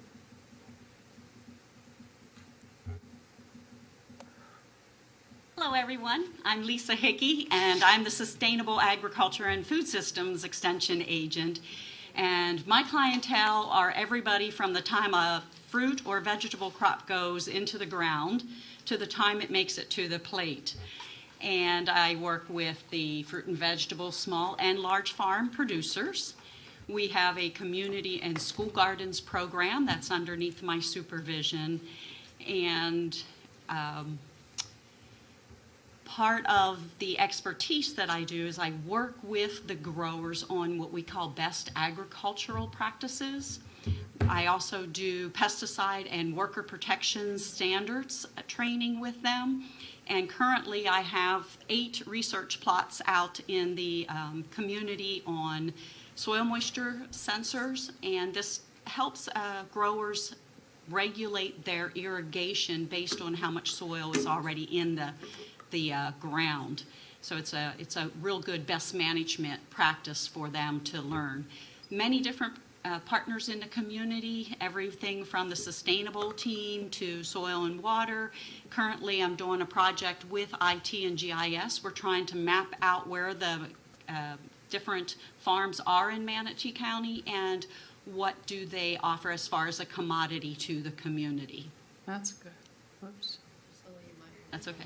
And Charlie did remind me to say, we're supposed to say what our degree, so I have a master's in horticulture science from the University of Florida. I did forget to tell you that at the beginning. Thank you.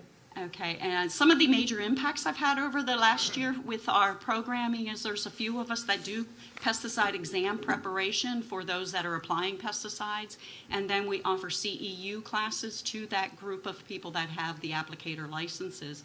And that brings back a community value, and above here I listed, it's about $410,000 that my program alone brings back into the community.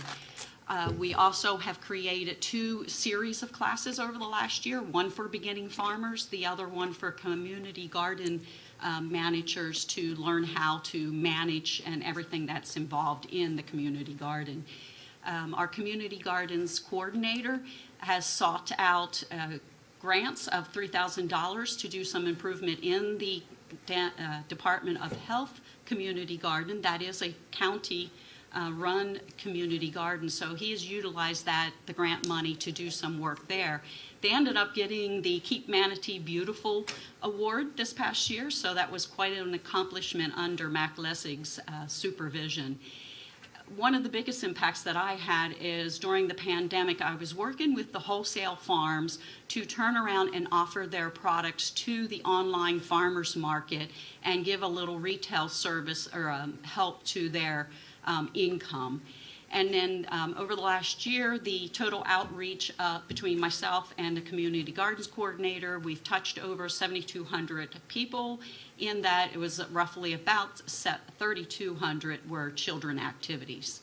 And then the way that I've reached out to our clientele, myself and my program assistant, mostly online classes, as you're going to hear all of us talk about, but we've also turned to social media, mostly educational posts.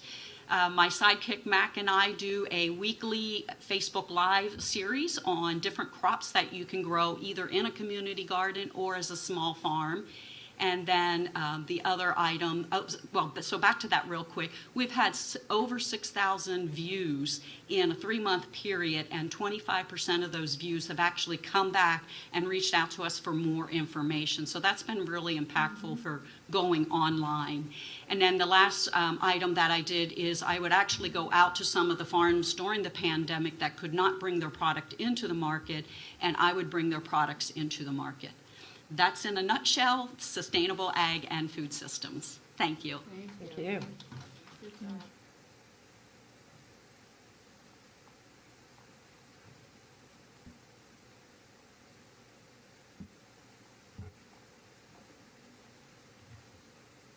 Good morning, Commissioners. My name is Ildarina, and I am stepping in today for Angela Collins, who is our Marine Extension and Florida Sea Grant agent. She has her PhD, and she actually teaches some courses for the university. So this morning she was teaching about seafood, and so she's sorry she couldn't be here today, but I'm hoping I can represent her and our program really well today. Her main areas of expertise are cooperative fisheries research, working waterfronts, and marine biology and ecology. Her program areas focus on creating sustainable recreational and commercial marine fisheries, enhancing the development of the shellfish aquaculture industry through cooperative research, and providing accessible science-based knowledge to our partners and the people of Florida. So now we'll look at the major impacts that we've seen in 2019 to 2020 with these 3 major program areas. Our Cortez Commercial Fishing Festival is very important for us. Every year we support the success of it because it helps our local fisheries and also brings a lot of economic value to that area. And aside from our recreational and commercial fisheries, we have the seafood HACCP training for the industry, and we also encourage the Florida Friendly Fishing Guide certification. We've continued the Hogfish Aquaculture Research Program, and this year actually marked a decade of the annual Great Goliath Grouper Count. The Marine Extension Program has also brought in $21,000 for research for the shellfish aquaculture industry, and we work with the Gulf Shellfish Institute in Manatee County. We've also placed an emphasis on our coastal literacy programs, especially with the switch to online learning and virtual education programs. Some of the topics that we highlight are harmful algae blooms, microplastics, and the best fish handling practices for anglers. We also hold an annual marine science youth camp every year that's done in collaboration with some of the other agents in the office. The Marine Extension Program has been meeting clientele needs during the pandemic in a variety of ways. So first, we compile resources and provide information for our industry partners that may have been impacted by COVID, and we offer information about the CARES Act and other related programs. As I mentioned earlier, we've successfully transitioned over to webinars and online learning. So we've had over 2,000 participants for some popular programs like the Bite-Sized Science and the Seafood at Your Fingertips. Angela has continued working on external grant applications, and she's also submitted 3 research publications. She also continues to work with our partnerships in the area, such as the Sarasota Bay Estuary Program, the Florida Institute for Saltwater Heritage, and more. These organizations support the Marine Extension Program in our mission to conserve coastal resources and enhance economic opportunities for the people of Florida. Thank you. Thank you.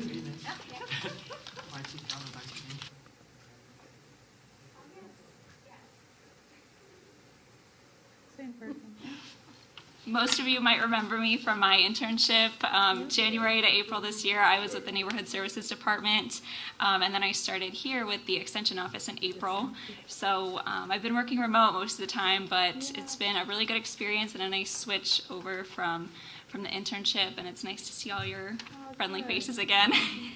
All right. Well, congratulations on your job. We stole another one. Thank you. Yeah.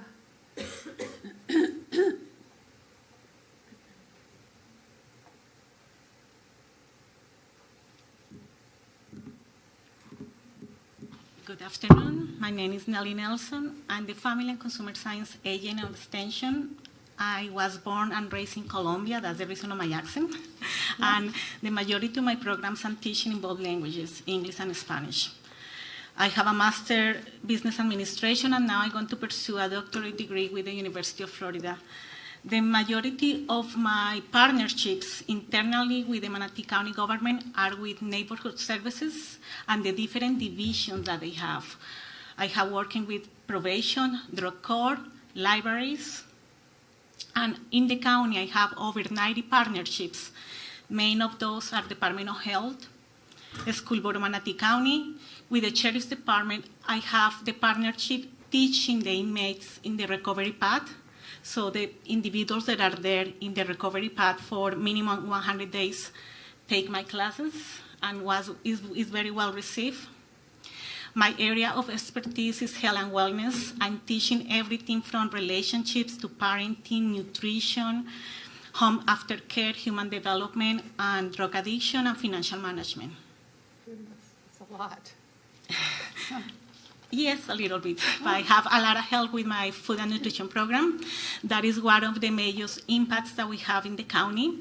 We are in the majority of schools, so we are teaching STEAM to the kids, and we have helped develop 4 new gardens in the schools.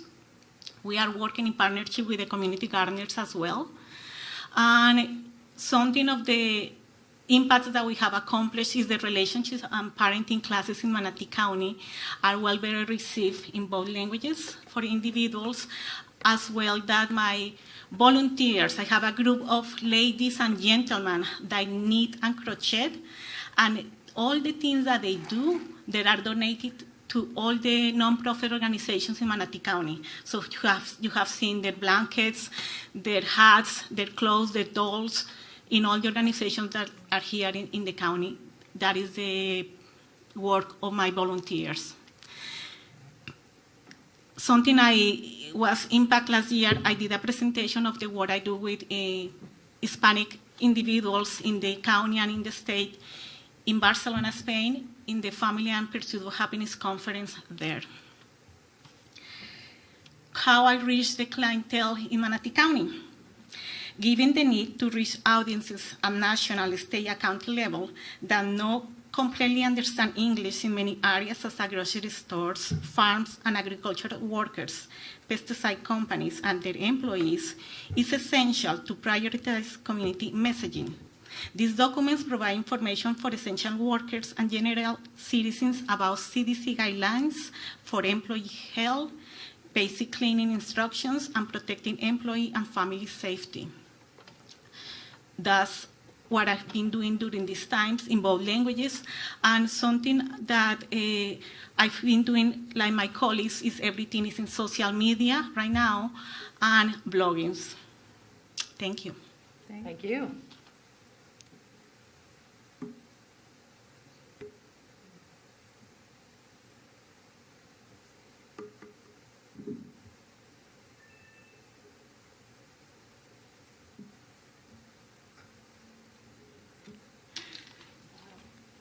Good afternoon. I'm Michelle Atkinson. I'm an environmental horticulture agent, and I have a master's degree in natural resource conservation and administration from the University of Florida.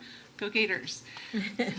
My program areas, let's start with the expertise. My expertise is in sustainable landscape management, in stormwater pond best management practices, and in outdoor water conservation. So with those expertise, we have different program areas. I teach pesticide and fertilizer application training to landscape professionals. Also, stormwater best management practices to both homeowners associations and the stormwater pond techs that go out and spray these ponds. And then I oversee an outdoor water conservation program, which includes the mobile irrigation lab and also other water conservation education. So last year, our major impacts were, well, the first one up there, it doesn't look like much compared to my colleagues, but these hopefully will get some attention. The first one is from our mobile irrigation lab. If you haven't taken advantage of the free service that is a landscape and irrigation evaluation, I would highly recommend it. From the 341 folks that did take advantage of it, we saved them over 5.5 million gallons of water. We track their water savings a year prior to our visit. We make recommendations of how they can save water, and then we track for a year later, and that's where this figure comes from. Also, working with landscape professionals, we measure or we track the economic value of our training. So when a landscape professional gets a pesticide or fertilizer license, they get paid more per hour. So that's a better, economic value for them.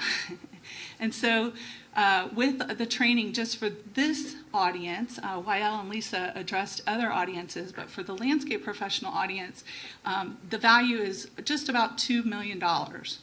And that was educating 1,941 professionals over the past year. During the pandemic, this audience, the landscape professional audience, they were essential. They had to continue doing their job, so they continued to need those continuing education units for their licenses and to be trained in these licenses. This program also educates every landscape professional in Manatee County for the fertilizer ordinance, that landscape best management practice that's required of our fertilizer ordinance. So how do you do that when we're closed, have closed doors to the public? So we got some videos going, and we started doing Zoom exams, and we were able to continue that education for the public, or for the landscape professionals, as well as putting those license prep classes online. And so they have now a self-paced online module that they can use. And we also developed a 22-hour stormwater pond maintenance program for both the stormwater techs and for homeowners associations. We, with our outdoor water conservation program, conducted classes. We were able to record those, so people that are applying for that outdoor water rebate were able to take those classes still, which is a qualification to get the rebate. So we were able to record those for use for those folks. Of course, social media postings. And then we also hosted a joint collaboration with Sarasota County Extension. We hosted monthly sustainability webinars, which are continuing out through the rest of this year. We partner with Manatee County Utilities Department. They help fund that mobile irrigation lab, and they oversee the rebate, the outdoor water conservation rebate. Also partner with the Florida Turf Growers Association, the Florida Nursery Growers and Landscape Association, and then I am involved with several research projects here in Manatee County on stormwater ponds, and now we're also starting to look at the soils here in Manatee County. So I get to work with researchers from Gainesville, invite them down, make the connection for those community organizations for them to work in. So that's it. Thank you very much. Good job.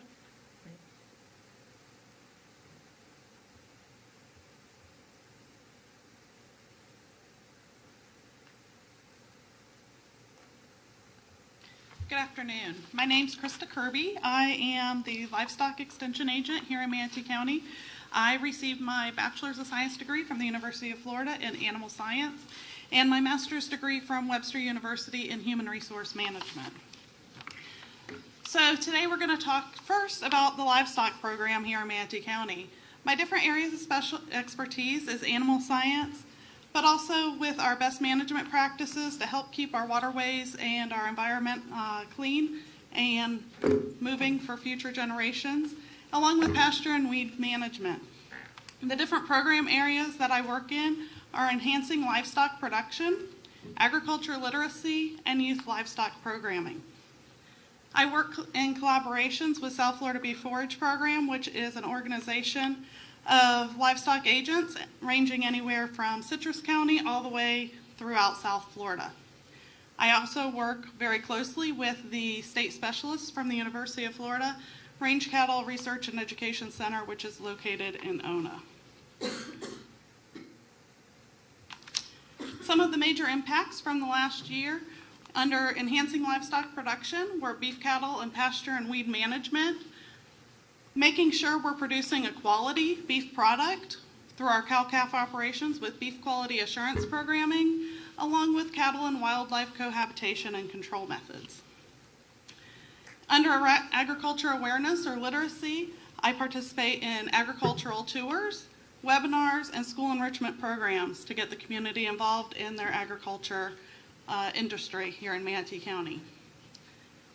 The youth livestock programming is one of my near and dear to my heart. I work with the Farm City Week Beef Workshop and Prospect Show, or actually coordinate that event every year, along with livestock judging events and workshops and clinics.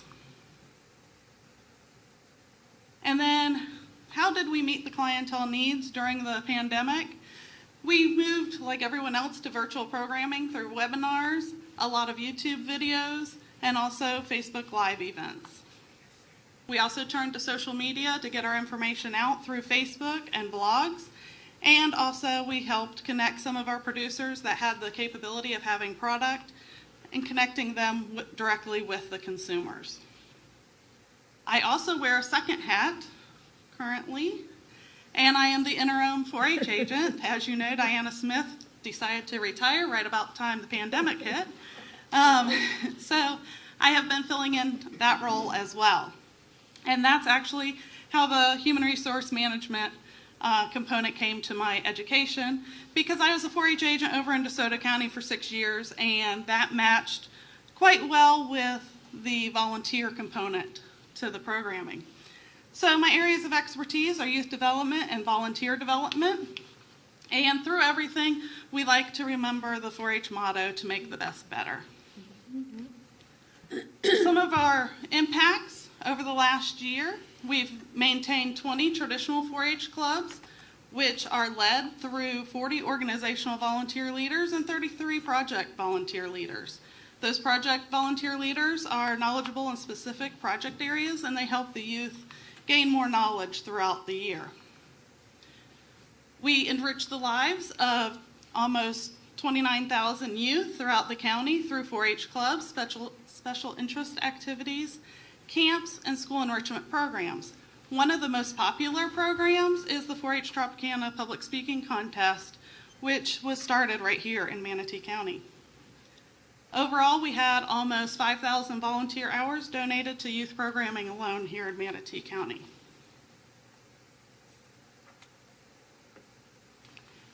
And we did not stop the program through the pandemic. We kept it moving.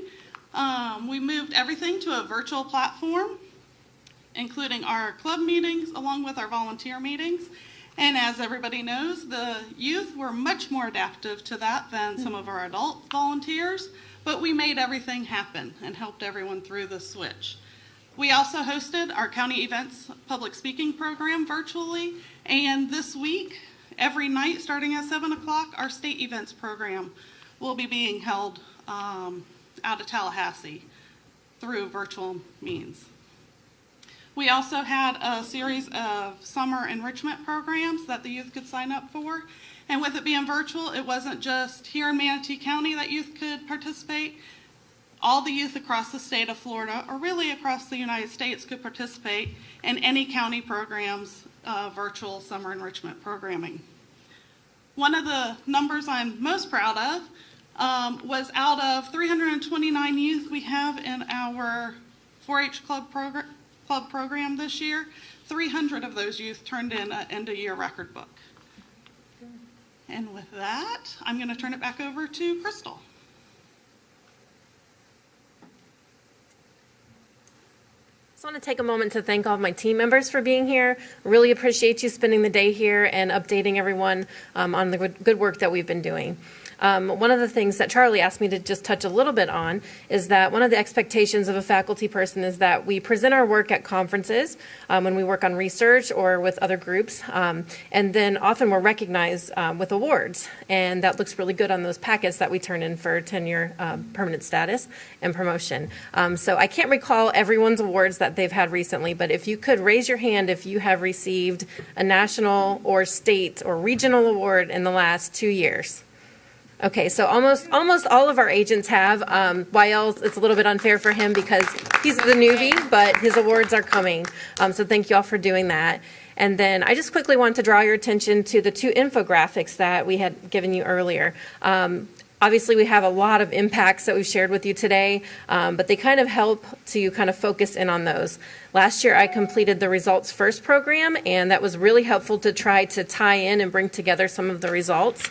On the back of the one sheet that has all of our photos and contact info, you'll see some results from this past year, 2019, 2020. So those are collectively our biggest results. I couldn't pick just one, but we've got a few of them there for you.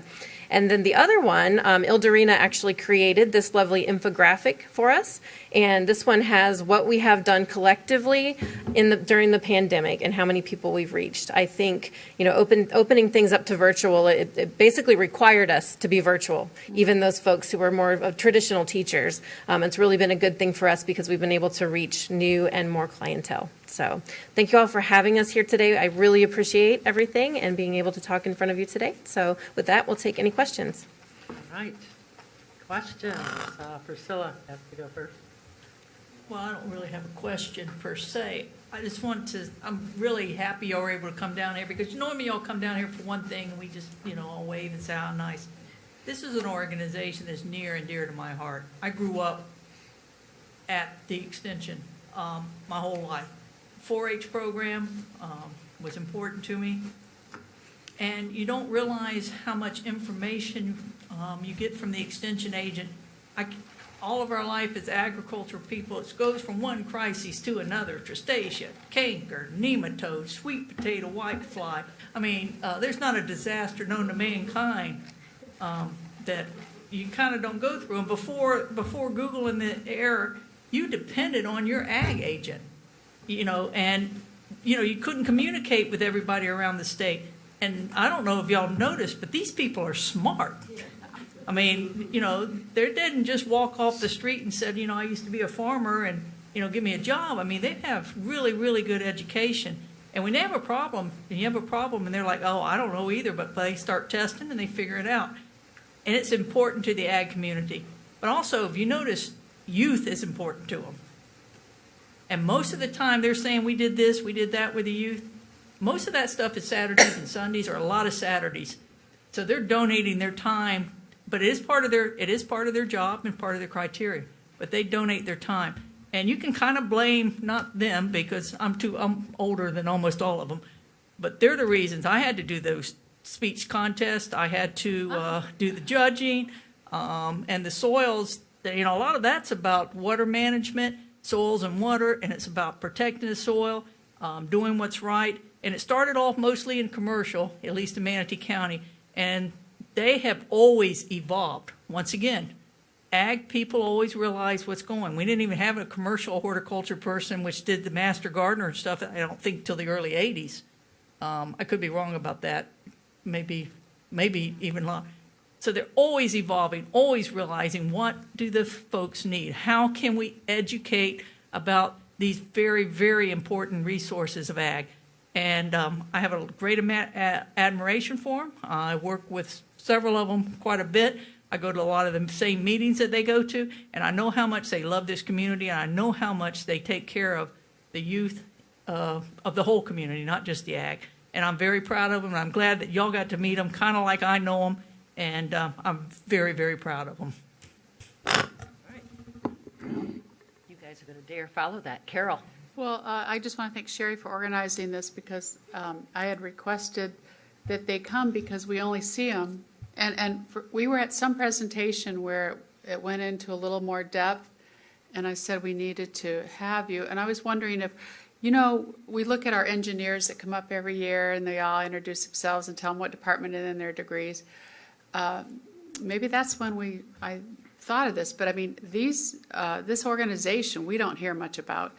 And I think, this is televised and it is going to educate our citizens. I'm going to get that analysis of my soil on the island because Priscilla knows I've never fertilized in 22 years, except she finally told me I should at least put something on one of my queen palms. But I have a mango tree. I have no idea what to put on it. I don't even irrigate. I hand water, or I rely on the rain. But, those are services that a lot of citizens would like to know. And I just can't believe the amount of talent that we have. So thank you, Sherry, for putting this on for us, and Charlie. It's really beneficial. Thank you, and we appreciate you. We really do. And we're going to make sure you get out there more for the public so you can even be busier. Okay, Missy. Yes, thank you. And I echo a lot of the same comments. When I was elected in 2018 as a new commissioner, we have this great opportunity to go around to all the departments and talk with you and understand what you guys do. And I remember just being blown away when I visited these people because I had no idea all the stuff that they did. It may be our most highly educated department. I think if you look at education, I mean, you guys are all extremely educated and smart. And I want you to know I've been carrying around a list of things I have to do. And one of the things I have to do is schedule the mobile irrigation lab because I recently moved to a house. I had an irrigation system at my old house, and it was a much bigger house with a pool and a big yard. And now I have a small yard, and my water bill has tripled. And I was like, oh my goodness, that's because we're on potable water, I learned. Oh. So I can't wait to talk to you about how to reduce that and how I want to do a Florida-friendly yard. I don't want to irrigate anymore. Mm-hmm. And I always wanted to be a master gardener. So I can't wait to interact more with you guys. Fantastic work. Thank you. Thank you. I think we all appreciate what you're doing. It always is a good reminder of how important agriculture, and I know Priscilla doesn't need this reminder, but many of us who get caught up in the modern Manatee need to remember that we started out as an agricultural community. It's one, when people ask me what I think some of the differences are between Manatee and Sarasota, I always say, well, we kind of retain more of our agricultural heritage, and it creates a history for Manatee County that maybe some other counties don't have. DeSoto has it, obviously, in some of our counties, more rural counties, but it's unique, I think, for as urbanized as Manatee County is, that we still have this incredible agricultural presence. And I don't know how our farmers are doing in all of this, but I imagine they need your services now as much as ever to help them get through some of the crises we're dealing with. And you guys, as has been stated, you're really smart. You have, your hand on the wheel, if you will, of what kind of resources are available. So appreciate everything you're doing to help our folks get through these tough times. And, you know, I having been in Kiwanis since 1993, have always been involved in Farm City Week from that perspective. I used to get asked to help teach water school. I always loved being involved in water school because I learned so much being a teacher and being there as a student. But again, thank you all for being here.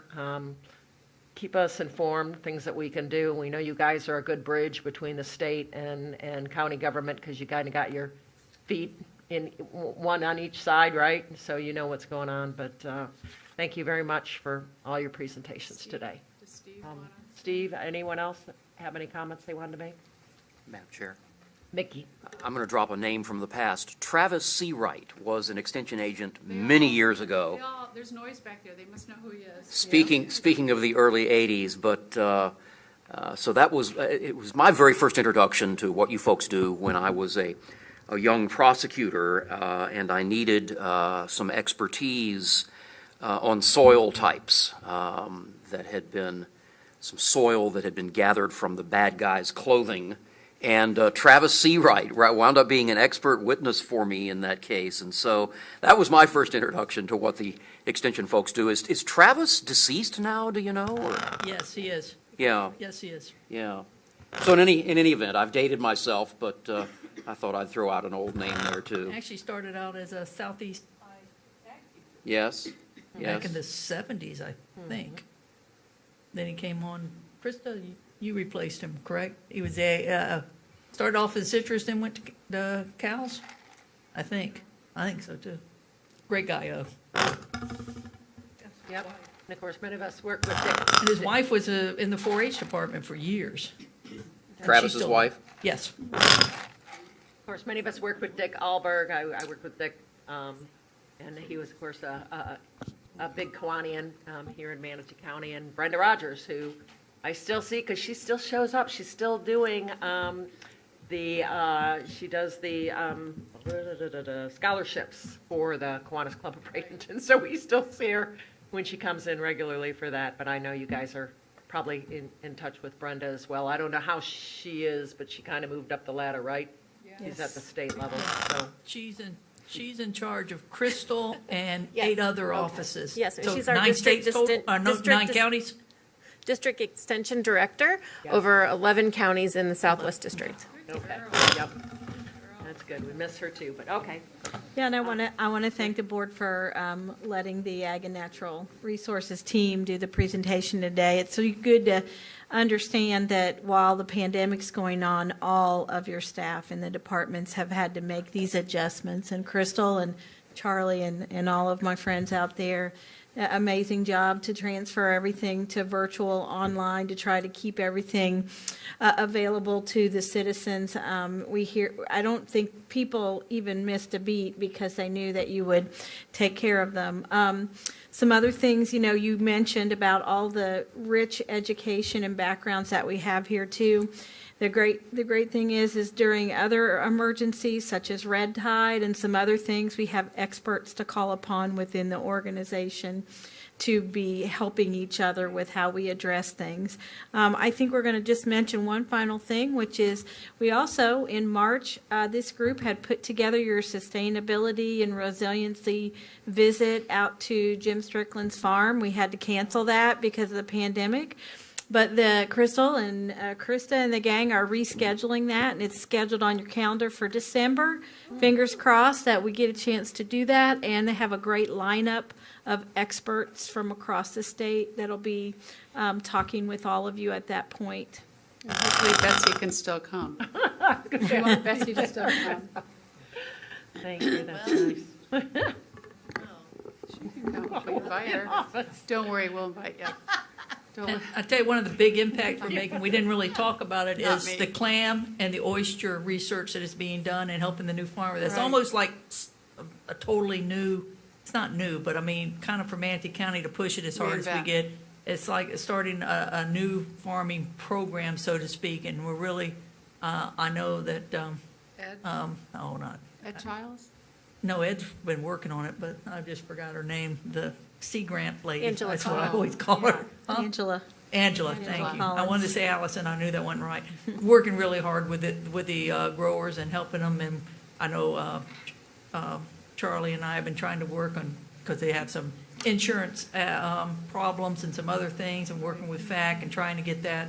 So it's a new sustainable ag, and we're working hard to try to get that successful. Everybody, not me, them. I've seen you lobbying for it, so. Yeah, we've heard. Not exactly true. You've been lobbying up in Washington. You're a and senator out state. east of you. Isn't he a senator? Yeah. That's just talk, but talk makes action sometimes. Okay, anything else for these guys? Good job. Okay, Thank you. thank you. Good job. Thank you. All right, are we going to go to the Mascot Manatee messaging? We are. We're going to go, and as Nick starts to come this way for the Mascot Manatee, we're going to ask Public Safety Director Sauer and his team to come over from wherever they are. I think they're in another room.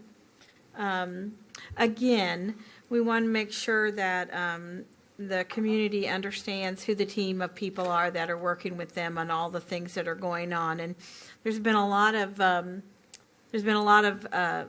talk about the pandemic, but this is the group right here, been on high alert since March 2nd, and already into hurricane season. And I just wanted Jake to bring his group over because Nick is going to talk about the Mascot Manatee campaign. But you want to come up, Jake, and introduce your team so that not only the citizens but the board can see who's behind working on all of these very serious issues in the community, and I just wanted to thank them publicly as well. Thank you.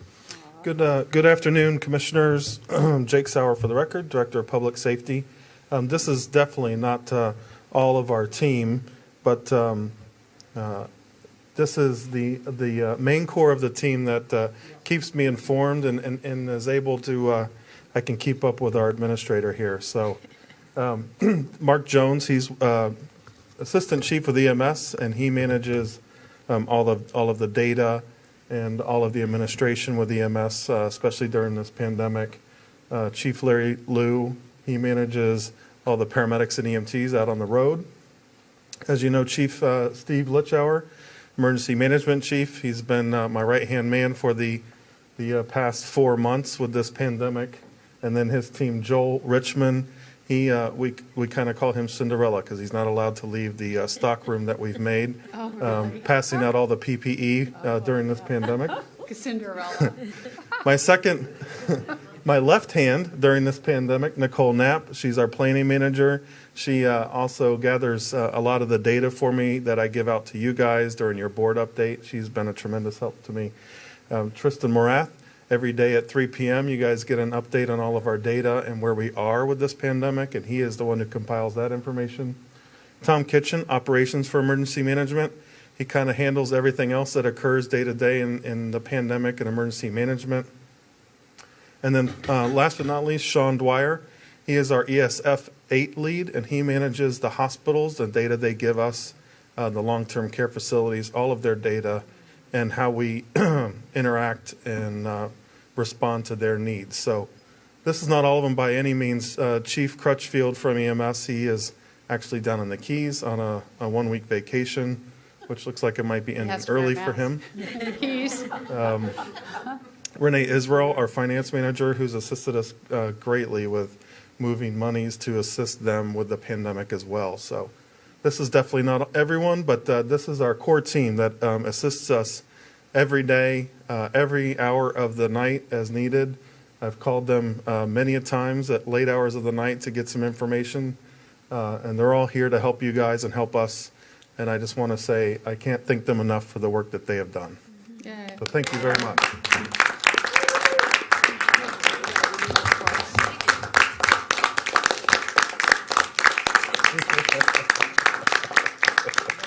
Madam Chair, can I ask? Go ahead, Carol. You know, we get a lot of emails that, unfortunately, Jake's cooking the numbers. He doesn't have the numbers right. He doesn't, and really, this is a team effort. This is not one person. This is not Sherry. This is not Jake. This is the whole team, correct? Yeah, the entire department has been operating at 110%, like everyone at the county, during this entire time. But usually, and I'm going to talk about it in just a minute, but usually we deal in storms. That is our big thing when we talk about emergencies, and it's a lot of stress leading up to a storm and a lot of stress after it. We've ramped up for this pandemic, and it hasn't ended. So it's definitely turned into a marathon where we've had to manage how we do this every day. So. And I'd like a little more clarification on what Cinderella does.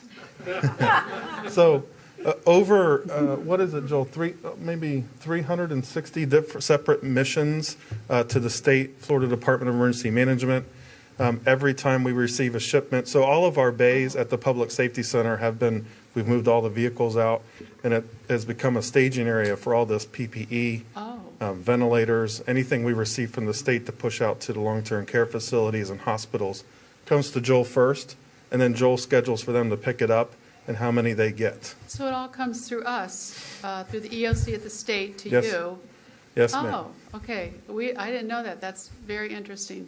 And that's a good way to keep the paper trail going and the information correct and being transparent. That's correct. Great. Yeah, we're running this pandemic much like a hurricane. We run a hurricane, so all requests from the cities, the different areas within the county, all funnel in through Steve's division, emergency management, and then we send it up to the state, and the state funnels it back down through us. So. Good. Thank you. So, go ahead. Vanessa? I just wanted to say I just had lunch with all of you, but I didn't know that's why y'all were here and that that's what y'all did. So now I bow to you. So I just wanted to say, however, that, with all you've been doing with the pandemic, in the next week or so, you might get to add a hurricane to that as well. So we're just blessed to have all of you. Thank you for all that you do. Thank you so much. Priscilla? Yeah, I wanted to ask Tristan, do you know how to say the name of the next storm? What is the next name? Isaiah. I don't know. I mean, I'm like, I don't either. I'm like, what So- is that? What was it? He's got a link. So- I don't think that, I think it's the Sayas. It's really weird. Isaiah. So, It's not. I'm hoping it goes somewhere else yeah. because I certainly don't want to get whooped by it. But while we're on that subject, today the state did start their conference calls with our emergency management team. We were on a conference call this morning, learning about Invest 9. We also did a conference call with the National Weather Service. And the state does expect and is planning for at least a hurricane Category 1 somewhere within South Florida as early as Sunday. So that is something to continue to watch. There's a lot of different variables and a ton of different information that still has to be gathered before we will know exactly how this impacts us. But not only through the pandemic, and even our EMS team, along with emergency management, will be managing this next storm that we're keeping a close eye on as we move forward. All right, well, Where's it heading? I guess I've been in meetings too much to really tune into this. I knew that there was something coming, and I remember last time I saw it, it was going to skirt Florida, but then I heard it's maybe shifting a little bit further west. Is that correct? So we are now we're going to be within the cone of uncertainty as we move forward. Whether it comes up through Puerto Rico and the Virgin Islands and stalls out and dissipates, that would be our optimal goal. But as we move through this, it still has to go over the Virgin Islands, Puerto Rico, and then from there we would be in the cone somewhere in the state of Florida, some type of tropical storm or possibly a hurricane somewhere in South Florida. All right, well, then I'll ask a question. I mean, how we, I would guess that pandemic was not a word that was even tossed around and is, we'll say, December, January in this organization. Is that basically a fair statement? Well, Larry has a story he tells. You want to tell that story? Larry. At the beginning of February, conference.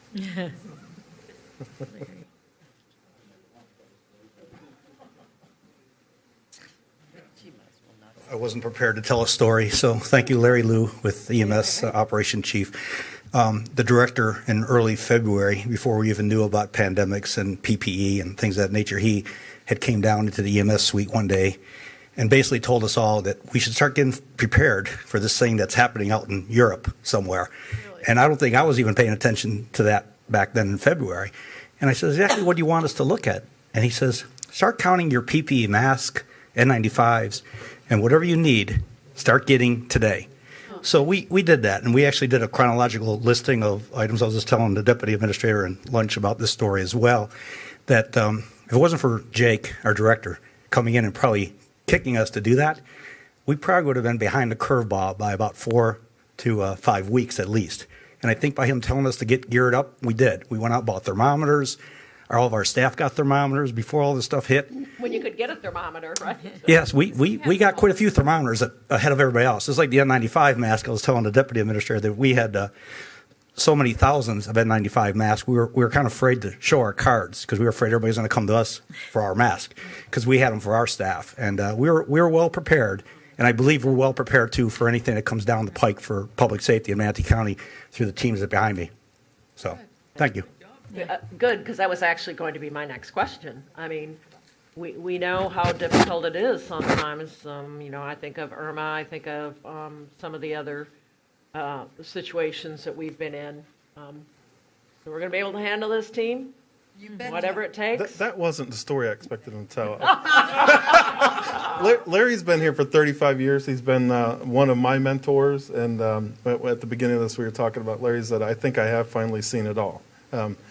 No, I don't think anybody expected a pandemic, especially in 2020, but here we are, and this too shall pass. Storms and hurricane season are going to look tremendously different this year. I believe that through Steve's team, we're very well prepared, but it takes the public's cooperation when it comes to having a plan to evacuate should that need arise. Shelters are not what they used to be because of the pandemic, and it's very limited space, and we have to save that for those who really need a shelter. So if they don't have a plan, they should definitely have a plan now. And you should go get resources. I mean, we all know we couldn't get toilet paper for a while, right? Couldn't get paper towels. Well, you wait till the hurricanes come and let's see what you can't get. I mean, that's just the way I feel. You need to look at things like water and canned goods and stuff like that, right? I mean, people got to be prepared. Yep. Absolutely. So as we move through Invest 9, like I said, there's still a lot of different variables that are going to take effect between now and this weekend to determine what our response is going to be to that and what is needed for that response. But just know that this team is working 24 hours a day to make sure that we're ready for that response, along with the pandemic. You'll see Thursday, Friday in the news, South Florida will begin shutting down all of their testing sites so that they can demobilize those tests during this upcoming storm. So if this storm survives through the Virgin Islands, Puerto Rico, and then it moves up and it's going to be a further threat, at minimum, it could be a rain event for us. That's been tossed around quite a lot lately with the state and the National Weather Service. So we do know we can expect at minimum a rain event as we move through the first of next week. Another one. All right. Well, I don't think we can say thank you enough to all of you guys, and Godspeed, whatever else you want us to say to you. Whatever we can do to help, we appreciate everything that you're doing and keeping us informed. And I don't even know, will you convene a big group over at the EOC, or how is everything virtual nowadays? I mean, yeah, with the cities and everything like you do, we used to. I don't think we're doing that anymore. I don't know. Well, good afternoon, everybody. Along those notes, every one of you have been over at the EOC, but kind of give you a picture. If we had to activate this weekend, the big tables, not counting what's around the room, the big tables normally hold 8 folks. Right now, they're only going to hold 2 per table. So in Commissioner Tracy Palmetto math, that's 25%, I believe, of what would normally be there. Right, Commissioner. So we're at 25% what we can be there. Was good in math. You know what I'm saying. Yes, ma'am. So that's a challenge, but let's see, July. In May, the end of May, before the hurricane season, we held meetings with what we call the ESF leads, emergency support functions, transportation, public works, law enforcement, et cetera, and had each of them describe to us their plan of remotely communicating with those other folks that they normally would have at their table. So that has all been put into action. Like I'm standing behind, we now have glass on order, but if you know, everyone else does too. And those glass partitions will go straight down to center, so we'll gain 2 more seats per table. But that's 50%. And then we have to worry about where those people would sleep or lay down. And that's another big consideration, along with the feeding. Years past, that would be like a buffet line. That's no longer individual. So we have it covered, and we've had it planned. We've sat down with everyone involved and let them describe how they would, in fact, communicate, the different fire departments, who's not there, from EMS and the health department and the hospital. So have that laid out. Like I said, we worked on that plan of how we would do that back last May, 1st of June. So that's been... But it will be 20, if it was this weekend, 25% or less. And I say less because y'all been over there where people have lined the wall too. So that will be a challenge, but we've I think used Zoom enough that we're very comfortable, unless we totally lost phones, and we built in Paul Alexander and his group have gone out and purchased extra radios. So those folks that don't already have a radio during activation would then have that yet additional step built in to communicate. So any questions on that line? Okay, thank you. Thomas, all right, thank you. Good luck. Good job, Knock on everybody. wood, doesn't happen. Yeah. Thank you. Thank you, guys. Thank you, everybody. Appreciate the opportunity to have them step up. Again, there's hundreds of people behind every one of those guys, but the fact that they've been constantly, there was a call every day. Steve conducted a call every day for the first probably 4 months. Then we went to 2 times a week, down to once a week, and now we're back up to 3 times a week. So everybody in the community, all the ESFs are ready for whatever is coming. I mean, more so than ever. You'd think we wouldn't be. Everybody would be tired, but this is a great community, great relationships. I think that's the best thing about Jake Sauer being the director. He knew all the hospitals, he knew all the EMS, he knew all the fire departments. He knows everybody, and they all trust the way he works, and he didn't have to make those relationships in this big problem area of a pandemic. So on to Nicholas Azera. Thank you, County Administrator. And good afternoon, Commissioners. Good news, I'm not going to keep you too much longer. I know it's been a busy day. But the County Administrator asked me to give you a briefing on some of the public education and marketing ideas that we have coming up in the immediate future, working in tandem with the school district and the Department of Health on some important messaging. Before I get to that, I do, while Steve may be still in earshot, want to thank him and all of you and Directors Sauer. You each participated with us in a series of Zoom calls with the community in June. We've all had to work within the unique environment of the pandemic, and we use that as an opportunity to reach the public in a series of Zoom town halls that each of you participated in, and we had a cumulative about 300 residents attended those Zoom meetings, and it gave Director Sauer and Chief Litschauer an opportunity to answer the public's questions and relay their messages to the public in this unique year. You guys were great hosts, and your constituents were great participants in those calls, and I think we were able to share like never before a lot of valuable information from the county officials. So in that regard, you are all of our, it's pretty cool when we all are able to work on a project together like that one. And the project that I'm going to tell you about here is another example of, maybe a silver lining if you want to look at it that way, because of all these agencies working together to try to get information out in ways other than social media that we have become accustomed to relying on.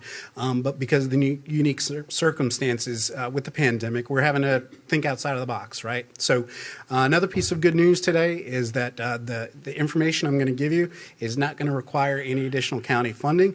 We're going to leverage CARES Act dollars to go forward with a lot of these initiatives, and I'll get to some of those here in just a minute. But first, thank you, Diane. So the first, I wanted to cover briefly the initiatives that we've taken since March. Sherry, about a month or 6 weeks ago, shared with you, actually probably during the board recess, shared with you an update that my team from Information Outreach has been working on since March, more than 100 social media posts. Each one of those has received an average of between 8,000 and 9,000 likes, engagements, shares, and so forth. That's one of the most reliable ways we have today to reach the public with information from the county, from some of our partner agencies. From the beginning of the pandemic, we've relied very heavily on the Department of Health for what those messages are. They're getting that information not only from Dr. Betsy and the Tallahassee leadership, but also from the CDC. These are trusted sources, and we have not tried to share news sources. It can be kind of a polarizing topic depending on which news outlets you subscribe to. So we go to the CDC, Department of Health, and we let people make of it what they will. So again, social media has been a key component of our public messaging campaign. And to that end, I want to recognize Rachel Taft. She's our website and social media coordinator, does an outstanding job in just about everything you see on our website.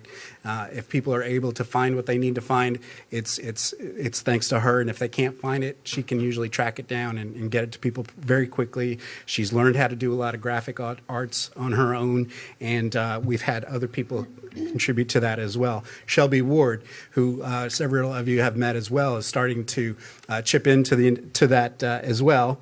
If I'm able to, this is another example of the team effort where we had some of the Results First interns who have finished their projects are now helping us in information outreach work on graphics. For example, yesterday the board passed your face mask resolution, and we worked quickly not only to get that resolution on our website for the public and the business owners to read exactly what you passed, but also signs that the business owners could download with county seal on there, so it makes it look official, and reference to the resolution number. So the business owners are able to point directly to that information.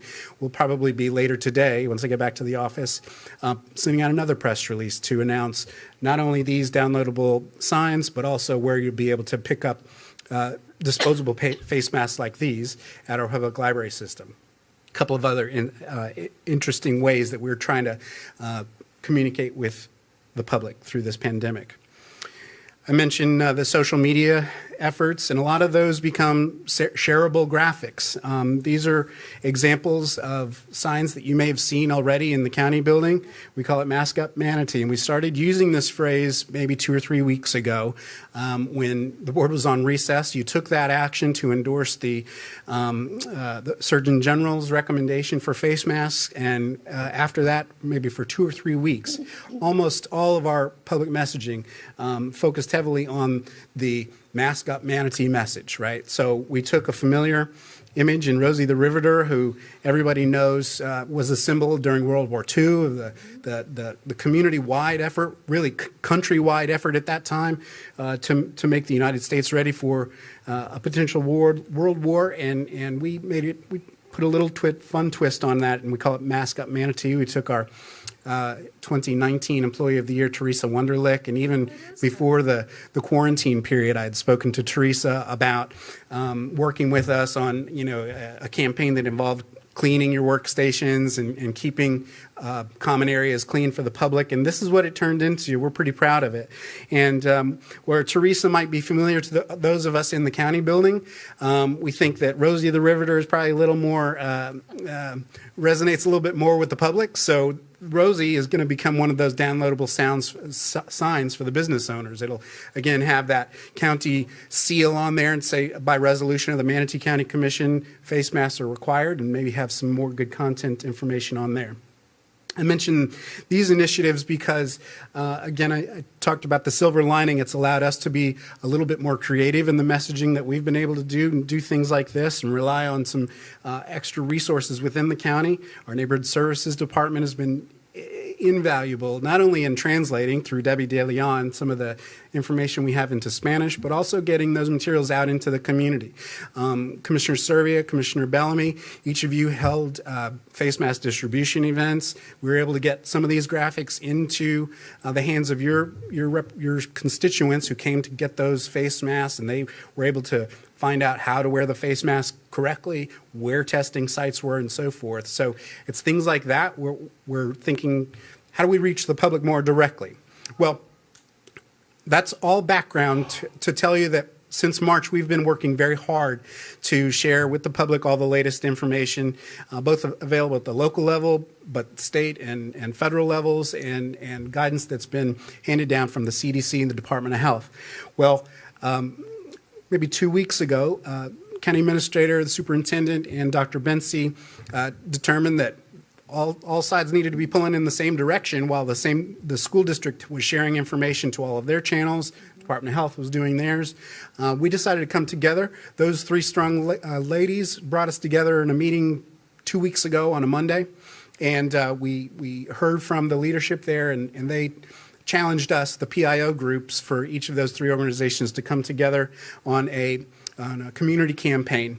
And I'm going to tell you a little bit about it today without going into too many details, because I don't want to spoil the surprise that we have planned. We're going to roll a lot of this out during a press conference scheduled for next Wednesday, about midday, 11 or 12 p.m. hasn't been set yet. But when we, the county, you'll see down the center of this graphic, county, school district, and Department of Health. We're the three main agencies that came together. We started talking about how we were going to reach the community with some of these unique messages and leverage each of our resources in a more collaborative way. And we decided to broaden this net. So we're not just speaking with the three agencies, but we're combining strength with the Convention Center, Healthy Teens Coalition, MCR Health, the Chambers, You Need Us Now, Manatee Educators Association. These are just a few of the agencies who already have agreed to come together with us at a press conference next week where we will be announcing this Mask Up Manatee initiative. And part of the components that go into that are going to be the public information campaign that, again, reiterates a lot of the messaging that we're all familiar with: washing your hands, keeping your distance, wearing a face mask indoors. But we're also pushing hard to make some materials available for families in advance of the school year beginning on August 17th as of today, right? So we want to, when the students and or parents come to pick up their face coverings for the students in advance of going back to the classroom, we want to have materials in with their packets that educate on how to wear the mask properly, how to get the most life out of that face mask, and a few other public information, public health related education pieces, so that people understand why the masks are required, and it helps, especially we think with children who a lot of this might be new to them. So without going into more detail, we wanted to brief you again, commissioners, to let you know that there has been a lot going on. There's going to be even more coming, and we're going to leverage those CARES Act dollars to not only purchase some additional face coverings for the public, but also to purchase advertising to educate the public about some of these initiatives, but also the CARES Act funding, which Karen Stewart briefed you on earlier today. We're looking into funding for, we'll be using some of that CARES Act funding for radio ads, television ads, billboards even, and so forth, some boosted ads on social media.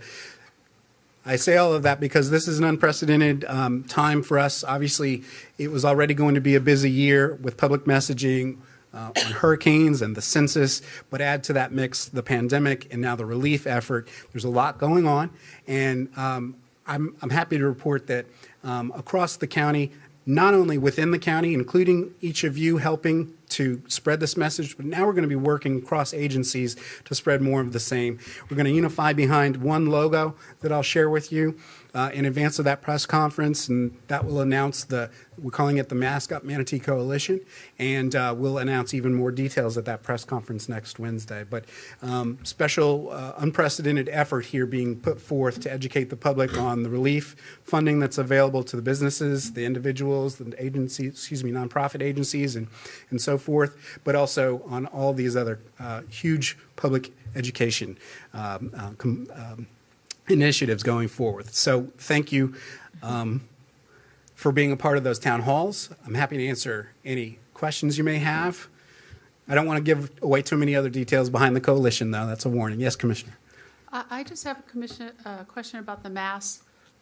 In my nursing job, we have a requirement that when you have these, that we have to put them in a baggie after so they don't get wet, so you can use them when you have to again for, if you're out and about in the office, not seeing patients. But, and I'm thinking about the homeless and other people that don't have funding to go buy masks.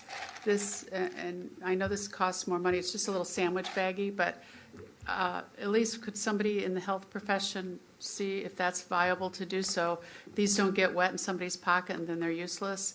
But I don't know. It's it's up to the experts on this. But I just know what my place requires us to do. Commissioner Whitmore, we do have a social media graphic that explain the proper storage techniques for both cloth and disposable masks, so you can get a little extra life out of each of those. On the cloth masks, I think maybe the guidance was on, you would know better, but plastic bags, and then disposable was paper, if I'm not mistaken. But at any rate, I think our plan as of earlier today on the disposable masks was to get these at our libraries for the business owners so they could come and pick up a batch of them to provide to their patrons coming into a business if they didn't have any. They didn't want to have to prevent them from walking in the doors. So if we can make it happen quickly with some storage receptacles to go along with those, we'll definitely look into that.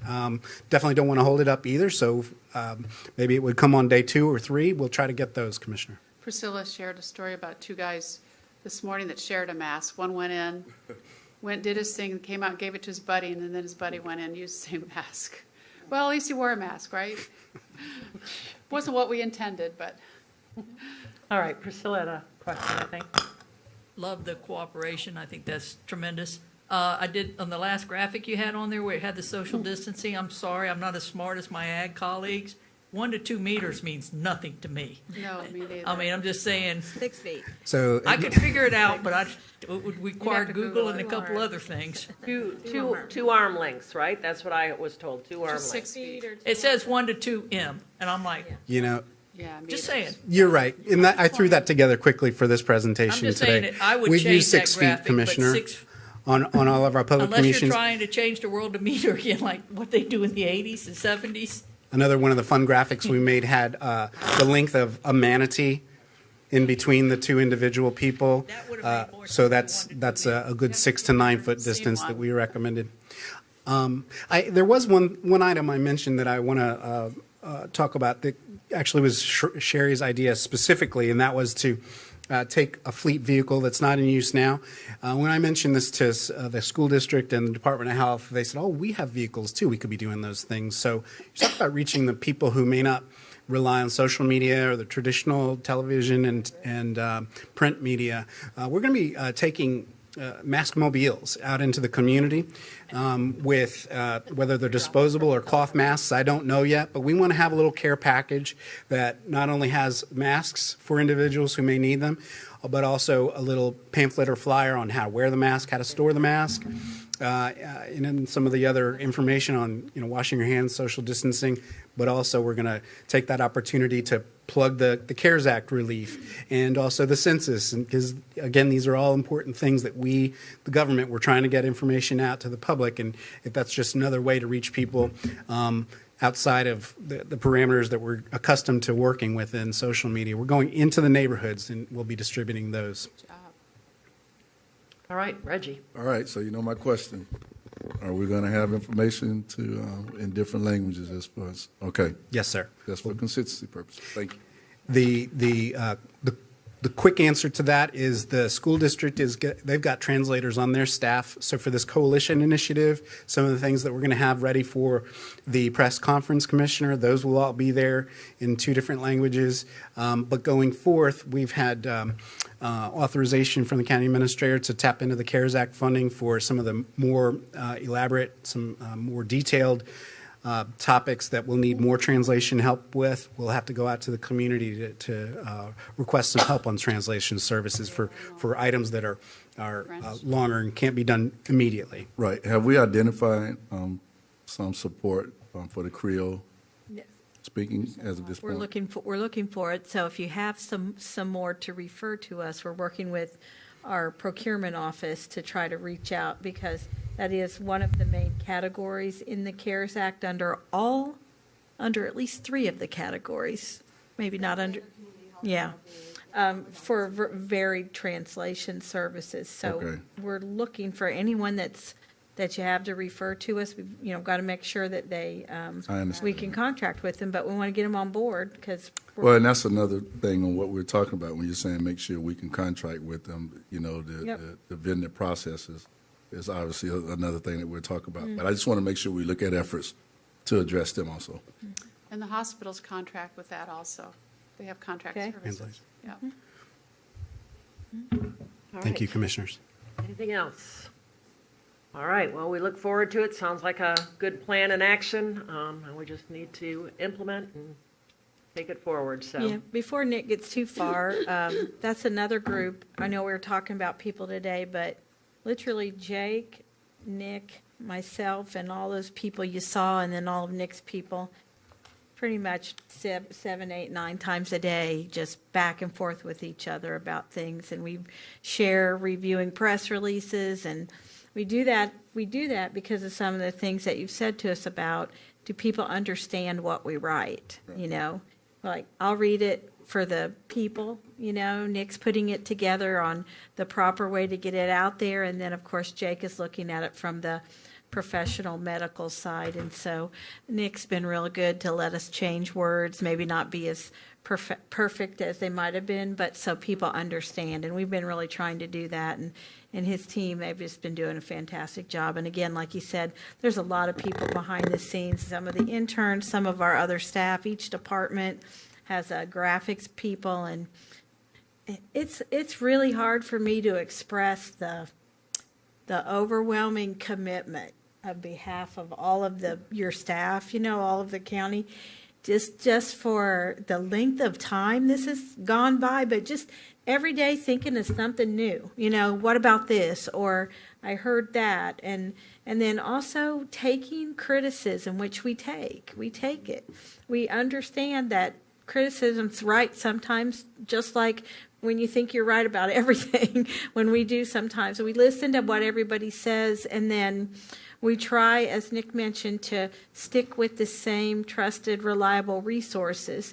It may not be in agreement with everyone, but at least we're not flip-flopping from, place to place. And we feel like we have a role. We have a role committed for you guys, and we have a role committed to all the citizens. And so, I think this obviously is going to go on for a lot longer. We're going to have some more twists and turns, but you got a great 2,000 people there in the county staff. They're awesome, and they've been working harder than ever, despite what anybody might think. Mm-hmm. There's no moment to rest, and they're not. So we want to thank everybody.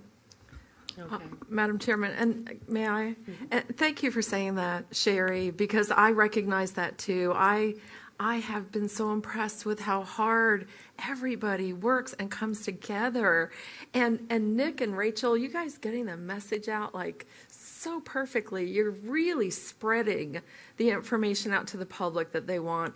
And this collaborative effort, that is how you really, I mean, that's how we just exponentially multiply all of this, is through that collaboration. I'm so pleased with that. And going into the neighborhoods with the mask mobile. Whose idea was that? It was Sherry's, right? Because that's her focus. They wouldn't let me have a CDBG car. I wanted a CDBG car about 5 years ago. I wanted to wrap and go out, and we couldn't afford it. So we couldn't afford it. So we decided this would be great because there's a lot of people that don't come out. That's right. And they will really appreciate it. Thank you. In the mobile homes and stuff, you're right. Right. Thank Well, you. sometimes getting to the leadership position is good, right? You can do some of the things you've been wanting to do for a while. Are y'all going to play the same music as the ice cream truck I guys? know. Believe me, Nick and I would like to have T-shirt, guns where you shoot them out into the neighborhood. Just don't hurt He can anybody. do the sound, and I can, do some other things. But we tease about that. But that music that the ice cream truck plays. I mean, all that kind of thing. But also, we want people to do their census so that we make sure that everybody understands and the funds are available, but that people are heard. So thanks for indulging us. We once in a while we get to joke around about things, but you never know. I don't know. We'll get you that mass mobile. Yeah, good. I just listened to everyone, and I just pray that y'all, I just pray that y'all get some rest at some point. I hope we all get some rest. That's what I was just thinking, talking about things coming up this weekend. I just pray we get a little bit of rest in between all of this stuff. I know it's been a lot. So, all right. Thank you, guys. Thank you. What is the last thing we have? I had one thing that I had promised to do yesterday, but that was not a good day to do it at the end of the meeting. But is Commissioner Johnson still on board with us on the phone? And then we have my agenda. Yeah, we still got Carol's agenda item too. Yes, I am. Yay, Steve, he's here.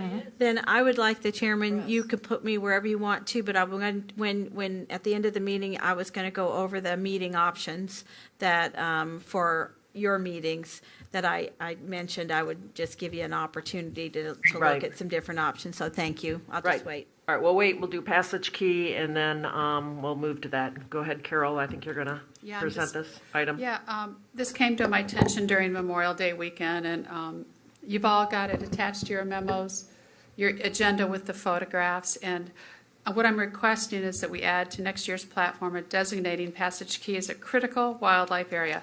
Passage Key is located close to Anna Maria Island and near Egmont Key, as most of you know. Passage Key is a national wildlife refuge that was established in 1904 by President Roosevelt to preserve nesting colonies of the native birds and wading birds. Since the hurricanes of 2004, shoaling has reduced the island drastically from 64 acres to 100 yards. Since the hurricanes, the island has been closed to all public use with signs stating such and hefty fines. Attached, you'll see my email communications with our Senate President's Office and our state legislators. FWC responded and have had a very hard time keeping the public off the island. Approximately 50 federal charging documents were issued during Memorial Day weekend. They suggested looking into making this a critical wildlife area, which would create an enforceable buffer around it. And I was asking if we could consider to put this on the platform. I did in my emails, and I copied all of you on it, did state I was requesting this on my personal behalf, not on behalf of the board. And I was, we don't have much more time before this sandbar is gone, but there's a picture of a dog that my friend went out there like 2 weeks ago, and of course it was of her dog, but I saw two chairs. People are picnicking out there on the island, which is against the law. It's a $500 fine. And our FWC is stretched enough, and they said this would help them a lot to enforce this. Our birds don't have very many more places anymore to nest. And again, this has been in place since 1904, but it's more or less been abused since the hurricanes of 2004. We know we have people that go out there, and it's always been known as the nude beach. They don't go on the beach, they stay in their boats. And there's no problems with that as long as they're not on the island or whoever's out there. It's just you're not supposed to be on the sandbar at all. So I would request that we put this on our legislative platform. All the legislators know about it. Will and I talked about it. Galvano's aware of it. Macy actually ran it up the chain with FWC. Okay, questions, comments? So, Carol, do birds actually nest here, or does it sometimes it goes totally underwater? No, it hasn't totally gone underwater yet, maybe in a hurricane, but no, this is a nesting, but there's only 100 yards left. And you know Beer Can Island, how it's shoaled under the Longboat Key Bridge, and it's now over by Michael Saunders' house where she grew up. That's the house where she grew up. It's like literally the sandbars against her dock now. And so we don't know what's going to happen in the future, but they just can't enforce it. There's yachts out there, people partying and hanging out on the beach, playing Frisbee. And this was established by our president in 1904. I think we should try to save as much as we can of our wildlife. If we do designate it, who will enforce it? FWC. They need that designation. They're going to have to get the designation through the state or the feds. But it'd have to start at the bottom for us to go up and talk to our state officials, and then have Nick and everybody, help us just get a message and see what we can do. We all are very familiar with it. I mean, Priscilla thought you could go on it, and a few months back when I had brought it up, and you haven't been able to technically be on it at all since 2004. And they gave 50 fines Memorial Day weekend. Okay, Priscilla? I have to have a little more information on it. I don't think that island was even there. Yes, it was, 1904. I don't think Well, maybe you don't. Well, President Roosevelt designated it. I think it left us for a while, and then when they built the Skyway Bridge, it changed everything again, and it reappeared. And all that sand from the north end of the island went to the south end because the currents changed when they. Well, at least that's what we always speculated. Well, we're speculating. We can investigate. I would want more information on it, and I also know there's Bird Island, all kinds of islands already designated as bird sanctuaries that no one can go on because the mangroves and everything are so. But I just know as a child that when in the 60s there was not. It would be on those really, really, really low tides in December. You'd have a little bit of a sandbar there, but that island didn't start reappearing again, I don't think, till the late 70s, early 80s, maybe even 90s. Well, I've lived here since '69, and Mickey, you have too. You've lived here longer, but we used to go out there, but we couldn't go on the island. In those days, you could go on the island. It was 2004 when the hurricanes came, then you couldn't anymore because it was pretty big, 64 acres. But again, in all fairness, to preserve some of our habitat and a nesting. Remember, we've got the nesting on Anna Maria Island. For some reason, the birds started nesting on our beaches. So now we have groups that are trying, and maybe it's because some of that island's gone away. But we have organizations that will watch that, the Audubon Society. I would just like to have a little more history on it before I actually vote on everything, because, I agree, I'm getting old. My recollection might not be as good as they used to be. I mean, when I was a kid, too, we actually could see the old, it's about 100 feet off the beach, but you could see where the old seawall was for the island on Egmont. We used to go across there all the time. So I just have to have a little bit more information. I did do research on, it was just Google, and then I did Wikipedia, I did Google to find out what they, and any of the articles that were about Passage Key, and that's when I found out that you weren't able to go on it since 2004, because I didn't know that. I thought you'd never been able to go on it. But again, we can do research, but it's just, with this, when we set the curfew, oh my gosh, the partying out there, you all saw it, Passage Key, you couldn't even, they said, FWC said they couldn't even get to the island. There were so many boats. Yeah, I saw that. And they also said the idea of making Passage Key a critical wildlife area, which would create an enforceable buffer around it, has been discussed. However, the challenge is the island changes shape with the tides and weather, making posting difficult.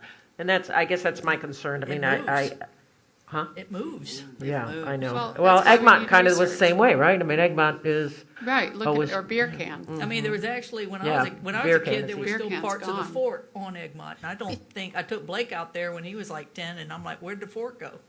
So just it's changed just in I'm just old, asking, but not that old. If you don't want to do it, fine. I'm just I'm just saying I'd like a little more history on how much that island actually moves. That's all I'm saying. Have you gotten anything, Carol, directly from the FWC saying that they would enforce this?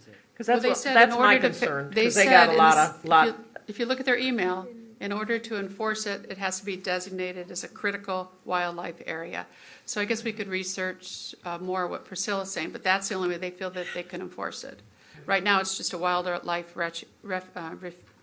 I keep saying refuge, but it's only a wildlife refuge now. And they said the only way that they can enforce it is if it's a critical one, which to me it is. It's down to 100 yards. The mayor, versus the mayor of Passage Key won't be happy either. He only has a hat with a feather in it, supposedly. That's how you designate it. Okay, I have no idea what you're talking about, I and don't I either. do not see an email from FWC. It's but, here. I just read it. Vanessa, Yes, I'm ma'am. looking at I don't know anything about this really, except what is here now, but who owns it? It's the state. Well, Federal. then why are we getting involved? Why doesn't the state On our do it? legislative platform, I asked to have it on. That's the only thing I've asked. It's a state park. It's Yeah. a state park. But to Okay. work and to support our county supporting them considering this. It's a hunk of sand that moves around. Madam Chairman, I have a question. Look on Are you July done? 4th, Betsy. I used to think have I a am. forum. Okay, go ahead, Misty. So, Carol, what is the difference between a wildlife refuge and a critical wildlife area? What's the difference? A Major Young at FWC shared, it's been a problem over the years, mainly due to the current makeup of the islands. There's a large area of this island that is now permanently submerged, but accessible to boaters. Besides, on experience lately, there have been a record number of people anchoring near Passage Key this year. There have been many times so many boats are anchored, our officers are not able to get close to the island to address the violations. Our personnel have been working with the U.S. Fish and Wildlife Service to educate and issue citations to people physically on Passage Key and worked as a coordinated detail with them the weekend before Memorial Day. Approximately 50 federal charges documents. This is from them, the idea of making Passage Key a critical wildlife area should create an enforceable buffer around it. It has been discussed, however, the challenge is the shape and tides. Regardless, we are open to options and looking at different enforcement efforts in this area if need be. So that's from Okay, FWC. so it creates a buffer, and does it say the size of the buffer?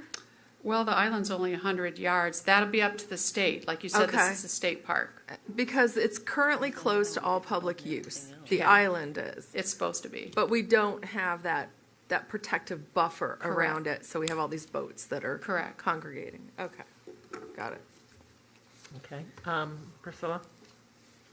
I'm thinking if this happened and they post it, and then what kind of, do we have navigational problems? You have a sign that will become submerged at some point, then your boat hits it? I think we should leave that to the experts. I don't know. That's No. that's what they said. They'd have to do that. So I think I should leave it, like you said, to them. I'm just saying, bringing this up. I see that as concern. If you do put signs on it, these things, this island has moved several feet. This island is nesting for our birds and our habitat. Like I always mess it up. So is the whole manatee, bird. So key, is what do you call Egmont it, at and the port? Maria. Bird, Manny, bird key, whatever. You know what I'm talking about at Port Manatee.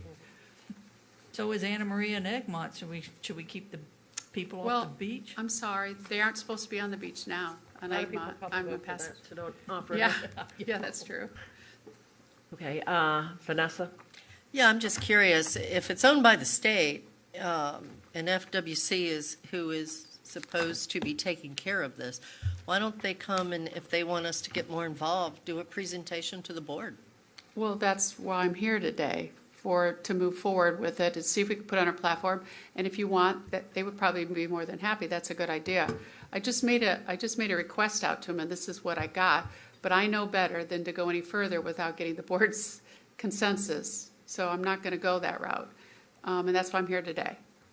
And Carol, if I understand it, so the reality is that this is submerged around, there's a small portion Left. that is left, and that's where the birds are nesting. But people are bringing their boats up because it's very shallow, just like you do around, Jewfish Key. You stand in the water. I mean, that's the... They're going on the island.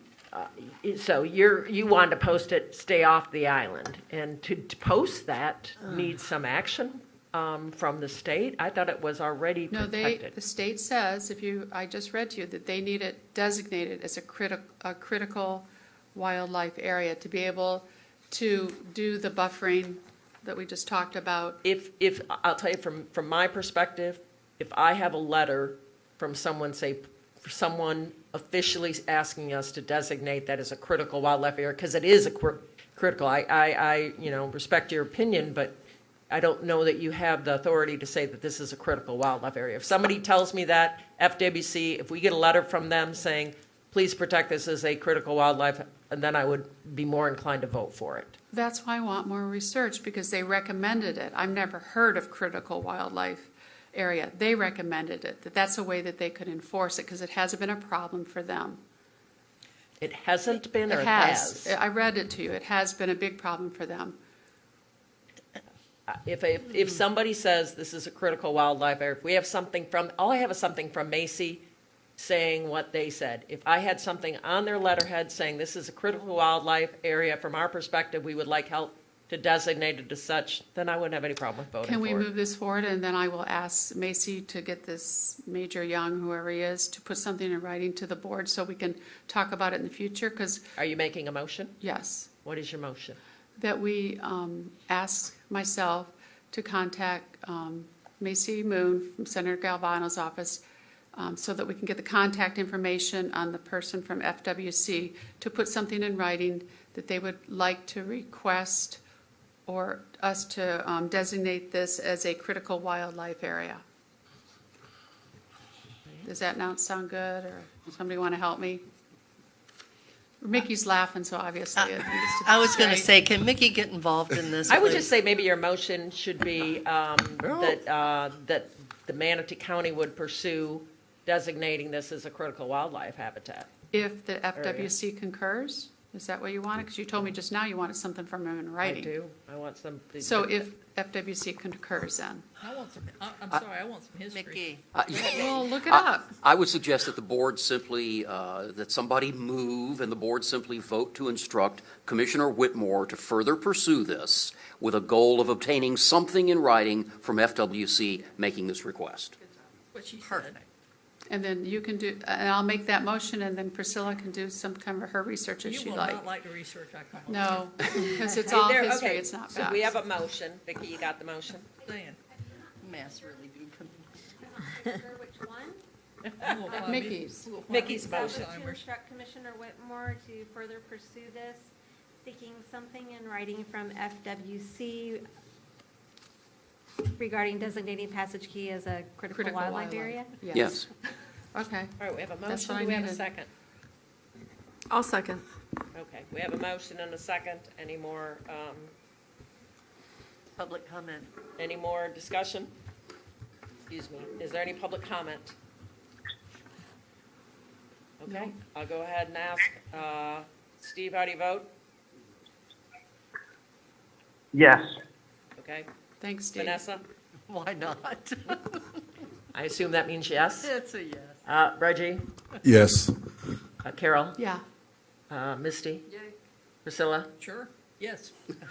Betsy, yes. I love this support I'm getting. I really appreciate it, guys. I could tell read behind the lines. Yes to the moving island. Good luck. You got to figure out what the motion just meant. I'm bringing in the mayor. Who's the mayor? All right, I think that is the last item. I'm going to now defer to Sherry. You wanted to discuss Yep, meetings? I'll be brief. I can do it, promise. Recently, we were just asked to bring back for a brief discussion about how you feel about the meetings. I know there's no public left in here today, but it's certainly been interesting. We are, for the most part, would be on this part, in this part of the convention center for future meetings. We look forward to being able to return to the admin building, to your chambers, but for right now, it's still probably out of ways. So one of the things that we're a little concerned about, obviously, is the fact of all of the decision makers being together at one time. So there really are three options to discuss. One, do we just continue in the same manner in which you've been meeting?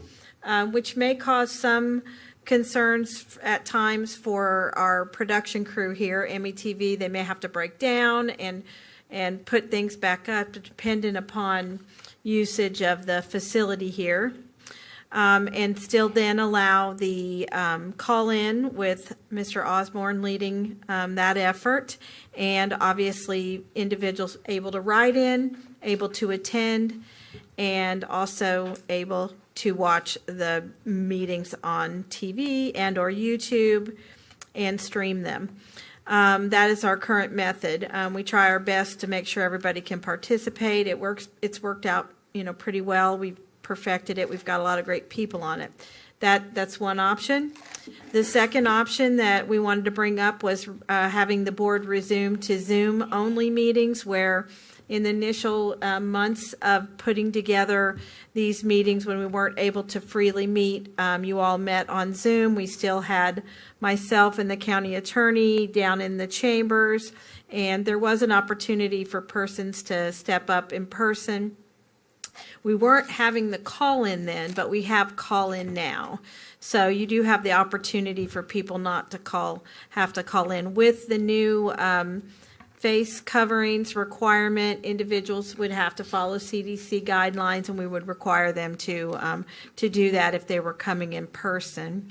And then the third option that we're seeing around is that you may want to consider changing to a hybrid of these meetings, which is to do a pooling concept where your board members aren't always in the same place at the same time. You split up into two groups. Commissioner Johnson has expressed that it's best for him to not be present. So let's just hypothetically say that there are 3 people or 4 people or 3 people in one group and 4 in another, and you're not here at the same time. Same thing might happen with staff, like Karen, John, and I, not having all the leadership in the same place, possibly the county attorney and others. You'd still be able to have the other individuals participate by calling in and on Zoom, but you lessen the risk for all of the people in one room to be impacted by something. So I wanted to bring those 3 options up, and hopefully that's helpful for you to have a discussion. And I know Commissioner Johnson might want to weigh in, as he's asked me a couple times to look at a few of these ideas. Steve, you want to weigh in? I kind of just brought this up. Maybe it was a knee-jerk reaction, but the whole Gary Tibbetts thing, and in thinking of all of us being together, and nobody really knowing when or whenever this whole virus thing is ever going to resolve itself, and nobody seems to even know what caused it or how it's, there's no solution to it at this point. And to me, it's just, kind of scary that we have all the leaders, you have, not just the commissioners, but all the, the top staff people all there. And you keep going higher and higher, that, suddenly wonder, that we all come down with it simultaneously, and you've now pretty much wiped out, the leadership of the county. It's when we used to go on trips like we do in the county, that I always had a policy that all of the corporate officers or all the board of directors could not fly in the same plane, because guess what happens if that plane goes down? You've just lost everybody, So, and most corporations have those type of policies in place that, you have to, kind of break the leadership up from a safety standpoint, because you never really know what God may have in store for you. So I brought it up to Sherry, as just something that, if I thought our trend lines were going down, or, people weren't, or if we had a better idea of what causes this or how does it get resolved, then, that would be great. But I just thought it was worth, some discussion. like I say, obviously, you can tell I'm not terribly comfortable going over there because I don't really, I think we try to do the social distancing. You hear the stories of 6 feet. I've read where it should be 10 or 12 feet. You read where masks are great, and then you read where masks aren't so great. So there's no definitive safety measure, that any doctor has said this will absolutely prevent you from getting the coronavirus. So, I just think there's a risk involved when, you get all these people in one room, to discuss stuff for 8 or 9 hours, as we've done the last couple days and going to do again on Thursday.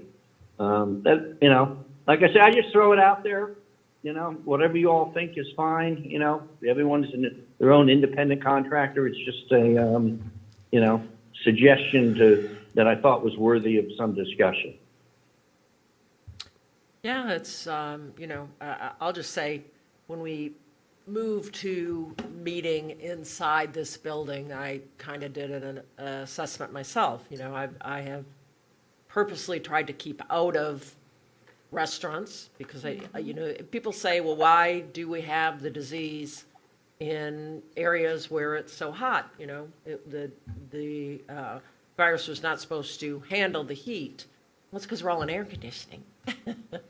We're not dealing with heat. We're dealing with recirculated air. But somehow I've convinced myself that we're safe in this building. Do I know if we're safe in this building? Heck no. Don't know. I got a test pending. I'll figure it out. But even when you get your test results 4 days later, 5 days later, whatever it takes, it doesn't mean anything. Something could have happened during the time you're waiting for the test results. You better make sure it means something. No, I believe masked. I would never have voted for mask if I did not believe that. I'm saying tests. The tests, they're as good as the day they're taken. That's the thing about a test. Be careful after. Right. Yeah. I don't know, Steve. I'm just being honest. I just try to convince myself that we're relatively safe here. We're distanced. I really appreciate it. I asked staff for the plexiglass after our meeting last week. I said, no, we need some barriers because people were coming up to us, talking to us, handing us stuff, being right in our faces, quite frankly. So I appreciate the barriers and I really appreciate the plexiglass. As far as I'm concerned, I think we're safe here, but what do I know? Carol? Well, I think staff's done a yeoman's job keeping us separated. Infection control. I mean, we're way above 6 feet. I agree with Steve. Maybe we don't need both deputy county administrators here, or at least separated, because you do need a designated survivor, is what Steve's trying to say, I think, and he'll be ours. But infection control is what all this is about, and I have to admit, we're eating at our table. We're not going around with other people close. We should be wearing our mask every time we talk to somebody, no matter what, and if just protecting the other person, if not yourself. That's the only thing I've noticed, that it's not happening. Some are talking to staff, and staff has their mask off because they're at their designated area, and then somebody goes up to them without wearing a mask. That makes me really nervous. So I think if we do continue to do it this way, and I think Steve would probably agree with me, it's mandatory in this building, and if you're going to go less than 6 feet from somebody else, you have to wear a mask. And other than that, I feel comfortable. Is that another mandate? It's not a mandate. It's CDC recommendations. If you looked, just checking. It's the governor said it. Misty. Thank you. Thank you for bringing it up. Thank you, Steve, for suggesting it, and Betsy. And so my opinion is, why wouldn't we just go to Zoom meetings? What's lost by that? Zoom works very efficiently. There's still very good access for the public. It keeps everyone more protected.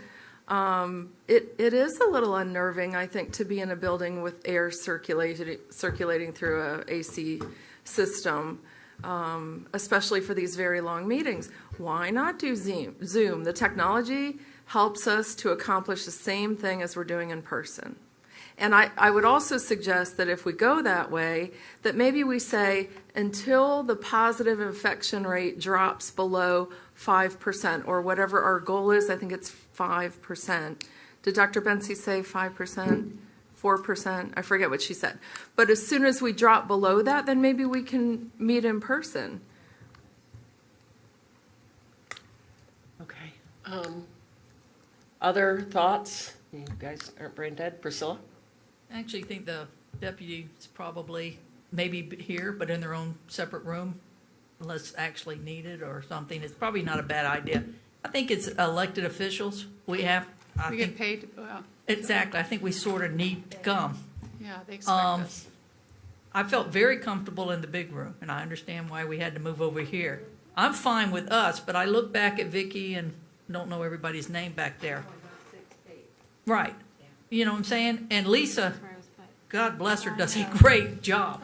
So I think, I think we have the tools to do to be safe in this air conditioning. And, but I think, I did feel safer. I did feel it was slightly safer for the staff and everybody else in the big room.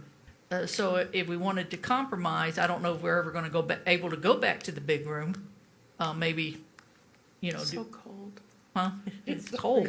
They could put a petition if you're right, because you're right, they are. I'm just saying, or Zoom meetings that we would have to come here and stay in the big room or something. I don't know, but I still think that I have a harder time on Zoom.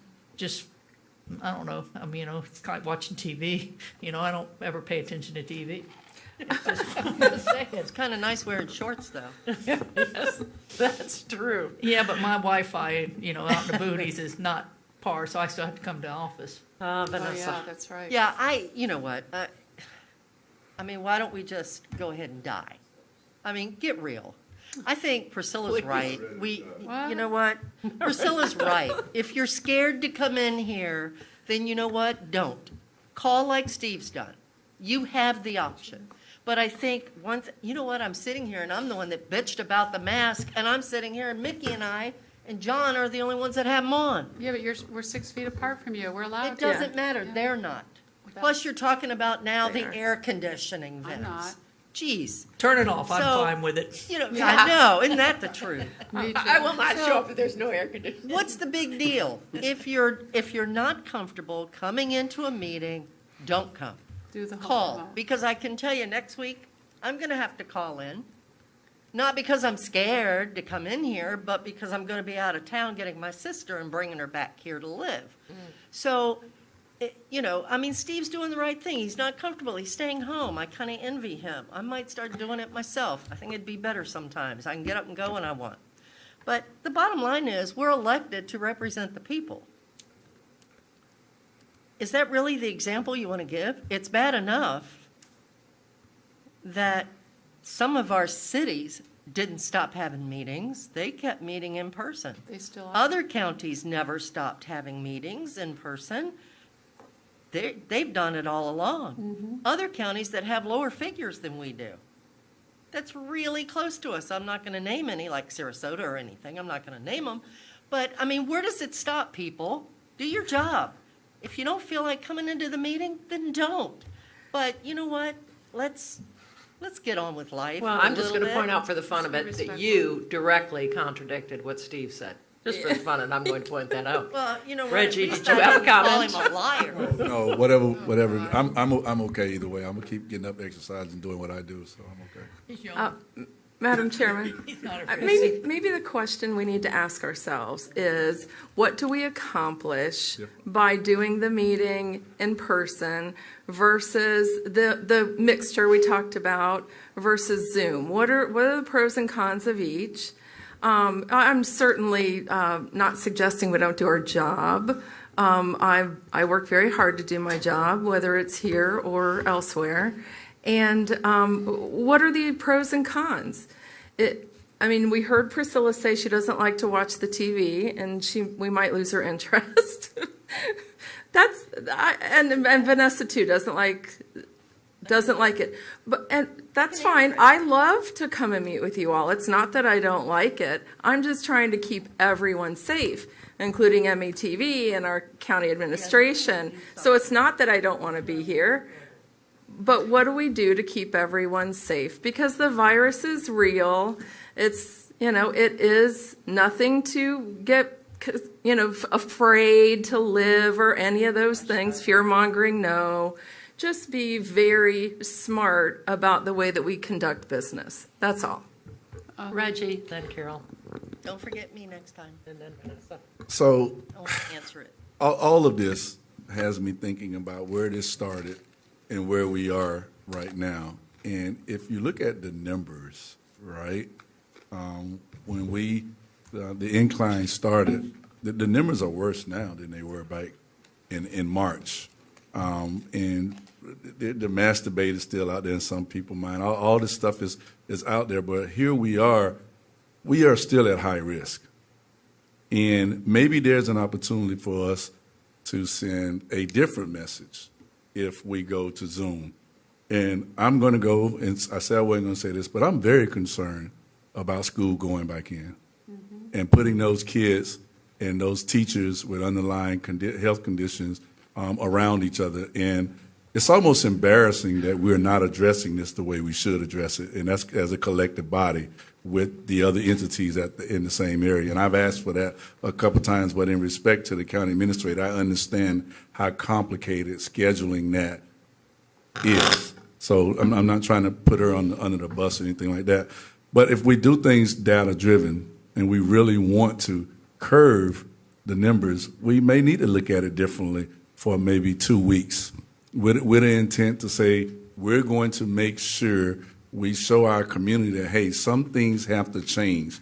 Things have to be a little different right now because we want to lead by example and make sure we flatten the curve from the perspective. We don't want to be like the Miami Marlins where the coronavirus goes out through our organization and we're forced to shut down. It's better for us, right? It's better for us to look at an opportunity to be proactive instead of reactive. That's mine. And I can go either way because I'm a little different, but I'm concerned about all of us. And I mean, she has a test pending. She has a friend that she has on the phone with COVID. We've lost some people. I mean, let's not forget the facts here on what's really going on. It's a lot out there that we need to deal with a different focus lens, if you really ask me. But I love you all, but I'm the minority in this for a number of reasons. I'm not talking about my complexion. I'm saying the way I look at things. I look at things, from the data perspective. And if we do it from the data perspective, we all need to stay home. Carol. Well, I've always said that we get paid to do this, and when we were doing Zoom before, I don't know about all you, but we got some comments saying, oh, look what we're paying them, and they're at home in their living rooms or wherever they were. So that bothered me, but we're following the CDC guidelines, but there's always ways to improve. And you brought up a good point about METV in between. They need to have a separation between them. Yeah. And they can sit right where they are. You just put a plexiglass in between them so they can get back. But they do need with that, and that is a good point that somebody brought up. So to me, that's the only thing where we're infracting are the CDC guidelines, except for when we're getting up and talking to our staff without a mask on. City of Bradenton, I watched the meeting ad nauseum yesterday or the day before when I was going through the budget, which was even worse ad nauseum. But anyway, every commissioner there was wearing a mask during the entire meeting, and I realized it just because they couldn't socially distance. So they were actually wearing it.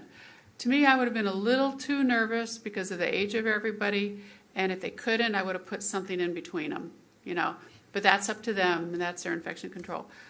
To me, it's easier to do Zoom, but I don't think I'm carrying out my job. And I'm sorry, but when we're all face to face, we get a lot more done than when we could see everybody making faces on Zoom and rolling their eyes, and so everybody can on TV too. At least with this, you only see me until I'm done, but you don't see everybody else rolling their eyes at me right now. So, and then it makes us look like petty kids. So, if we can stay safe like we have, and we can make a commitment that we don't go around this room without a mask on or talk to others without a mask on. We eat at our table, where we are, and we have this spray, but we haven't left. Nobody's been at my area yet, but I really think it's hitting close to me. Trust me, and so I get it, but I don't know. I'm planning on being here Thursday unless you all change it. And trust me, I respect Steve. But watch out, Steve, of all people, watch somebody come into your house that has it and you don't know, and he's the one. So Steve, stay away from everybody because you're doing a good job. And, we all have a right to do that. If you want to do it from Zoom at home, go ahead. Or not Zoom, it would probably be call-in, right? Because I'm fine with that, too. And then that would give us even more space to spread out. We did a really good job yesterday, guys. We had 3 rooms. And people were not next to each other, and everybody wore a mask, except for, but now they have to. But you have to give everybody credit. They're all trying to follow the rules. Okay, let's start narrowing this down. Vanessa. Yeah, I just want to add to it. I know. Carol, I didn't roll my eyes at all. Reggie and I were laughing over our masks. No, not today. On Zoom you did, though. I do from time to time. That is true, but then we all do. Today has been just trying to relax and have a little fun from yesterday. I think we need to remember that some citizens, I'm having to hold this, it's too big for me. Some citizens really want to be able to come and, if you will, I'm going to use the word confront their representatives. There's a different feel when they're talking, on Zoom. First of all, we can't see them on Zoom, so they don't feel that it's having a positive effect. And I think that we need to remember that we're kind of fortunate, if that's even possible with what's going on, but we are kind of fortunate in that we probably get more information and know more of what's going on than some of our citizens do. So for them to be able to see us or to come and communicate with us, that might be a little bit comforting to them, as long as they stay their 6 feet. I just think that we need to remember that our citizens are on edge. And part of the reason they're on edge is because we put them on edge, which I realize from some of y'all think that's a great idea. In some ways it is, but let's be fair to them. I think it's really, ultimately, it could be a decision. Steve might want to stay home. There'll be times when I might want to stay at home, or, well, not you, Priscilla, because of your Wi-Fi, but even you, Misty, might want to stay home on occasion, or Reggie. So let's, I think, leave it as is. I think that staff has worked very hard to make this work. I think they've done a great job in making it work. I think Sherry even mentioned that just a few minutes ago. I do feel like METV, we need to do something on that, but in all honesty, I'm hearing that nothing for them, they're going to tell me after the meeting, would probably work with the plexiglass or anything. So I don't know the answer to that, but, just make a decision. If you want to stay home, stay home. But don't stop our in-person meeting. Okay, Priscilla, and then I'm going to go back to Steve. To me, though, we have followed the governor's opening. We are telling employees it is safe if you wear masks, keep 6 foot distance to go to work. I will continue to come and work here, but I am a team player. If y'all say we're going back to Zoom meetings, I'm okay, but I don't think that's a very good look. Very good point. Personally, I think that, once again, I think us saying we're 6 foot, and yes, I don't have a mask on, but every single one of them, they see us, if we get up, we put the mask on. We are an example to this county, and if we're telling people it's safe to go to work, which the governor has told us it is safe to go to work, then by golly, it is safe for us to go to work. Simple to me. I will, once again, I will be a team player, whatever y'all decide, but I will be voting that with Sherry has done a wonderful job. The staff has done a wonderful job. If they say, hey, we cannot, due to whatever reason, make y'all safe this time, we're going to have to do a Zoom meeting, I am fine with that. But they have protected everyone. I would love for them to work with METV and kind of work with that back there. But by golly, I'm more than happy. I am happy that I can go to work, and I will continue to go to work, and I will try to be safe. Excuse me. Steve?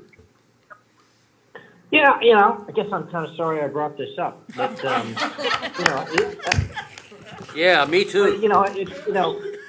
I'm not. I mean, personally, I miss certainly having the interaction with you all.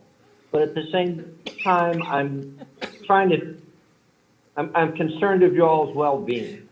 I mean, I'm obviously, in the CDC class at my age that, I'm a good candidate for the COVID.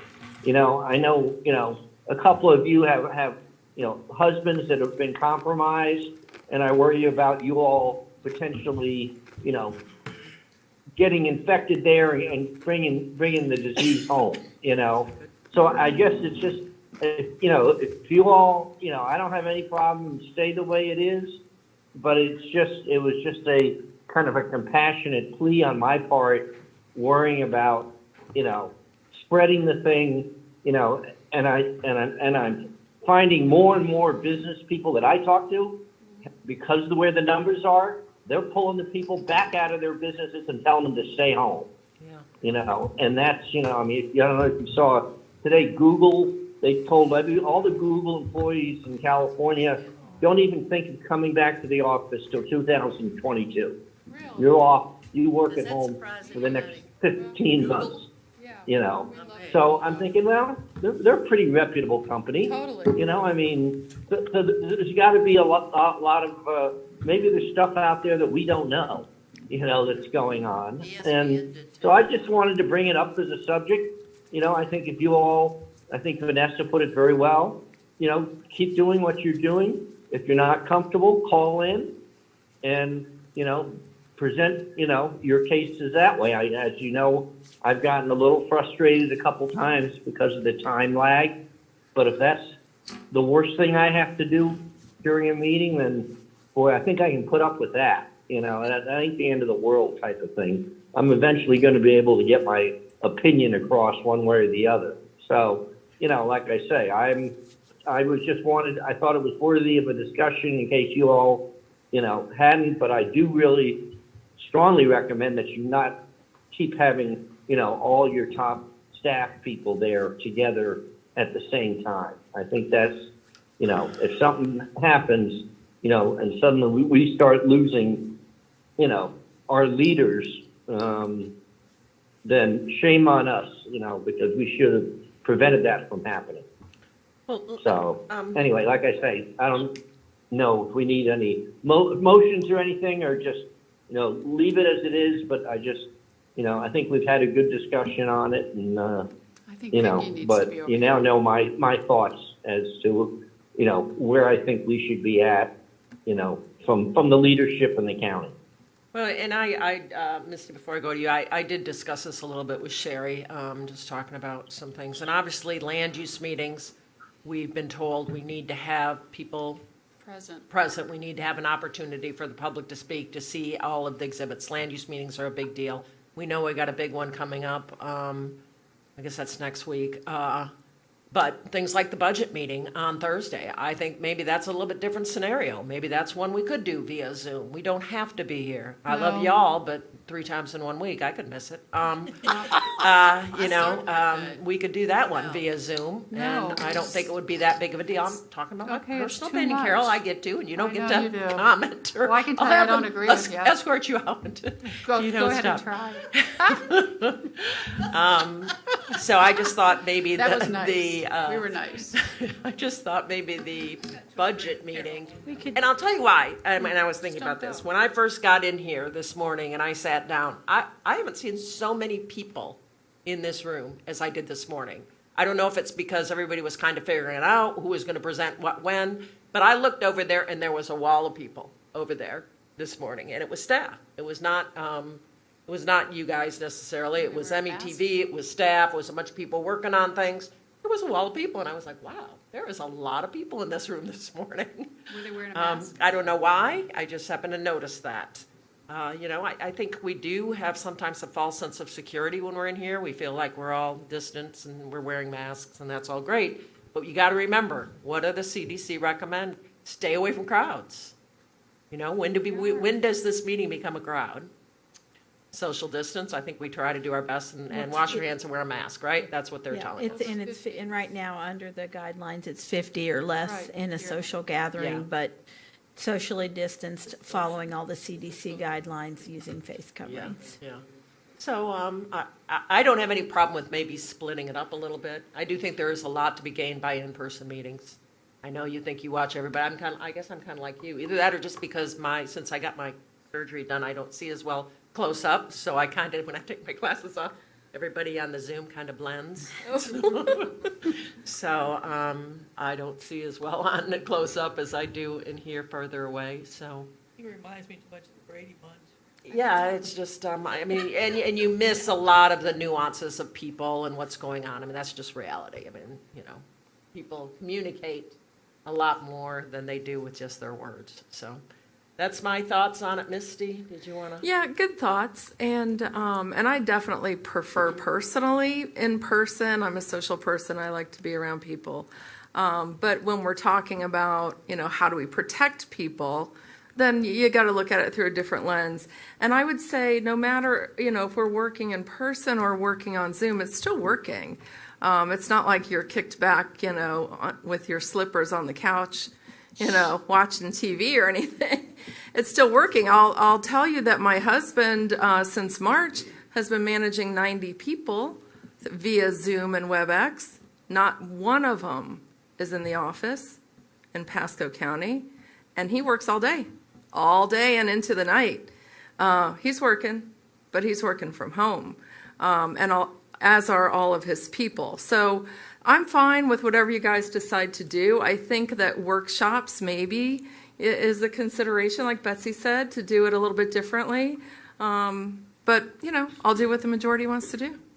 Well, I want to ask staff their opinion on this. I mean, obviously, it's a lot of work to put on a meeting here. I think the changes we made are great, but we knew we were going to have a big crowd for the mask mandate. We knew we were going to have a lot of discussion, and we were prepared for it, and that's great. But if it's a lot of work and we can Zoom everybody into something like a budget work session where you're basically presenting, just your thoughts, Sherry. I think we could do a Zoom meeting for the budget work session. I think that's probably an option. We, those of us could be here still distanced, and if someone needed to, I think there are valid concerns about what about my connection? What if I lose you during the meeting? I mean, I happen to live out in the country as well, and I think I'm like Commissioner Trace, I just come to work because, and social distance just because I don't ever know if I'm going to have enough power or not. But I know we could do it. We've done it before. We've done it successfully. One of the reasons why we moved from the main hall into here was we had an event. Right. Now, what's going to happen for Elliot's budget as he sits out there is we're going to end up subsidizing the budget for the convention center. So if the concept is that we're going to need to go back to the main hall and be, set up there and whatever, or be set up in here. I mean, we can make a decision like that. I know it's a lot of work for METV to break down and come back together. That's one of the reasons why we suggested the admin building already has everything, in your chambers set up. So if you were going to Zoom, that could be done from the admin meeting if everybody was going to do it. If we're going to give you the choice, then I would say we'd be here on Thursday, but we could offer, the Zoom concept. Okay, well, we've been all over the board, so I'm going to ask for, I think I can do this. This is not. A poll, we're just polling. We're just going to poll. Show of hands, who wants to come back here Thursday? We're talking about immediately, this Thursday, we have a budget meeting. Who's willing to come back here Thursday? And you guys can raise your hands. I don't care. Everybody can raise their hands who works here. There's four. Willing to come back? Or Want to come back Thursday, do this in person We'll Thursday. come back. You'll come Want back to do it Thursday like Okay, Give us our let me be options. clear. Yeah, what are all the options? We can do it as a Zoom meeting and not come back, or we can do it, we only have two options, in my opinion. We're gonna either Zoom it and not come back here, or we're gonna do it like we did this meeting today. So, I'm gonna ask for to do it, to come back here today, just like we are here today, on Thursday, as Or- opposed to a Zoom. We won. I don't Okay. care. I don't care that much either. All right, so we're back here Thursday, and you know, we'll continue this, and who knows what will happen. And we'll work on some additional modifications. Can I make a suggestion? Because Sherry and John's been making me nervous because they need to be separated. And Vicki, you know, nobody's coming here now with this barrier. So why couldn't we use this open space so that we're even spread out a little more, right? Yeah. Because the speakers speak Oh, your there arms are and they short, present Sherry. there. So I'm just trying to think, because you have been closer and I could have moved down. Really? And John is too? Oh, okay, it doesn't appear But I that mean, from here. but yes, you can move down. Yeah, If and we we don't could- have, we could have moved down and we would have noticed that. We could have moved down when, the we port all- meeting was over. It's Yeah. fine, no We got problem. like 3 or 4 big books tomorrow, so. You can do that. I do think, though, that. Thursday, we have Or tomorrow Thursday. off. Tomorrow off. Okay. I do think we'll separate, maybe we will start separating the senior leadership, and I think before, we'll just think about that, just basically we did that in the beginning when things Right. started. We weren't ever in the same place, but Right. like you guys, we did the best work together, so. Okay, Priscilla? Unless I misunderstood, did you say kind of like a part Zoom meeting and a part No. here meeting? She said one or the other. No, we're coming. No, before that. I'm sorry. Did you kind of say that there was an option at one of your options earlier, not on the vote, but you said some of us could come here and some of us Yes. could Zoom? That's what I call the hybrid. Okay, I would not be for that. To me, we either Zoom or we're here. I'm just, to me, It's called the pooling concept. Dr. Betsy talked about it, where, you know, if this side of the room comes always at the same time, we're exposing only each other, and we take that risk that anybody, one of this group gets it, then we're the ones out. But that side of the room, you're not here when we're here, so you're in a group together. It's the pooling group. okay, well, I don't know. To me, we either do one or the other, but hey, if that's some kind of, you know. Well, it's something that the CDC has mentioned and Dr. Burks has mentioned, and also Dr. Betsy, and it's just another idea. It's just another way of possibly minimizing, you know, the impacts if one person becomes positive. Okay. And the number did come down a little today. Number It positive, did? What right? is it? There you go. What? So let's talk about some good news. Yeah, let's talk about Number it. came And down a no little bit. We deaths. only had 109 new cases, I think I saw. There was an article 190. yesterday I started to send to all of you, but I didn't. But it talked about how the numbers were actually starting to decline a little bit, so. Okay, let's Let's pray. pray Let's that it continue. We hope continues. we're on a trend. People are concerned, taking it serious, and Turn your air conditioner off. that will not happen. Sorry. I live in Florida. We'll have a Nothing's couple right. more It days feels like- before you, a couple more days of reports before you get here Thursday, and then we'll just spread everybody out, and then we'll go from there. This definitely is something that we know changes, so we'll just want you to know we're prepared in case you'd like to make a change. Well, any other commissioner comments? Just that Oh, Doctor. they're doing such a great job. Yeah, I mean, staff has been unbelievable this whole time. I was so impressed, and maybe you were doing that anyways before I brought it up, but how quickly I know those guys were able to build those, Charlie Bishop's group and Elliot worked this weekend because of the gun show being here, and he was here the whole weekend. Charlie Bishop called his staff in, and they came and they did this on Saturday, and Elliot's team put that together and quickly. And that's the way everybody is. The extra rooms are great. I mean, literally, you could sit in another room, actually. and hear everything that's going Yeah, on. you could. No, you can't. There's You gotta 3 be here. rooms. And the only thing is Dr. Hopes, I sent you all an email he sent me. He's been, Scott Hopes, he's been sick, so he sent me an email, but he said if we don't get the numbers down, they aren't going to be able to open the school by the 16th? Is that when they said they're opening it? I wrote it, you 17th. guys. Supposed to open Monday, aren't they? Yeah, he said, well, if the numbers don't, or the 17th, he said if the numbers don't flatten, he doesn't think they can open. But, you know, he'd have to get the board to decide that. But I told him to put something in writing so you guys could have it, and you have it. And the governor said that folks could, determine when they need to open. I think Right, that's it's up to great. the school board. Yep, I think that's good. That was really nice. Try to be nice. Anything else? Any other commissioner comments? All right. Anything else from our attorney or Sherry at this time? No, ma'am. Okay, well, Thank we you, will Palmer. see It's you good all seeing back here on Thursday at 9 o'clock. We only have one item on the agenda, which I believe is the budget reconciliation. We Yeah. know it's going to Which take a book while. do we bring? All of them? Should we bring all of our books? Which book? Bring, I'm not going to my office. Well, somebody I can got bring them at it home. to you. I have them all at yeah, home. I'll send something to you, but there's two main ones that you should bring. The CIP book, we went through in a lot of detail. You may not need to bring that Okay. one. The other two, the decision units, and then the overall budget one. They're the two smaller books, I think would probably be the two best ones to bring. Okay. And we could actually have a couple CIP books here for you. Okay. Vanessa? Madam Chair, I just wanted to say that y'all say a prayer about the hurricane because Donnie well, y'all don't know this, but my husband has to have surgery. But worse than that, if there is a worse than that, on Friday, we have to leave to go pick up my sister in Virginia. She sold her house and she's moving here. My sister's 87. Okay, so this is very traumatic for her and not an easy thing. So I don't know when I'll be getting back here next week. It depends on the weather and how she does. So I just wanted to let everybody know because I don't know if I'll be able to make it to the workshop next week.